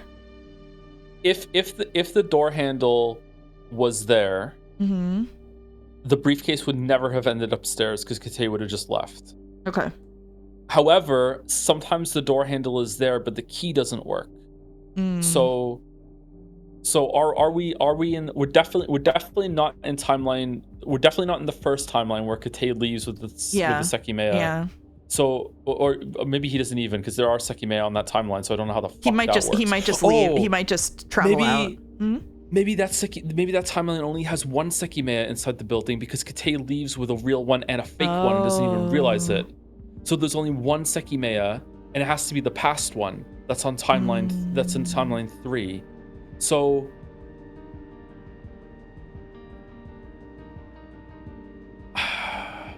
oh shit. Yeah, there doesn't have to be 2 in all of them. What timeline are they in here? What building are they in here? We don't know what building they're in here after they went forward in time, because they went forward in time, right? Yeah, I don't think we have. So they went forward in time here. There were rapid footsteps. They got there to Naomi locking herself in the attic. What timeline was that in? Was that in? Okay, I think that we've seen 3 timelines. We've seen the timeline where there is a handle and he gets to leave, and he does, right? We've seen the timeline where there is a handle but there's no key and he chases Naomi up the stairs. So if that was the timeline we were in, right, we would have seen Kate. So that's not the timeline we're in. Therefore, we're in the timeline where there is no doorknob on the door and Kate just has like a freak out or something like that. Right, because in timeline 3 it was, so it wasn't there. So it can't be. That's what I think. I'm not sure, but that's what I think. Do you agree? Yes. It is here. I can leave. Well, shit. Okay, never mind. Well, fucking hell. Okay. I couldn't believe it, but I gripped the handle and turned it with all my might. You've got to be kidding me. It's locked. There? And it gets removed later? It might get removed later, yeah. Yeah. Wait, no, of course it is. That's why it was ripped off, so that we couldn't unlock it with the key that we found. I ran back to the hallway. We'd found the rusty key on the floor in front of the event room. If I get it and unlock the door, I'll definitely be changing the past, won't I? The police might even see me and set everyone free. All of that no longer mattered. The real Shiroya had likely appeared somewhere, and I had a definite avenue of escape. I wasn't even aware of the possible consequences that would come, so I couldn't care about them. They were abstract things, and escaping was concrete. Did the door not have a doorknob when Shiroya was hanging out in the secret room? Was that the clue there? I think so, yeah. Maybe that was it. Yeah. Fucking hell. Where the fuck is it? It was right here. There was very little light, but I couldn't see the key anywhere. So this is timeline 3 because Kate picked up the key. What the fuck? I just want to leave. I didn't want to accept it, but the key wasn't there. Was it not dropped yet? Although it was ridiculous, I went back to the chilly storeroom. It was a bit of a gamble, but the culprit had to arrive there relatively soon to detach the handle. Wait, is that right? Will the culprit really come in here? When we found the secret wall, a single set of fingerprints was on it, meaning it had been opened one time in the recent past. I swear I just saw the same fingerprints right now. Does that mean that nobody will come until our past selves find the mechanism? Alternatively, what if they come from outside and won't touch the other side of the wall? This doesn't make any sense, though. How is it possible we only saw one set of fingerprints? What about the ones I left just now? Did it mean that the past had changed? Was everything going to happen differently? And where in the world is Shiroya? If she somehow went to the future, she'll definitely come here when she appears. Is it possible she's outside and won't tell the police just so she can avoid changing the past? The key isn't in the hallway. The handle hasn't been taken off. I left extra fingerprints and 2 Sekimeya are in the attic. This cannot be the same morning. After all, if I'd been here from the start, I would have been found. So what exactly is going to happen? Is everything going to be different? What about our past selves? If the past was changed somewhere, I'm no longer the other Katsuki who's currently here. I had to stay in the storeroom, merely hoping Shiroya would come. I had no desire to go back to the attic either. The Sekimeya would clearly never aid us, and I didn't want anyone to slip into the storeroom when I wasn't present. The hell is all of this? When I finally found Shiroya, she suddenly disappeared. There's no way I'm going to spend 12 more hours here from the start, and I have no idea what the fuck is even going to happen. How did everything turn into this so quickly? I don't understand. Are we in a fourth timeline now? I don't understand how that was wrong. Because why? I think we're in the third timeline. But if we're in the third timeline, that means Kate left. We didn't see Kate leave, though. We didn't see Kate leave, though. But Kate couldn't leave. Like, we didn't see him leave, right? Like, he was stuck in there. Right? Timeline 3 is where, like, Kate might still be there, but no one knows Kate on timeline 3. There is no Kate on timeline 3 that we've seen. They didn't meet they didn't meet Kate in timeline 3, but that doesn't mean he's not in the tower. It just means he left before they saw him. He could have taken a Sekimeya out of there and been in another timeline the whole time.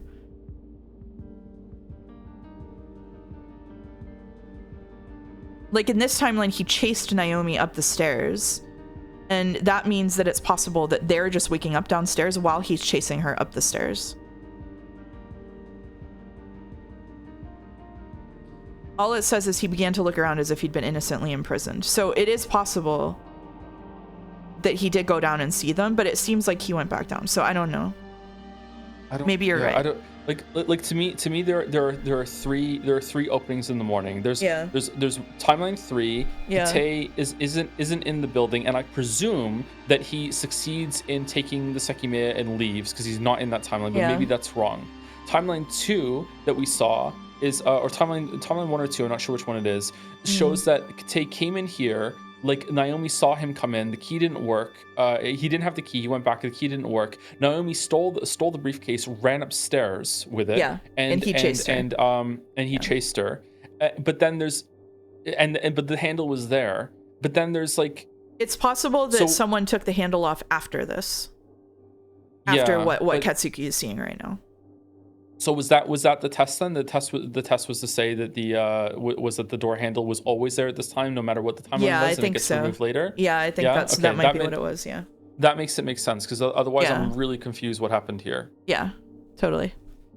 Matt, curse the Seki streams. I was supposed to be in bed an hour ago. I'm sorry.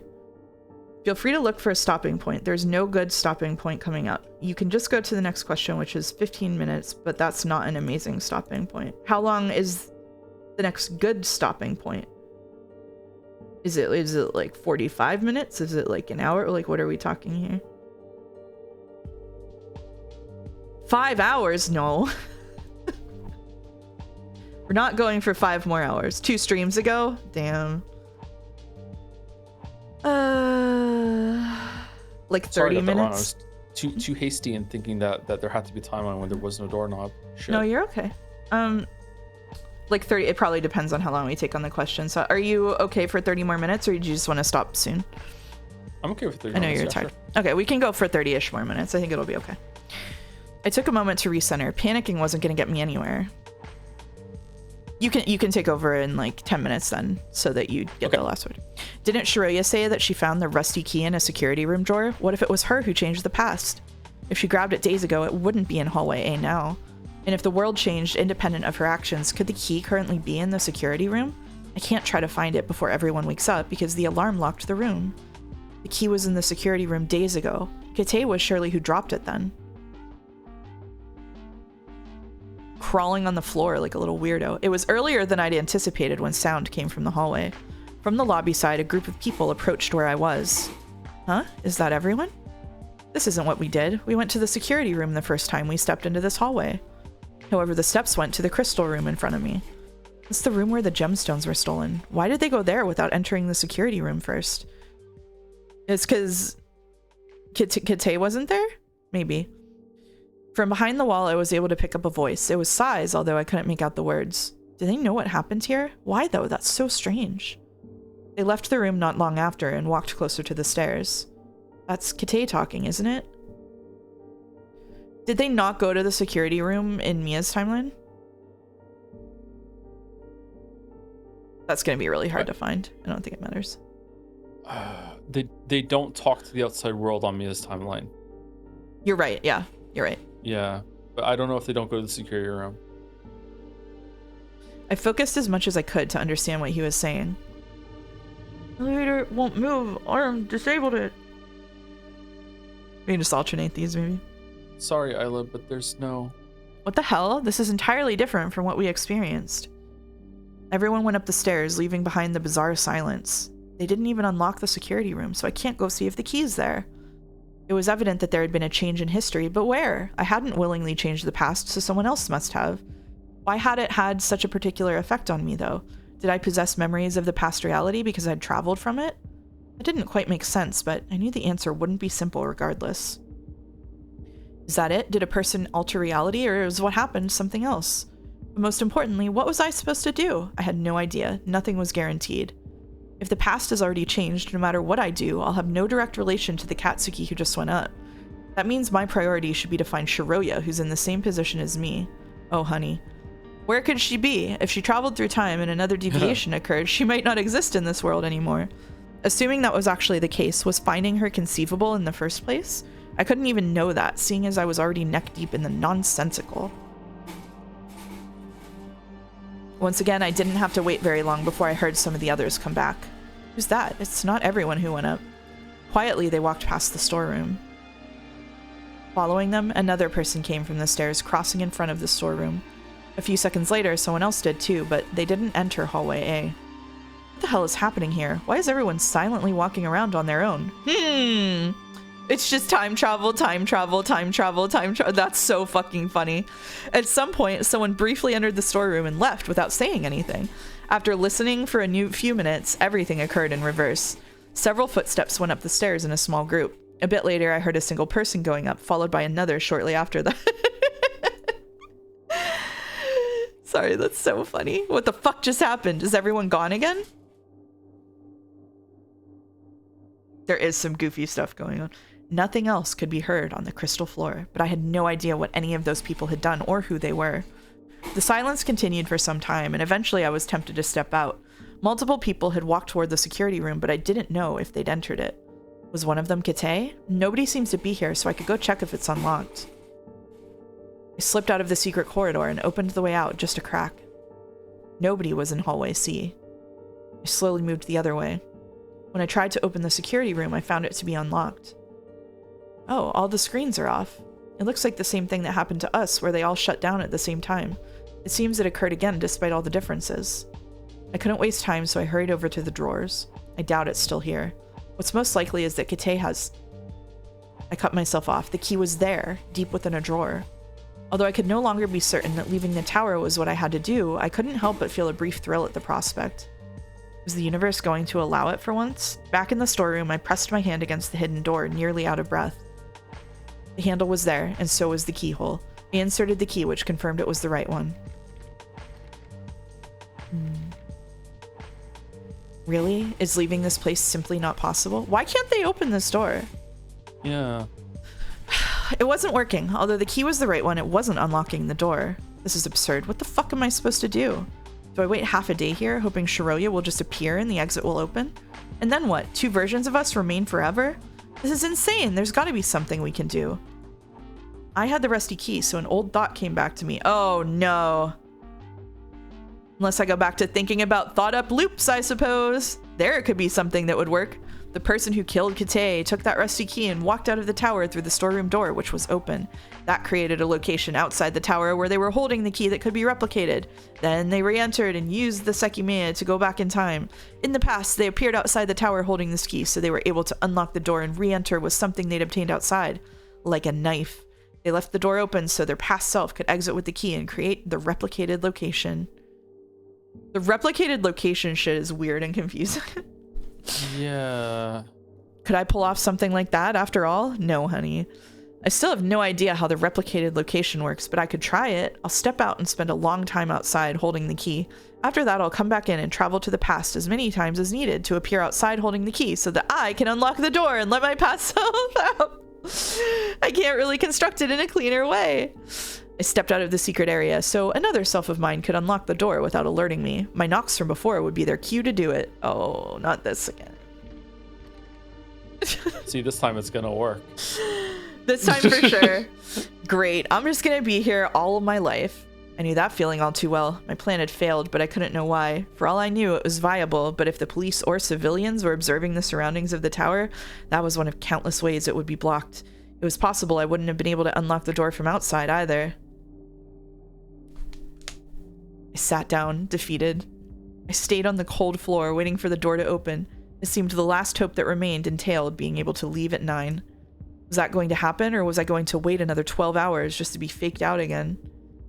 And would the secret door ever open? Would I ever see the Shiroya I'd just been with again? I didn't bother thinking. There was nothing else I felt compelled to solve, as the march of time alone would decide everything. Soon after I rested my jaw on my knees, I heard people returning to the crystal floor. I knew everyone was outside, but I didn't want to show myself. If I had to wait all day again, I would do it peacefully, alone. When I stashed the key in my pockets, I noted something else. Another key had disappeared. The one that opened the locker that wasn't Naomi's. When had it disappeared? I'd only just realized it, but it was a result of one of my last 2 travels. I heard Don't ask us which one. Yeah, please don't ask us which one. Yeah. I heard faint voices sporadically, but I had no real idea of what was happening in the building. Once some time had passed, only occasional footsteps met my ears.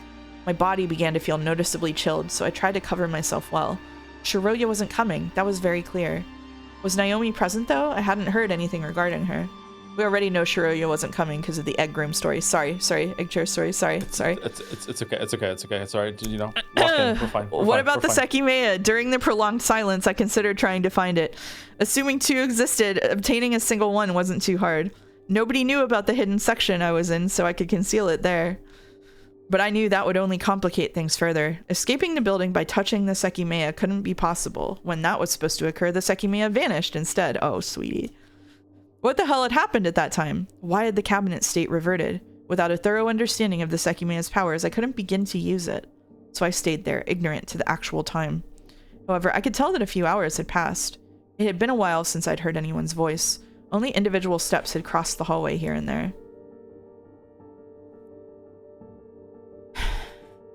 Hey, the fuck? Where have you... I looked at the door. It was Sai's voice, which I hadn't heard in a long time. There was no immediate response that I could hear, but I remained attentive. Had Sai seen someone who hadn't been there for a long time? My mind immediately went to Naomi. I wasn't able to properly distinguish anything else, but I could at least tell that a group was in the hallway. I only understood Sai due to his volume. I kind of want to do it. I kind of want to do it. Sorry. I kind of want to do it. What do you want to do? Just there's a search for him saying, "Where have you?"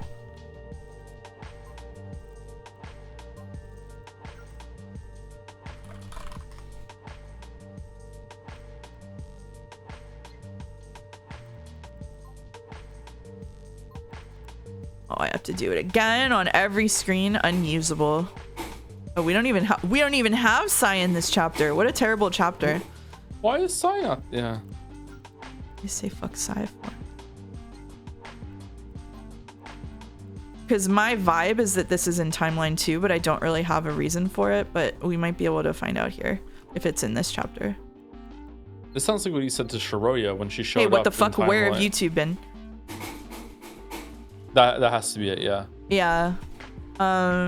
So this is Katsuki and Mia. So this is timeline 2. Yeah. This is timeline 2. Yeah. Okay. My vibes are correct. I'm vibe solving. Okay. I guess we did know they didn't go into the security room too. You want to take over? Sure. A few minutes later, even those faint signs of life faded out. Are they not there anymore? Didn't seem so. Leaning against the wall, I attempted to think about nothing.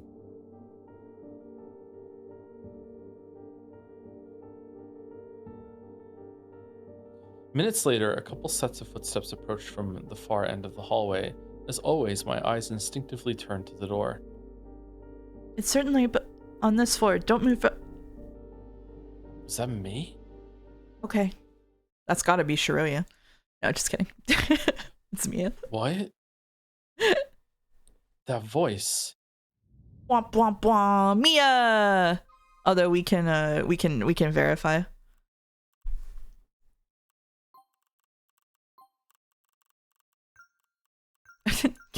Katsuki B. Fuck off.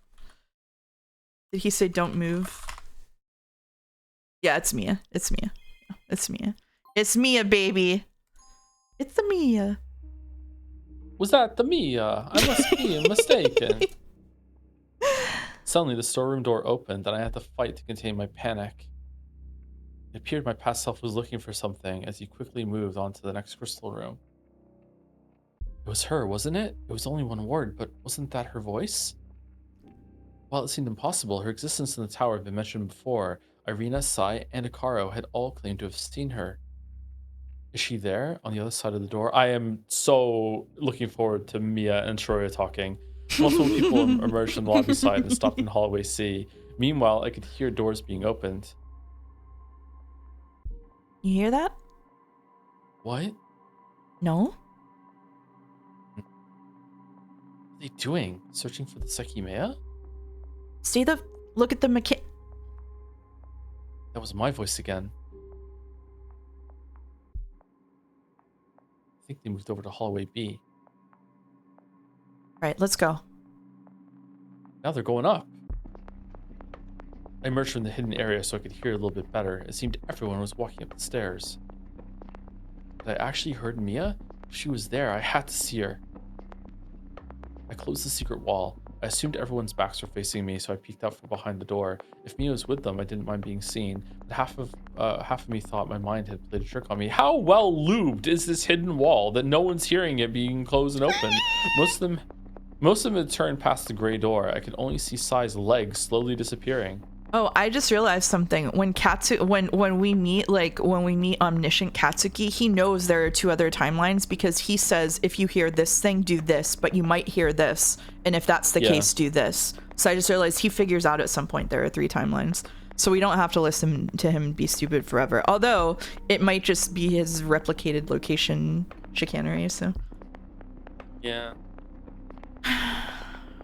He also knows that there are multiple timelines, but doesn't know which one he's on. Yeah. Yeah. I approached the stairs, hoping that I could watch them from a distance. However, all of a sudden, Sai stopped. Had he heard me? I stepped aside reflexively.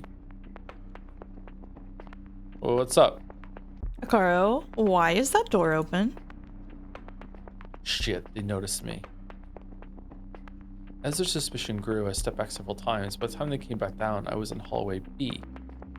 Sai and Akaro approached the storeroom and were followed by Kate, Irina, and Isla. What about Mia? Is she not here? Past self isn't either. Couldn't see what was happening from where I was, but suddenly I heard gasps. What? I got closer and shut my eyes in regret when I saw what they were looking at. They had found the secret corridor. Oopsie. The fuck do I do now? There's nowhere else to hide. I looked around in desperation. I could never hide in the bathroom as Kate would unlock it. I saw the elevator was open, it was working, and the others had definitely been in the process of searching the whole building. Why do you need to hide? Did I really mishear that? Was that not Mia? Where is my other self then? What about the past Shroya? She isn't here either. Oh, Katsuki. I moved to the event room, an easy bridge between the hallways. Just to check, I uncovered the curtain. The Sekimeya wasn't there. It's so funny how nonsensical it is to check this at this point, when at the beginning it was driving us crazy that they didn't. Like, it tells him nothing that the Sekimeya... It tells him nothing. There's no reason to do it, I guess, except if you maybe want to use it, but, like, this tells you nothing about the past or anything.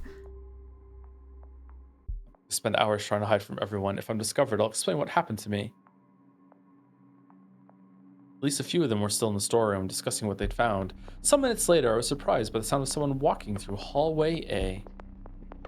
What was strange was that they come from the lobby side. They come out of a crystal room to my left. Was someone in there? Whoever it was had walked to the storeroom, but all the voices I could make out were too muffled. Eventually, I stopped sensing people in the hallway. Did they go anywhere? Just in case I left through the other side. Yeah, they're not there anymore. Where did they go? There's no way they opened the door out there, the door out, is there? It's kind of wild how, if you didn't understand the timeline stuff right now, how utterly confused you would be about what's going on at the moment. I'm actually curious about people in the chat. Sorry, before you continue, I'm actually curious sorry that the chinchillas are jump scaring you. I can't help it. Are there people in the chat who read this and hadn't figured out the timeline stuff at this point? Or like, I guess we're assuming that we're right. Like that could somehow not be true. Is there anyone who got to this point and like was like, what the fuck is going on? And thought Katsuki was like right about like branching like weird replicated locations or whatever, or like had some other idea, like a giant squid? I'm curious. Squid. Yeah. Sorry, what was the rest of what you were gonna say? Well, my follow-up to that is that there is like multiple layers of the story that are like that I don't understand right now, that I am lost and confused about, you know? So it's like, yeah, I'm there, just not with just not about this. Yeah, there's totally stuff that like the objects, like the replicating objects or whatever, I have no idea what the fuck is going on there, or like why sometimes they heal or like develop like something like a burn or whatever. I have no idea what's going on. But I was just curious if people like arrived at a different conclusion than the timelines at this point, because this is one of the things where like with Umineko, I got like 80% of the way there at I think like a reasonable point for me, but then like I have friends who read it that like still didn't solve it way beyond the point where I thought it was beating me over the head with it. And it's like, I think that like I think like visual novels and mysteries in general communicate different things to different people at different rates. And so I was just curious when like if people had like very different experiences or something. The worst thing the story could do to break my brain is come out and say there's just 2 timelines. I would lose my mind. Okay, fair enough. Sorry. There's only one timeline. They hadn't. It was still locked. Maybe they continued going up? I stared at the crystal rooms in hallway A. There was only one farther ahead on the same wall as the event room. A1. That person, did they come out of here? It was a little strange. After all, I knew the floor had just been inspected, and since the others had been about to go up, it was likely they hadn't found whatever they'd been searching for. I hadn't heard anyone entering the room, so if someone had left it, they had definitely done so after spending a while inside. That was what I found odd. Was A1 the one that had Isla's corpse in it? Maybe Isla like came out of this room. Oh, filter by name is on.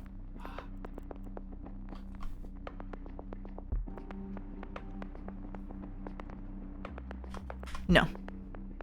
No? Okay. I think Isla's corpse was referring to the document. Isla.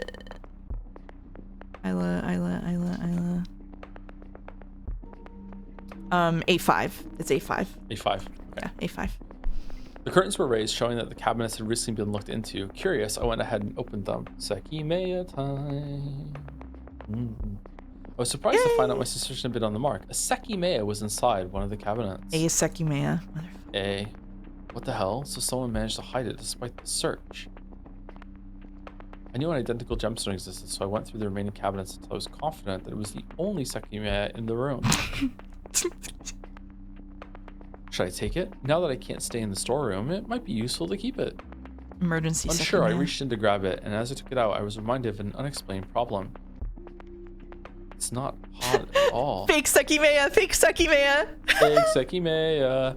That means it's not currently working, but it should be. This is what happens sometimes. The Sekimeya remained cold outside the cabinet, and touching it didn't do anything. This is awesome. Fake Sekimeya. Could it be that out of the 2 Sekimeyas, only one works? That sounded like a plausible idea, but it was denied by the time Sekimeya had appeared inactive in size hip pack. It was useless, and I didn't want to give myself another headache trying to resolve it. I put it back where I'd found it. Wonder who hid it here, though. Where do I even go? The tower was being inspected, so I figured the least likely places to be revisited were the bathrooms on floor 2. Okay. I shut myself inside one. Another Sekimeya has hit the toilet tank, sir. I'll definitely be found eventually, no matter where I stay. Was that voice really Mia's? I need to know that. It couldn't have been anyone else. If it wasn't my imagination, it was the real Mia. I had no idea why she would be there, but if she was, that was the biggest question of them all. It's likely they'll all come back down. If she's here, I'll be able to see her. It wasn't with the others in the storeroom, though. My past self and Shiroya were missing too. They haven't come back yet. I have to assume that they have access to the attic. I decided that if nobody came after a while, I would quietly go up to see if I could find everyone. But soon after that resolution, I thought I might have heard someone just outside the bathroom, separated from the rest. Did someone go to the crystal floor? I went out and walked halfway down the stairs. Through the gray door, I saw Sai in hallway A going from room to room. Yay! What the hell is he doing now? And what the hell is everyone else doing, letting him roam around freely? What do you mean, let him? Was he the person who came out of the crystal room? If he traveled through time, he could have been there and in the storeroom at the same time. But everyone had to see that person when they left A1. They would have reacted at seeing one person, and I guess it would have been a paradox. Mm-hmm. This is strange. He's likely searching for the Sekimeya, which means he didn't hide it in that cabinet. However, a search just happened, so why is he doing this? Does he not trust the results? I guess that's not all. There must be another Sekimeya somewhere. This goes crazy. That we've transformed from building searches to Katsuki narrating other people's building searches. And being critical of them. I would search it better. I stepped away. I could still hear him moving downstairs, but the others were my concern. I kept waiting in the bathroom. If Sai sneaked away, they'll notice it pretty quickly. He probably came down to search for himself, and he might find the Sekimeya I saw. I wonder what he'll do if he actually does. It wasn't working, so he won't be able to activate it. The sound of his movements no longer reached me. Bemused by the fact that I could still be patient, I waited for something to happen. I don't know what Sai's intentions could be. Surely he still has to learn everything about the Sekimeya, but what is his ultimate goal? He was trying to achieve something all day, and I have no idea what. Is that someone above me? For a second, I could discern footsteps coming from the ceiling. Is it the others? The sound grew clearer. A group of people was coming down. Once they went down the stairs, I slowly opened the door. I didn't see anyone in hallway A. They're not in hallway C either? Any of the... Can you hit... Karo's voice came from hallway B. From the stairs, I didn't have a good angle to observe. I chose not to step down. If I was more patient, I would see them from afar without showing myself. The hell? Seriously burning.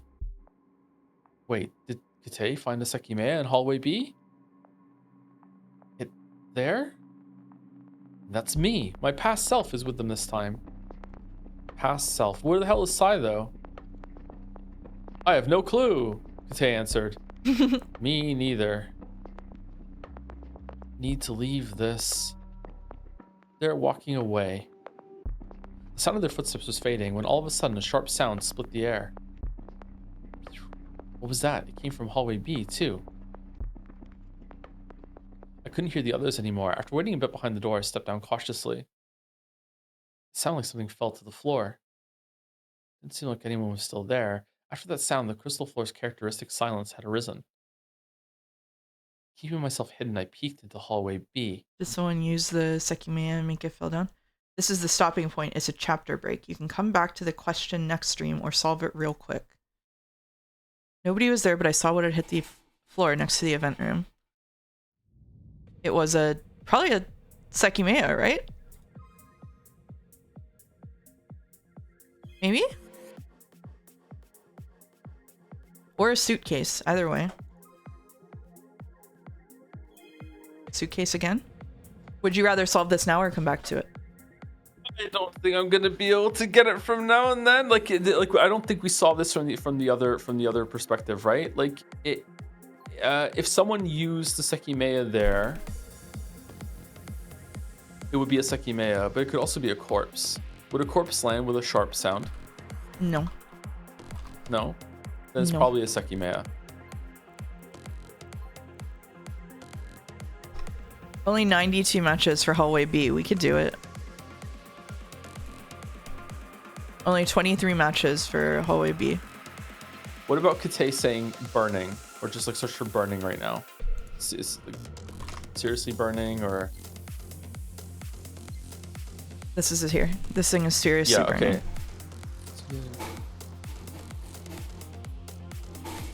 It disappeared from my hands just as Akaro opened the door. I was holding it. This is Sekimeya.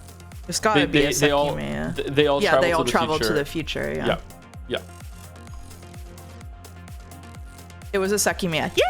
Yay! All right. We got a few right.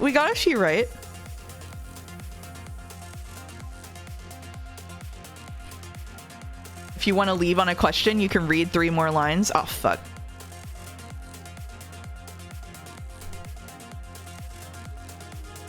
What just happened? Did they touch it so it fell when they disappeared? That doesn't make sense, though. Okay. Now we can end on a question. Because of its color? Whether it was white or gray.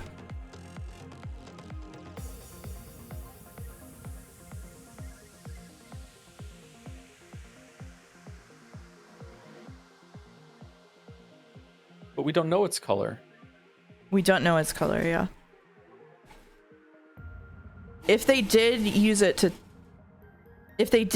teleport, then its color would be changed. So I don't think it has to be the color. We know they used it to teleport, so he is looking at a gray Sekimeya. Right? Like...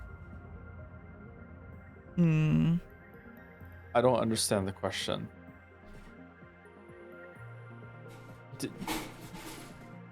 It shouldn't have worked because they found the one that was in the cabinet didn't work when he touched it. It could be because he thinks it shouldn't have worked.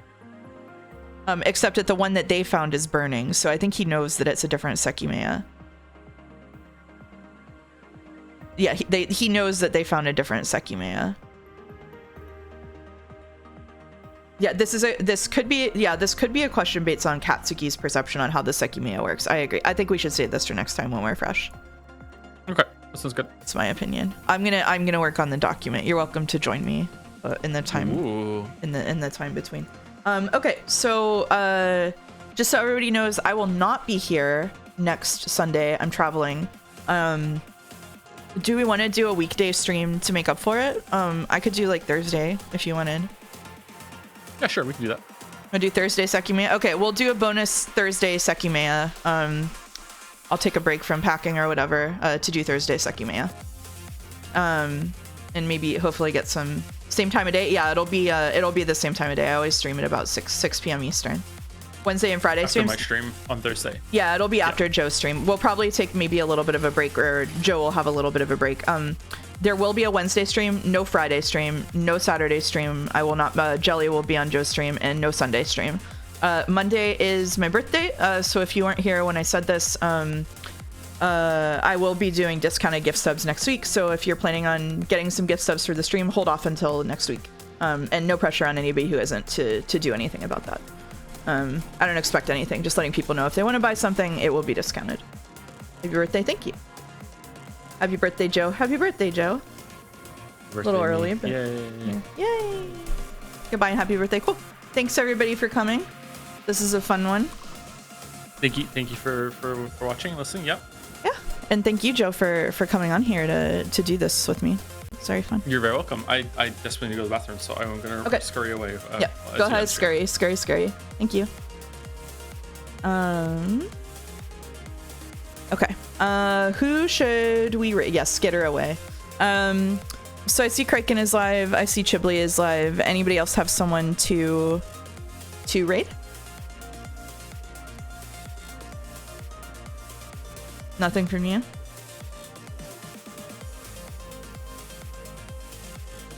Happy birthday. Thanks for streaming. Thanks everybody for coming. And thanks for the happy birthday wishes. I will just raid I'll just raid Chiblee. If no one else has like a friend or something. Raid Chiblee.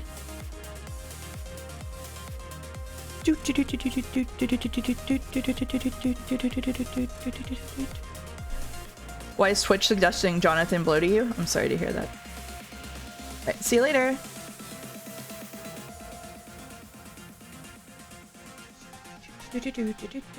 Bye, VOD watchers. Bye, Naja.